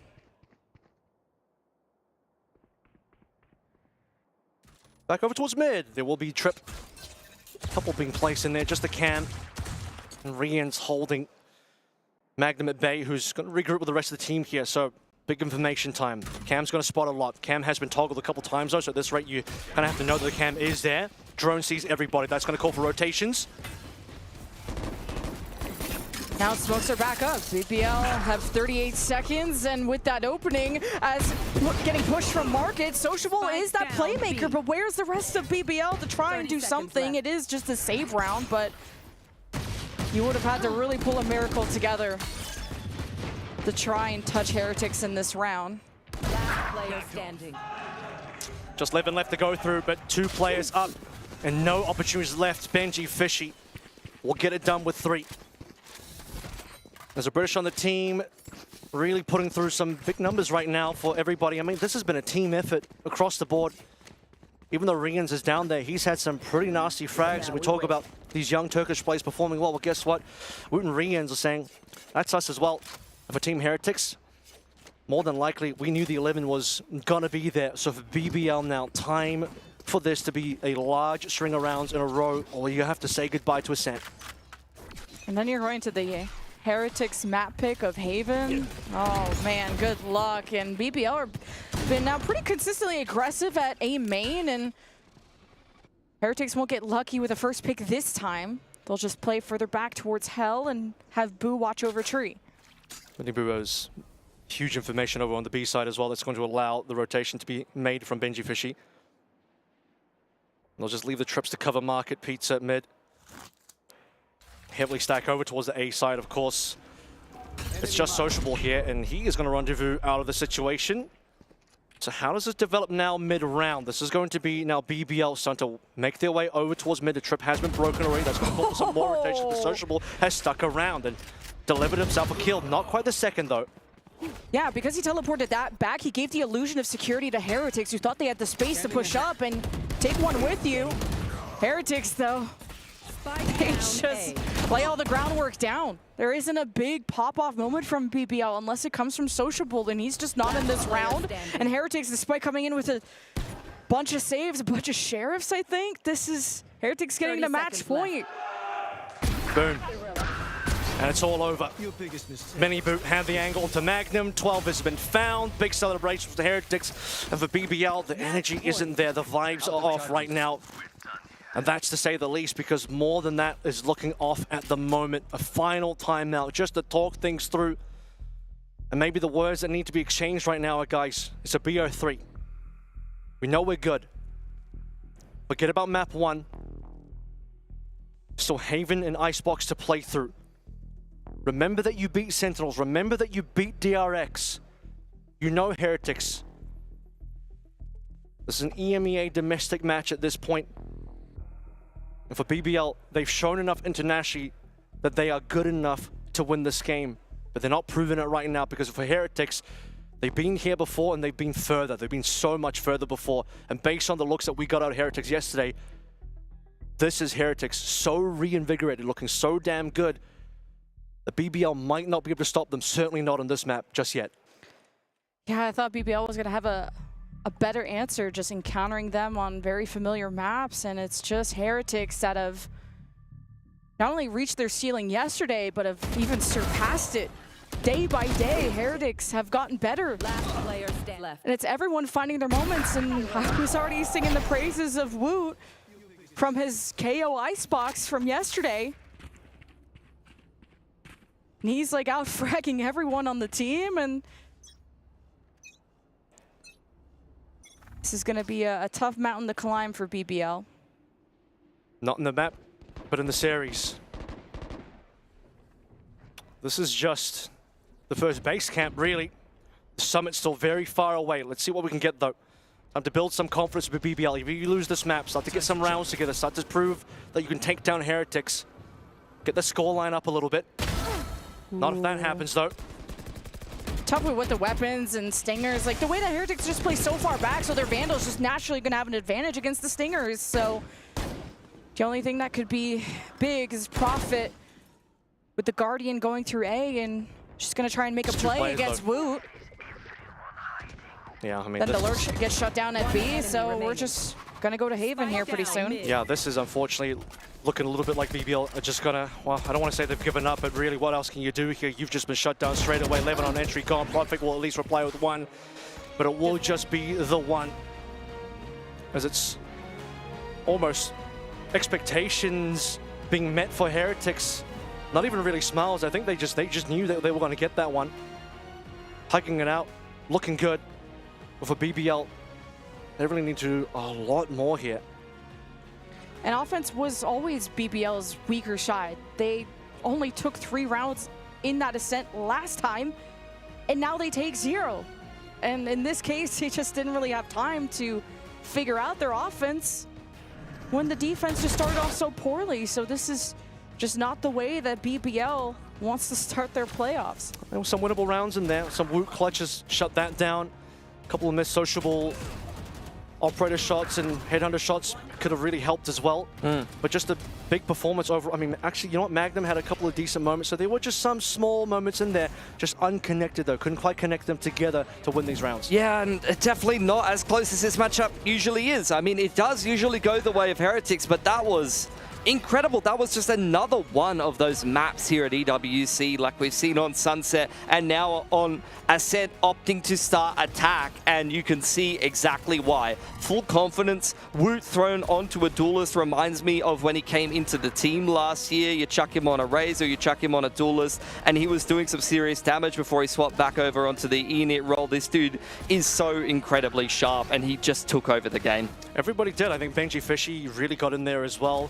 We saw some great moments from Minibu as other duelists. I mean, he should be the primary duelist, but really Woot took over so massively that he felt like the main duelist in that particular map. Boo had some great moments as well. It's a massive team effort with them Woot just kind of leading the way. Yeah, I'll say that that is something that is a bit more unique about Team Heretics, though. Oh my God, 400 ACS. That's not bad. That's not bad. Especially, I mean, given that in terms of the kills, he's not that much further ahead of the rest of the boys. Like, it is 9-10 kills, but at the same time, that just shows you how much damage he's doing and how many entries he's getting.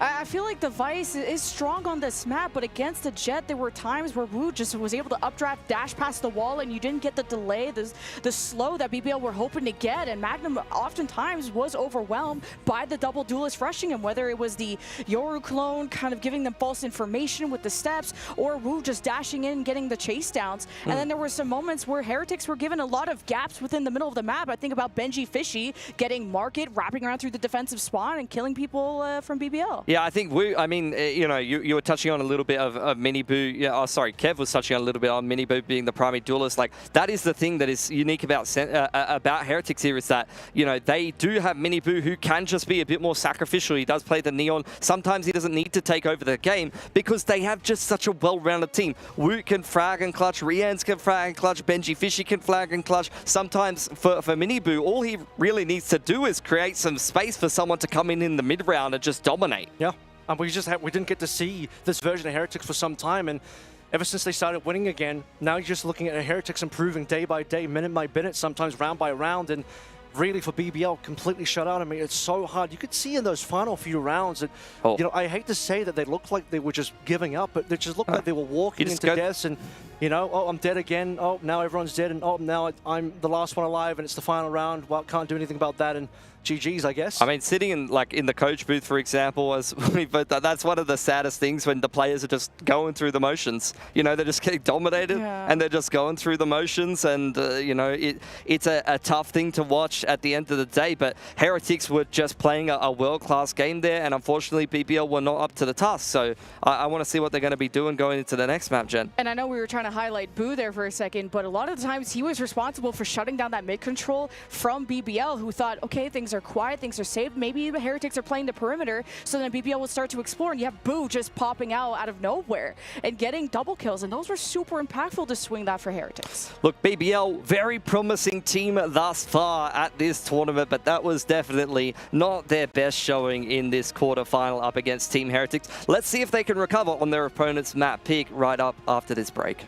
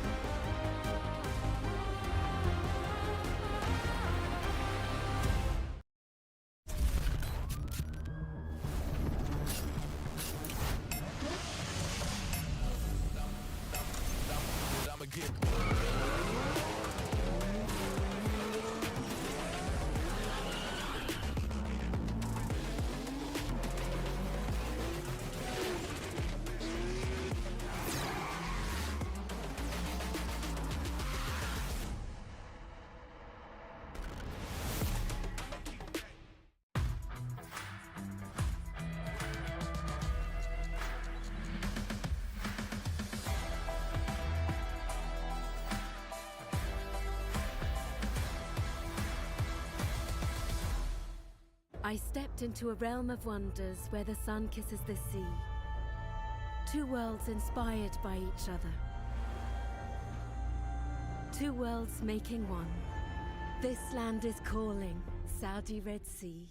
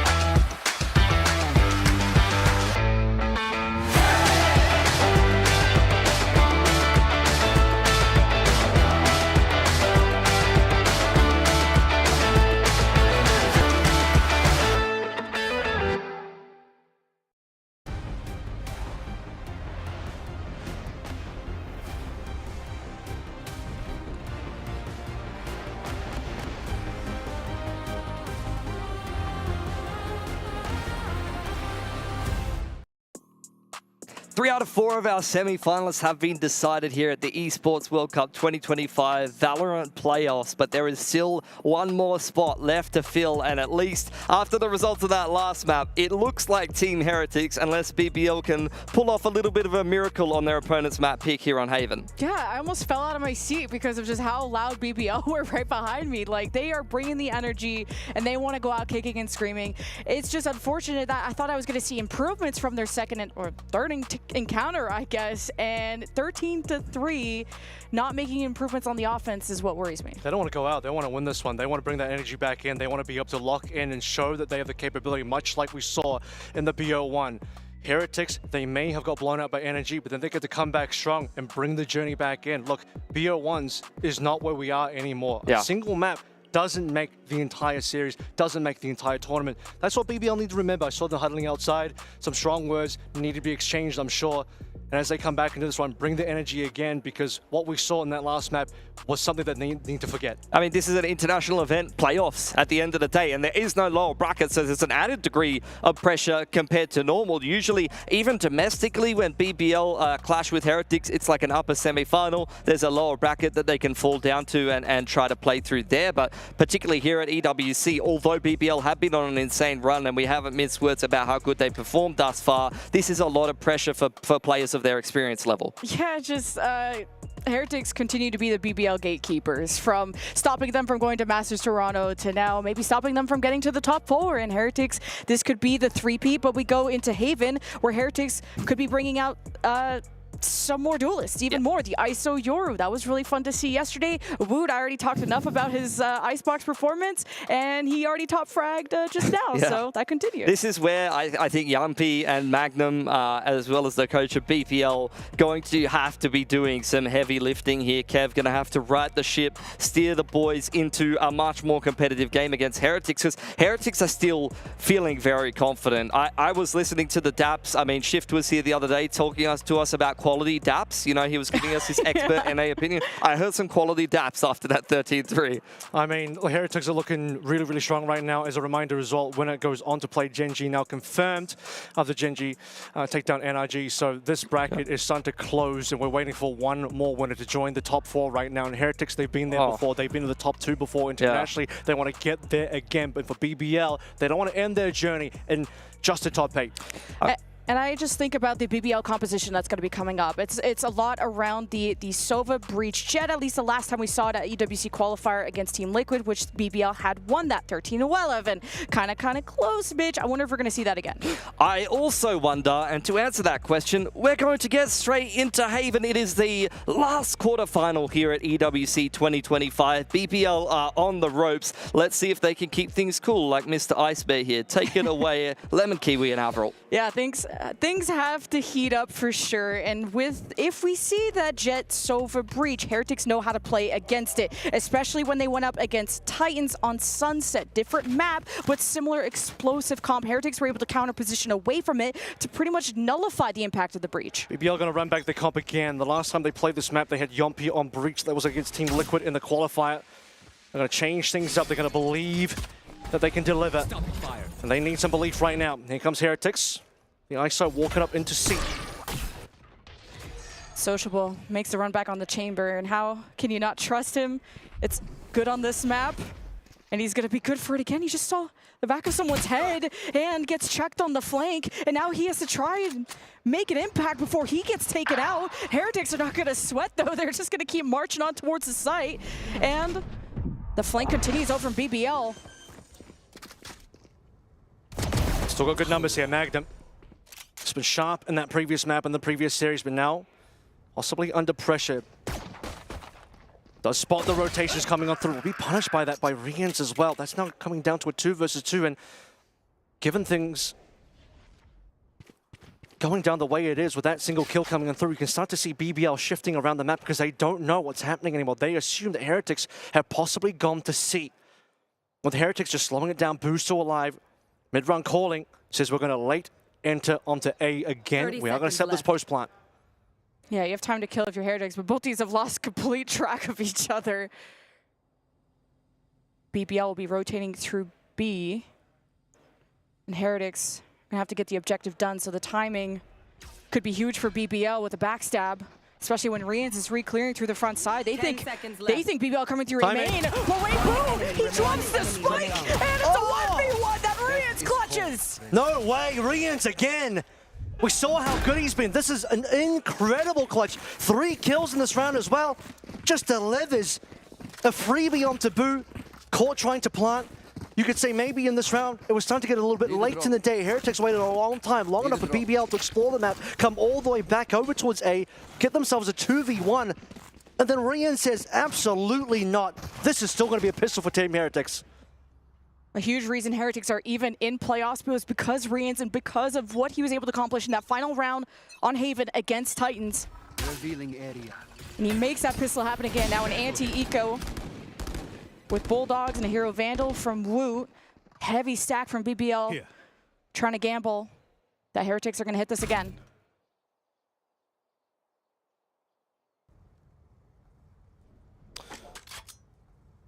So 11 already come through this Marshall. See if he can punish some of these low armor plays, 3 of which are in this Team Heretics side for this round. Heretics still willing to play this one super patiently just to see if there's going to be another walk down, any sort of aggression. Multiple trips being set up here as well. No control on the garage side as Profek will now cover that gap. And it's not going to be a defensive trip in the entrance of B either, which allows now Benji Fishy to walk through. This could be important. It's the 1v1 now. And he tries to isolate that, and Magnum's just going to play his life and wait for reinforcements, and Benji could open up the B site, and he's going to get the backup of his team. Benji gets the finish, and this could be a plan for B, but no, it's a fake. They get the attention of BBL, rotating through A. That 1v1 took too much time from Benji. 30 seconds So left. they infiltrate into C. Well, C was opened up as well. All parts of the map really at this point are opened up. Benji Fishy, the only one down. Sociable with a headhunter. Should be defined a... Won't actually get a weapon because Benji was just on the pistol, never mind. But yeah, 2-man retake in here. And it will have to happen. Levin can still find some decent shots off. Some damage members as well on the side of Team Heretics. Teleport's ready. And the only chance you have is if the smoke dissipates quickly, and Sociable would just get sneezed at and he would fall over. So going down with the ship, and this is Heretics again kicking off a pistol the same way they did on Ascent. And that went 9-3. Heretics took both pistols on the previous map, so BBL got to wake up and really turn up on these pistols. Not covering the exits very well, but that's fine. No retake in there. Put down with the spike, not feed over any orbs in terms of ult points. Time to see what they can deliver now on this next gun round there. Current and very important gun round. Marshall still there for Rians and a couple of low armors there for Yompi and Levin, which could be a bit tricky to navigate. And my hope is that when Heretics did take those pistols, or at least the first one, BBL was able to take that first rifle round, so it was close up until... Yeah, BBL could not keep trading those rounds afterwards. All right, here we go. Triple face in, double tap to lead the way through. Perfect. Smoke is good. Paranoid to follow through if needed. Stealing sight. It's good bait out of utility if nothing else, and just a couple of shots to keep them interested, hoping that they can draw some rotators over, because otherwise, look over towards A. 2 pushed up members working off each other. Both info gatherers, too, are going to face off, and Benji continues to be such a menace on these B lurks, and he wins the duel yet again. Exactly where you Now BBL have to scramble. On A have been discovered. Benji does it again! Every 1v1 he wins! Now a neural theft in the favor of Heretics. Feels like it just seals up whichever is the best side to plant at, which for now is B, and then you have a right side being completely pushed into, so Heretics are going to know BBL have to come from the left. Benji is now all the way in spawn as well. 3 versus 4. You'd imagine this is still doable. Got to come through from the attacker's side now as the 2 pushed up members from BBL. Of course, they were spotted by that neural theft, so you have to believe this. If you're Heretics, Benji, yeah, he'll find this timing. He's been a timing master today. Every single player that's looking for him just can't find him. And now with only 1 player alive, Levin has to run with his gun. Tail between his legs, and BBL drop 0-3 so far on the second map. And Benji's been someone you can let off his leash and go do solo endeavors, and he'll always bring back something. He did that on Icebox, and he does it here again. From opening up B to it ended up being a C finish to a 3K here. And Benji takes full advantage of the map that you give him, just like he did on Ascent. He had pizza open, wrapped around through defenders. He's going to keep doing this, and BBL have to mark where Benji is. I think that at this point as well, you're going to need to start seeing probably a trip placed a little bit more aggressively on B, but I don't even know if that's going to be enough to stop Benji from just getting a peeking angle. Yompi, to be fair, just had a shoulder and half his head open from beyond. An extra bit of geometry on beat. And yeah, I mean, Benji timing at least 2 players. I'm not too sure about Magnum, but certainly the other 2. Now it's going to be a walk down from BBL. Okay, Benji likes to play mid. Let's find him. It's the walk down. Sociable has been the big playmaker before, and his steps being heard. And Woot, 1 and 2, and almost caught Dutill, but Sociable now has to get through layers of Woot and gives him the haircut. So double kill for Woot, and Heretics just not going to give an inch to BBL. Yep, aggression punish once more. They leave a couple players on low HP, so he's within killable range for players like Magnum. In fact, there's even going to be a rifle. That was the rifle being saved over from Levin previously. Which, the way this goes, I think Magnum might end up just saving the rifle again. The rest of the players will walk into Riampi, who would like to just get a topical taps in. Oh, okay. Whiffs initially, but gets a secondary in there. Can he find more Rians at low HP? He needs to see the shot, he does. A couple did go wide. Huge play from Yampi, catching Heretics, taking out the trips. Now he could maybe catch some lucky timing, but Magnum, the only chance he has is if he could win this duel in the corner and flick onto Boo, or Mini Boo, I should say, either way. Magnum is at least out in the open. Could get a lucky spray on the Wood. I just keep coping.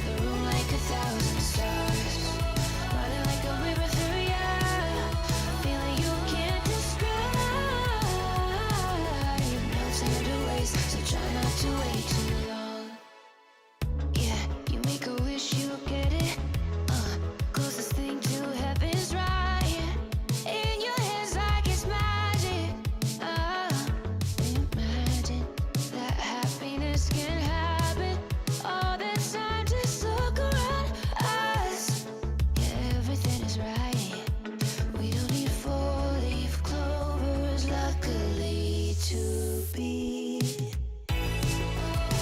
in the time of our lives. This could go a little too right. Illuminate the room like 1,000 stars, running like a river through ya, feeling you can't describe. No time to waste, so try not to wait too long.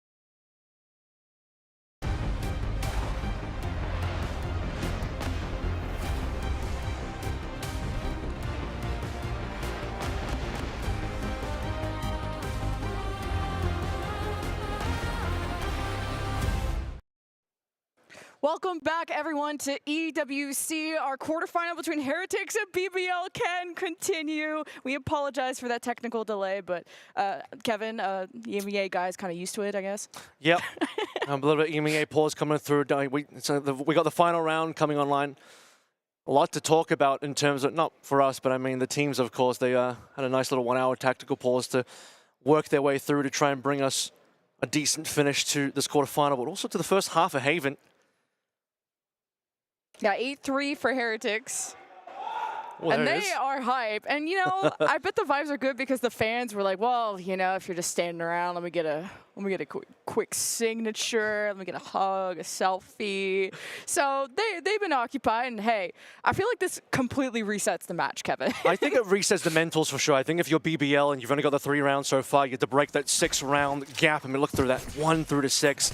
It's a good opportunity to just reset the mental a little bit. Let's just chill out, get into that final round, bring some heat in for BBL, some light buys, but a couple rifles though. Just the actual walk down from Levin, but okay. He's trying to get this over with, then Yampi's gonna back him up, maybe using his teammate as bait. The Hunter's Fury does not clip the wings of Heretics. So trademark online, drone through mid. Happy to play nice and tight over on Magnum C side, but it will be an A finish. It's gonna be a walk down, boom, done. All right, good night, Prophet. Dimensional drift and the immediate decloak. All right, Miniboo. This is a very solid round. BBL just not being able to catch Heretics by surprise, and they are not asleep after that timeout. Let's see what Magnum does now. Doesn't really have a gun here, so he's gonna have to play this no matter what. And he's got 1 in front of him. 9-3 ends up being the half. As it is written, so it shall. And is this going to be the sweep? This would have to be the comeback of a lifetime, but after a long pause like that, I'm sure you're able to settle down from the jitters of, well, I don't even know if we want to mention what the last score was. Well, that's the problem, right? The last map, Ascent, that was a 9-3 first half, and then guess what? Heretics sweeped up 4 rounds in a row. It was all done and dusted. However, I want to see if we do get a bit of a mental reset in here. Obviously, going to round number 12, BBL didn't have a full buy coming in. It was always going to be pretty tough. But a fresh pistol, a fresh start, a must-win pistol, really, which would then give them an anti-eco. Then you can start to feel like maybe BBL have a little bit more to say in the series still. Because we especially wanted to see 11 really settle in. And I think he started to at the second quarter. You know what I mean? Like near the end, he had that 3K, which got him that second round on the board for BBL. But is it too little too late? And I think after that pause, Levin was definitely able to probably talk to his coach or even just at least his teammates to get him back in the groove. Just calm the nerves, you know. It's you just need a minute sometimes, take a bit of a breather. Goodbye. As we go back in some of the earlier rounds, of course, talk about Benji Fishy, he had some great moments. Lurking over towards mid, transferring across the map, getting all the way to the back. Sociable started to find a couple of picks of the operator as well. There were a couple of rounds in there for BBL. It just took a little while for them to really get the groove, to at least get 3. And Heretics have won every pistol so far, so let's see if BBL had something special thought up with all the time they had. And the way that Sociable was, no, was it not? It was Levin actually just walking down A main. Maybe he's trying to act like a Yoru clone. He's like, let's see how sleepy they are. And not sure if he got what he was looking for there. It's a good point about the pistols, really, because you're this far down, you can't afford to lose this pistol. Really, getting a couple pistols surely would have helped them in the previous map as well. Although, you know, we had some commentary about the gun rounds as well. It wasn't just on the pistols, really on Ascent. It was a bit of everything, but this pistol really is, I think, especially given how last map went, kind of do or die here. You wouldn't want to have Heretics 10-3 up if you're BBL. You want to have a little bit more here. Yeah, if y'all have a short-term memory loss, Sociable was the big playmaker, and honestly, the only one in my opinion. And okay, well, Yampi is just down to 4 HP. He doesn't get to do much this round. Still a body, still a flash to come through. Double tap ready. He's still warm. There's a swing from Wu, and BBL hadn't entered yet. So actually the blind onto the Yoru. Riyadh with 2. Woot and the rest of Heretics collide and squish BBL to death. And now this is the moment again. I asked the same question the last map. Is it time for the Force for BBL? Can you really allow Heretics to once again move their way up to 11? You look at these heavy armors already being bought up by Heretics. I mean, they're thinking about it too. the other team probably has to be putting in a little bit more for this round. Otherwise, Heretics, we already saw what happened to Ascent, 4 in a row as soon as you get to the second half. Yeah, definitely a force, right? And the Stingers have been solid for BBL, but it's about being in a position where they're going to do some damage and Heretics are going to know. Wow. Mini Boo with an Outlaw. This is not good. That's a punish and a half straight on mid. Sociable down. Spike moving out a little bit further as it'll be Magnum over on the A side of the map. You would have a little bit of a movement coming through from Wood as well. See if he gets spotted here. Ooh, Judge. Oh, I love sitting here with a Judge. This is gonna hurt a lot. You don't have a flash. Just 2 shots, 3 down. Wu continues to be spectacular this series. And now you're going to get into a situation where Riyadh is already close to Hunter's Fury. Wu just farmed up a little bit extra, moving towards that kill contract. And for BBL, I feel like we just had a pause, but let's pack pause in now. I mean, oh, okay, it is their gun round. They need a little bit of time here. We're going to figure this one out because pretty important here. We looked at how things went on Ascent. They didn't win this round either. Didn't want to force. Respectable, that's fine, but you will be giving 11 over. You cannot give 12 over. Players are looking a little tired, maybe trying to see if the ref wants to join the team, but at least we can... If a player starts talking to a ref, I'm getting scared. Yeah, well, Fnatic Paper X, by the way, is a semifinal you can look forward to tomorrow, and Gen G will be facing the winner of this, so no North American teams, unfortunately, in the top 4. But a guaranteed 2 MEA teams because, well, all 4 of them face up against each other, knocking each other out, but 2 will be guaranteed in. Right now, it's looking Heretics coming into this one. You know, I said it was 50-50. Truly, to me, it did feel 50-50, but as you look through these maps, as you look through these rounds, it definitely feels more and more Heretics favored until you get to this point, and there's only 2 rounds left to play through. As I'm going to ignore what it says on the bottom left, just for my sanity. Don't worry about it. Titans Esports Club, Tech. We actually said Tech way too many times that game, and now a couple more rounds before Heretics lock in the top 4. And everyone's asleep when it happens. Heretics fans, hope you're awake for this one. And Mini Boo does not get that first blood off the Outlaw he brought through into the bonus. Perfect took a ton of damage though. They got Yampi in position, left him behind. That could be a little bit dangerous later on. He doesn't have any real way to get out of the situation, so he's just going to be there for quite some time. And look at this. Heretics have completely moved off C. I don't know if BBL want to walk into this trap dog when Mini Boo just wins every duel. Oh, and this just continues to be the story of BBL. It's just maybe the hands got cold. And man, Heretics are just icy with it. And they do lose Benji, but how many repurchases can you force? It'll be Heretics on match point very soon unless Yampi and Sociable, the 2 best players I think from BBL this series, can step up. Scan did hit. Oh, okay, Scan hit Yompi. He knows what Wood is. He punishes. Now it's on to Boot. Sociable 9 HP. 1 enemy remaining. He's like looking back at us like it's our fault, and then he goes and finishes it. Now this is very doable for BBL. This would be quite the comeback. 9 HP was all he needed. 2 players alive, and Recon could be coming online fairly shortly here as well. Rians though. Not going to be there. 9 HP for Sociable. Here's a pop-off.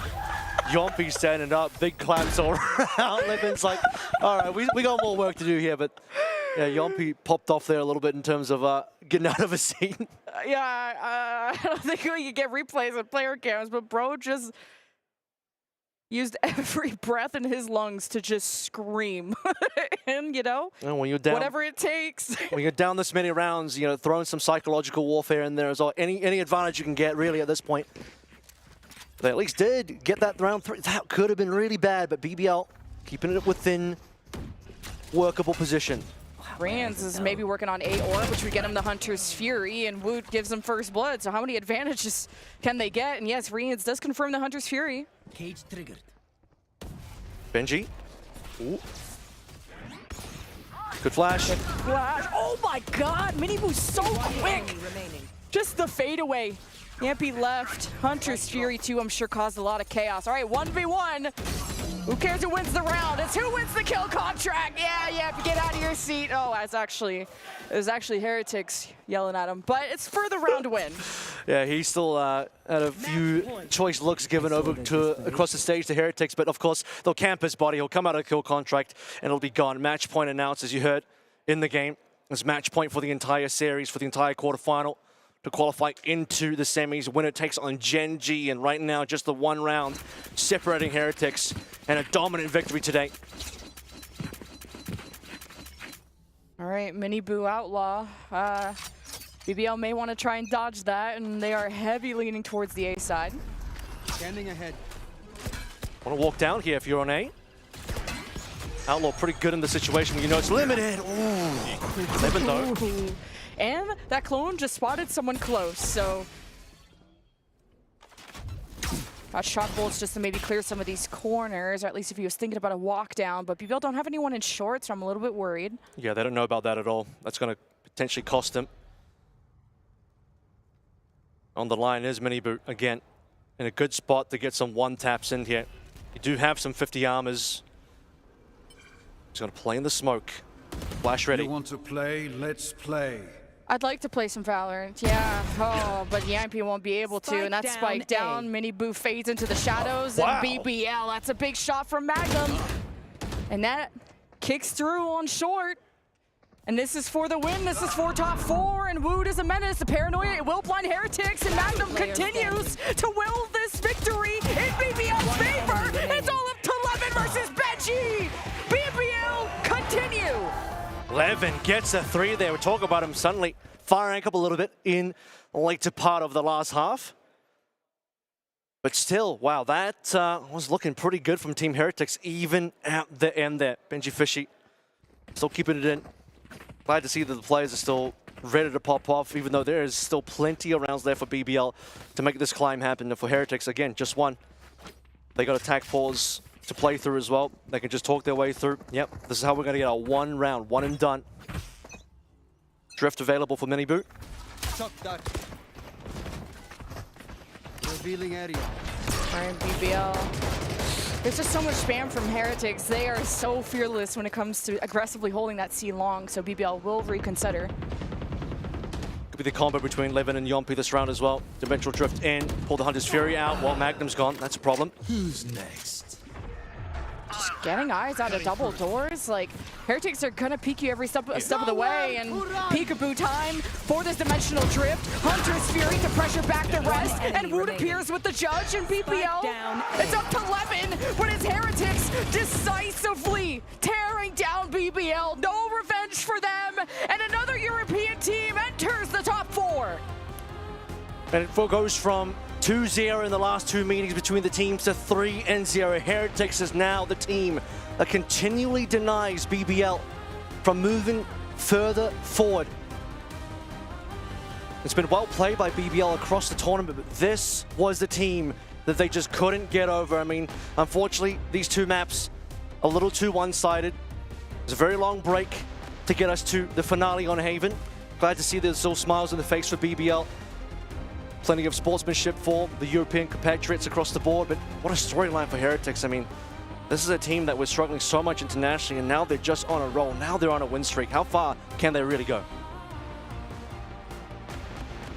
These 2 teams will encounter each other many more times. And they are just, you know, it's cool to see BBL still keeping smiles and having fun, kind of maybe knowing what was going to happen anyway. And Heretics definitely giving their respects over. But Heretics have leveled up in a new way and in a much greater way than the last time these 2 teams face. And excited to see if this will be the international tournament for Heretics to take.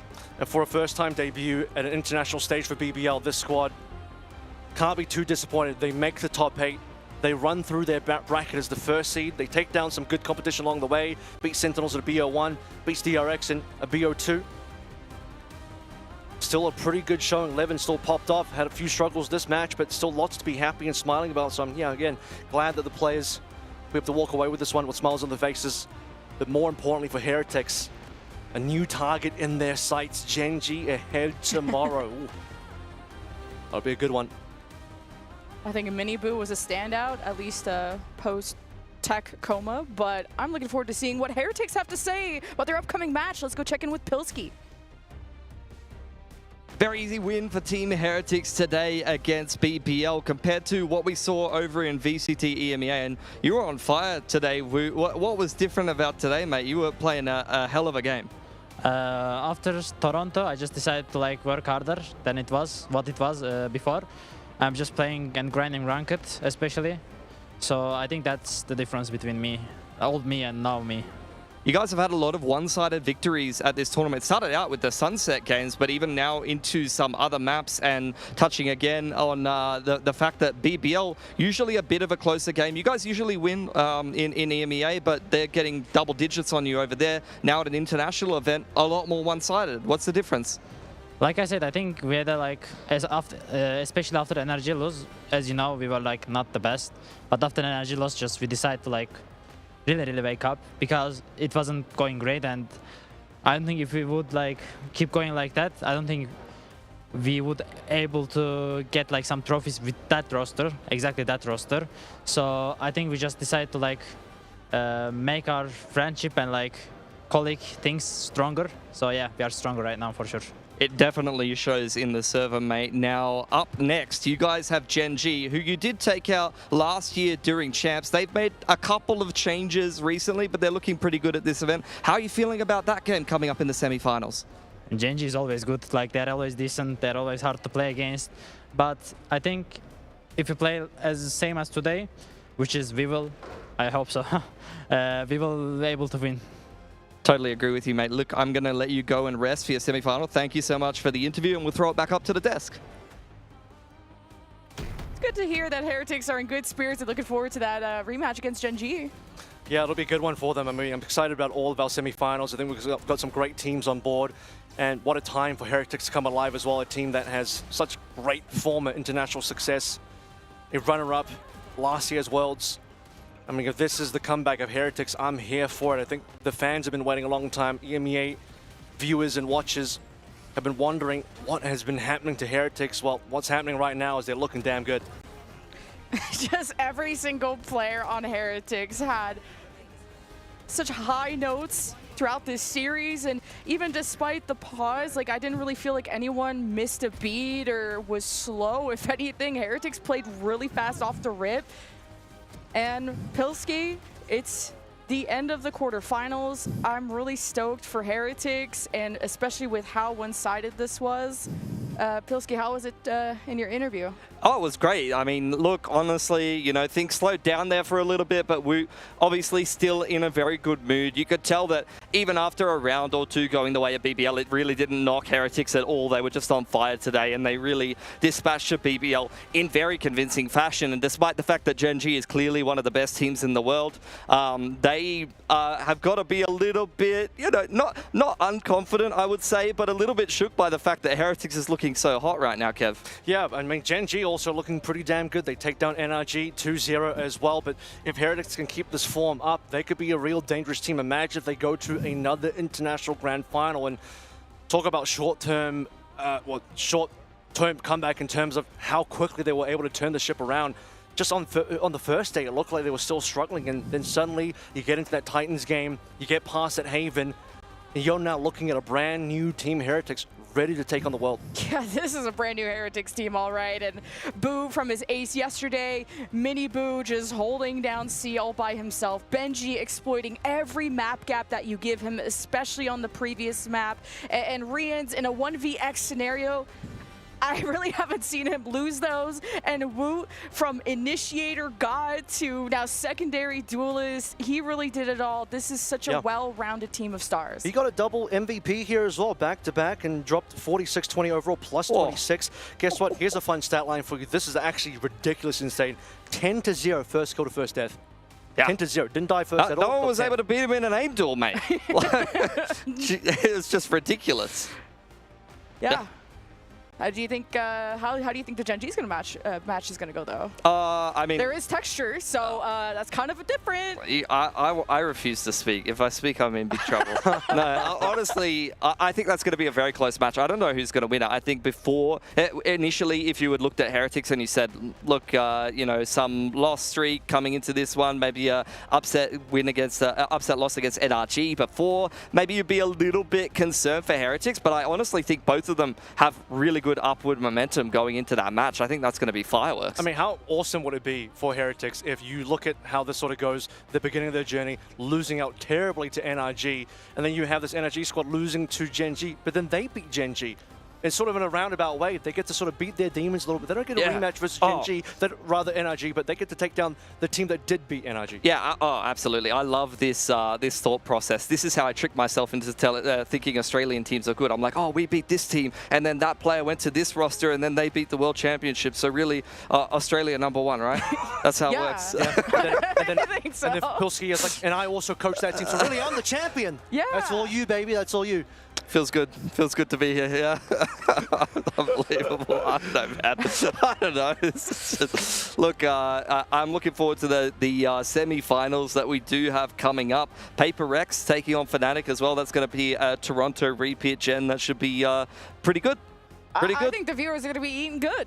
I mean, especially when they have all that time to get food, but especially on that match of Fnatic versus Paper X, and that has its grudge match on its own, and whoever comes out of that, I feel like is going to win the event. I don't know. What do you think? I mean, it's a hard one because now I look over to this Gen G side as well. Heretics are looking damn good, and there's a bit of a grudge going on here also because these two teams have faced off internationally so many times that even in a grand finals, Master Shanghai, Gen G won that one 3-2. So yeah, I mean, we heard it from the team. They want to take down Gen G. Paper X Fnatic is a great rematch. Literally just happened. Couldn't hope for better quality Valorant. Absolutely, and let's take a little bit of a look at some quality Valorant by, it is a hot takes segment by Suleiman Al-Habib, and it is a round here from Team Heretics. Now, this Yoru and ISO comp is so snowbally when it gets going on the attacking side, and you can see exactly why. Woot early on is going to get himself a nice little multi-frag. You could see that Sociable wasn't really able to get an angle until he was finally able to get this pick from Heaven. But by that point, Woot has already got a multi-frag. He's already got someone inside of the ISO ult, and he's going to win it and get himself another ult point. And that is just what makes it's so hard to play against this Yoru ISO comp on Haven, in particular on the attacking side, because once they start going, they're just going to keep snowballing. You're going to keep stringing those ISO ults together. You're going to get the Yoru ults, and the rounds start to play themselves. I don't think Woot lost the kill contract. The ink was not disappearing. He signed that off, and there's not going to be a rematch, no double limb. That was an amazing job by Woot. He could really play it all. I mean, that's just one of many clips, right? You could have chosen so many clips to present what Woot was able to do, even going back and looking over to the Jet as well. Yeah. I mean, this thing started on Ascent where he was just doing undeniable things. The fans have been waiting. They've been calling, where's the Woot duelist? It was so good. Well, here you go. You get to eat good here. You get to see it once more. You get to see why it's so damn good. And let's take another look at one of the key crushes from this event. We've gotten to see some nice little, you know, B-roll footage, some reactions in, and this is Chronicle crushing Key, and he's looking very pensive. He's looking very pensive there, Jen. Smile. What's with the grin? Yeah, he's getting pleasure out of this. Yeah. He's stroking the cat as well. I personally liked the oh, okay. That's diabolical. That is just straight up. Yeah, that is 100%. I love the texture reaction as well. That was definitely my favorite. Sentinels was my favorite, but they didn't get to crush too many. Zelda's looking like he was in the club. That's my bad. That's my bad. Let's skip over that. Yeah, look, yeah. I'll stand back up. All right. Yeah, I mean, not much else to say about that. We love seeing teams' keys getting crushed. We love seeing teams' dreams being crushed. Let's take a look at the playoffs bracket semi-finals. Are coming up for you guys. It is going to be, as we mentioned, Paper X taking on Fnatic. That is going to be a Masters Toronto Grand Final rematch, and Heretics taking on Gen G, a match that we have not seen since Valorant Champions at the end of last year. Yeah, there's also a third place match here as well. Obviously, there's a lot of money to play for. There's club championship points to play for as well, so we need to have this distinction between first, second, and third, and then also fourth as well. And also kind of good in a way to sort of figure out, okay, well, the teams that do lose, who is the better among them as well? So you get two excellent matches even on the final day between the grand finals and the third place. And just a reminder that every time you move up a spot, you're basically doubling your prize pool. So as much as like people are like 3rd place, huh? Like that is a lot of money on the line. Okay, so everybody better tune into that one. Yeah, it's a top-heavy prize pool. It's top-heavy in terms of the club championship points, and it's very early on still here in the Esports World Cup, so still plenty more opportunities to get some points, but there is definitely some aura about getting one of the first tournaments out of the way and already getting yourself 1,000 there, Kev. Yeah, it would be awesome. And for the teams that have a lot more other teams in here, they can just enjoy that lead going through. But for the Orgs that maybe don't have as many teams here, this basically almost secures them a top 8 finish in the club championship, right? Yeah, absolutely. And we talked about how good of a run Falcons had last year. We talked about the fact that Liquid barely missed out. They were the 2nd place in the club championship last year, barely missed out through the EMEA qualifier. They also won't be able to get any points out of Valorant. But look, you know, at the end of the day, they'll have to look towards other games, I guess, to get themselves more club championship points. And look, guys, not all heroes wear capes, but I know one man who definitely did today because he got this game over very quickly. We are going to give the MVP over to Wu. It is going to be the Sony Daily MVP there, and he is definitely deserving of it. Sony Daily MVP, because he was zooming around. You give him any role, he'll deliver, and he was the most consistent one, but there are so many stars. This is a team that is a galaxy. I was so stoked watching this guy. And we didn't even get that many rounds. I mean, I'm sure Woot would have farmed up even harder stat-wise if there were more extended rounds, pushing this to a 3rd map maybe, but just given the fact that, I mean, if I just counted up even really quickly, 26 to 8 rounds, I mean, we're talking like 34 rounds total. Dude drops a +20 with a 46 and 20. It's just disgusting stats. Yeah, more than a kill around. 10-0 in opening duels. Absolute dominance from Wu. Guys, go grind ranked. You know, go work harder. Go be like Woot. Yeah, go work harder. You can't be like Woot. He's one of a kind. Like, you know, he's. I would love to make the meme that, oh my god, another Turkish aimer. This guy's different. This guy is like, there's Turkish aimers that are good on average and are amazing at Valorant, and then Woot is like a cut above that. He's like the SS tier. Oh, we also saw Althea, so, you know, there's a lot of these amazing Turkish players. And if it wasn't for this game, I mean, Alpha probably would have got it from our earlier BO3. But, yeah, it just goes to show so much talent in that region. Yeah, he's getting the MVPs really swindled away from him. I mean, Forsaken stole it in Toronto because he did win the tournament and play a lot of different agents after all. But Alpha was shooting really hard. And, look, we'll be looking for some more teams shooting hard tomorrow in the semi-finals. And, look, to close out the day, let's throw it on over to the Kadia top plays of the day.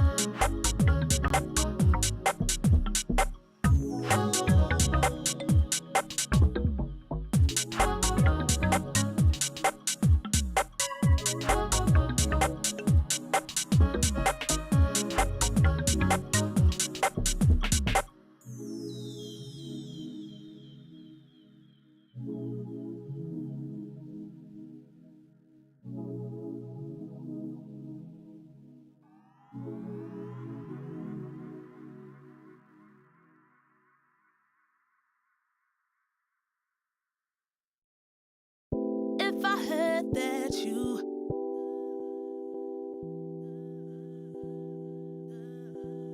If I heard that you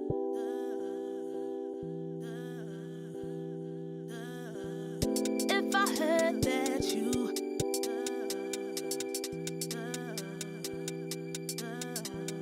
If I heard that you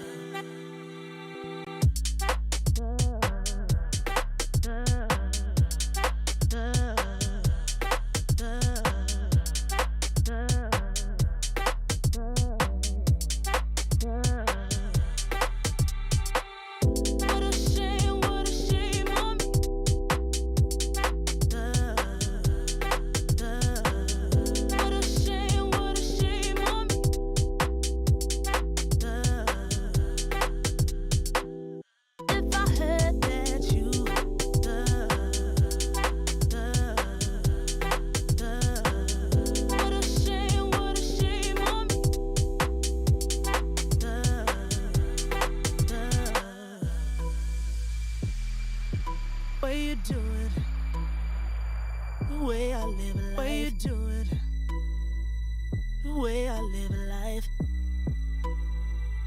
the way I live a life, way you do it.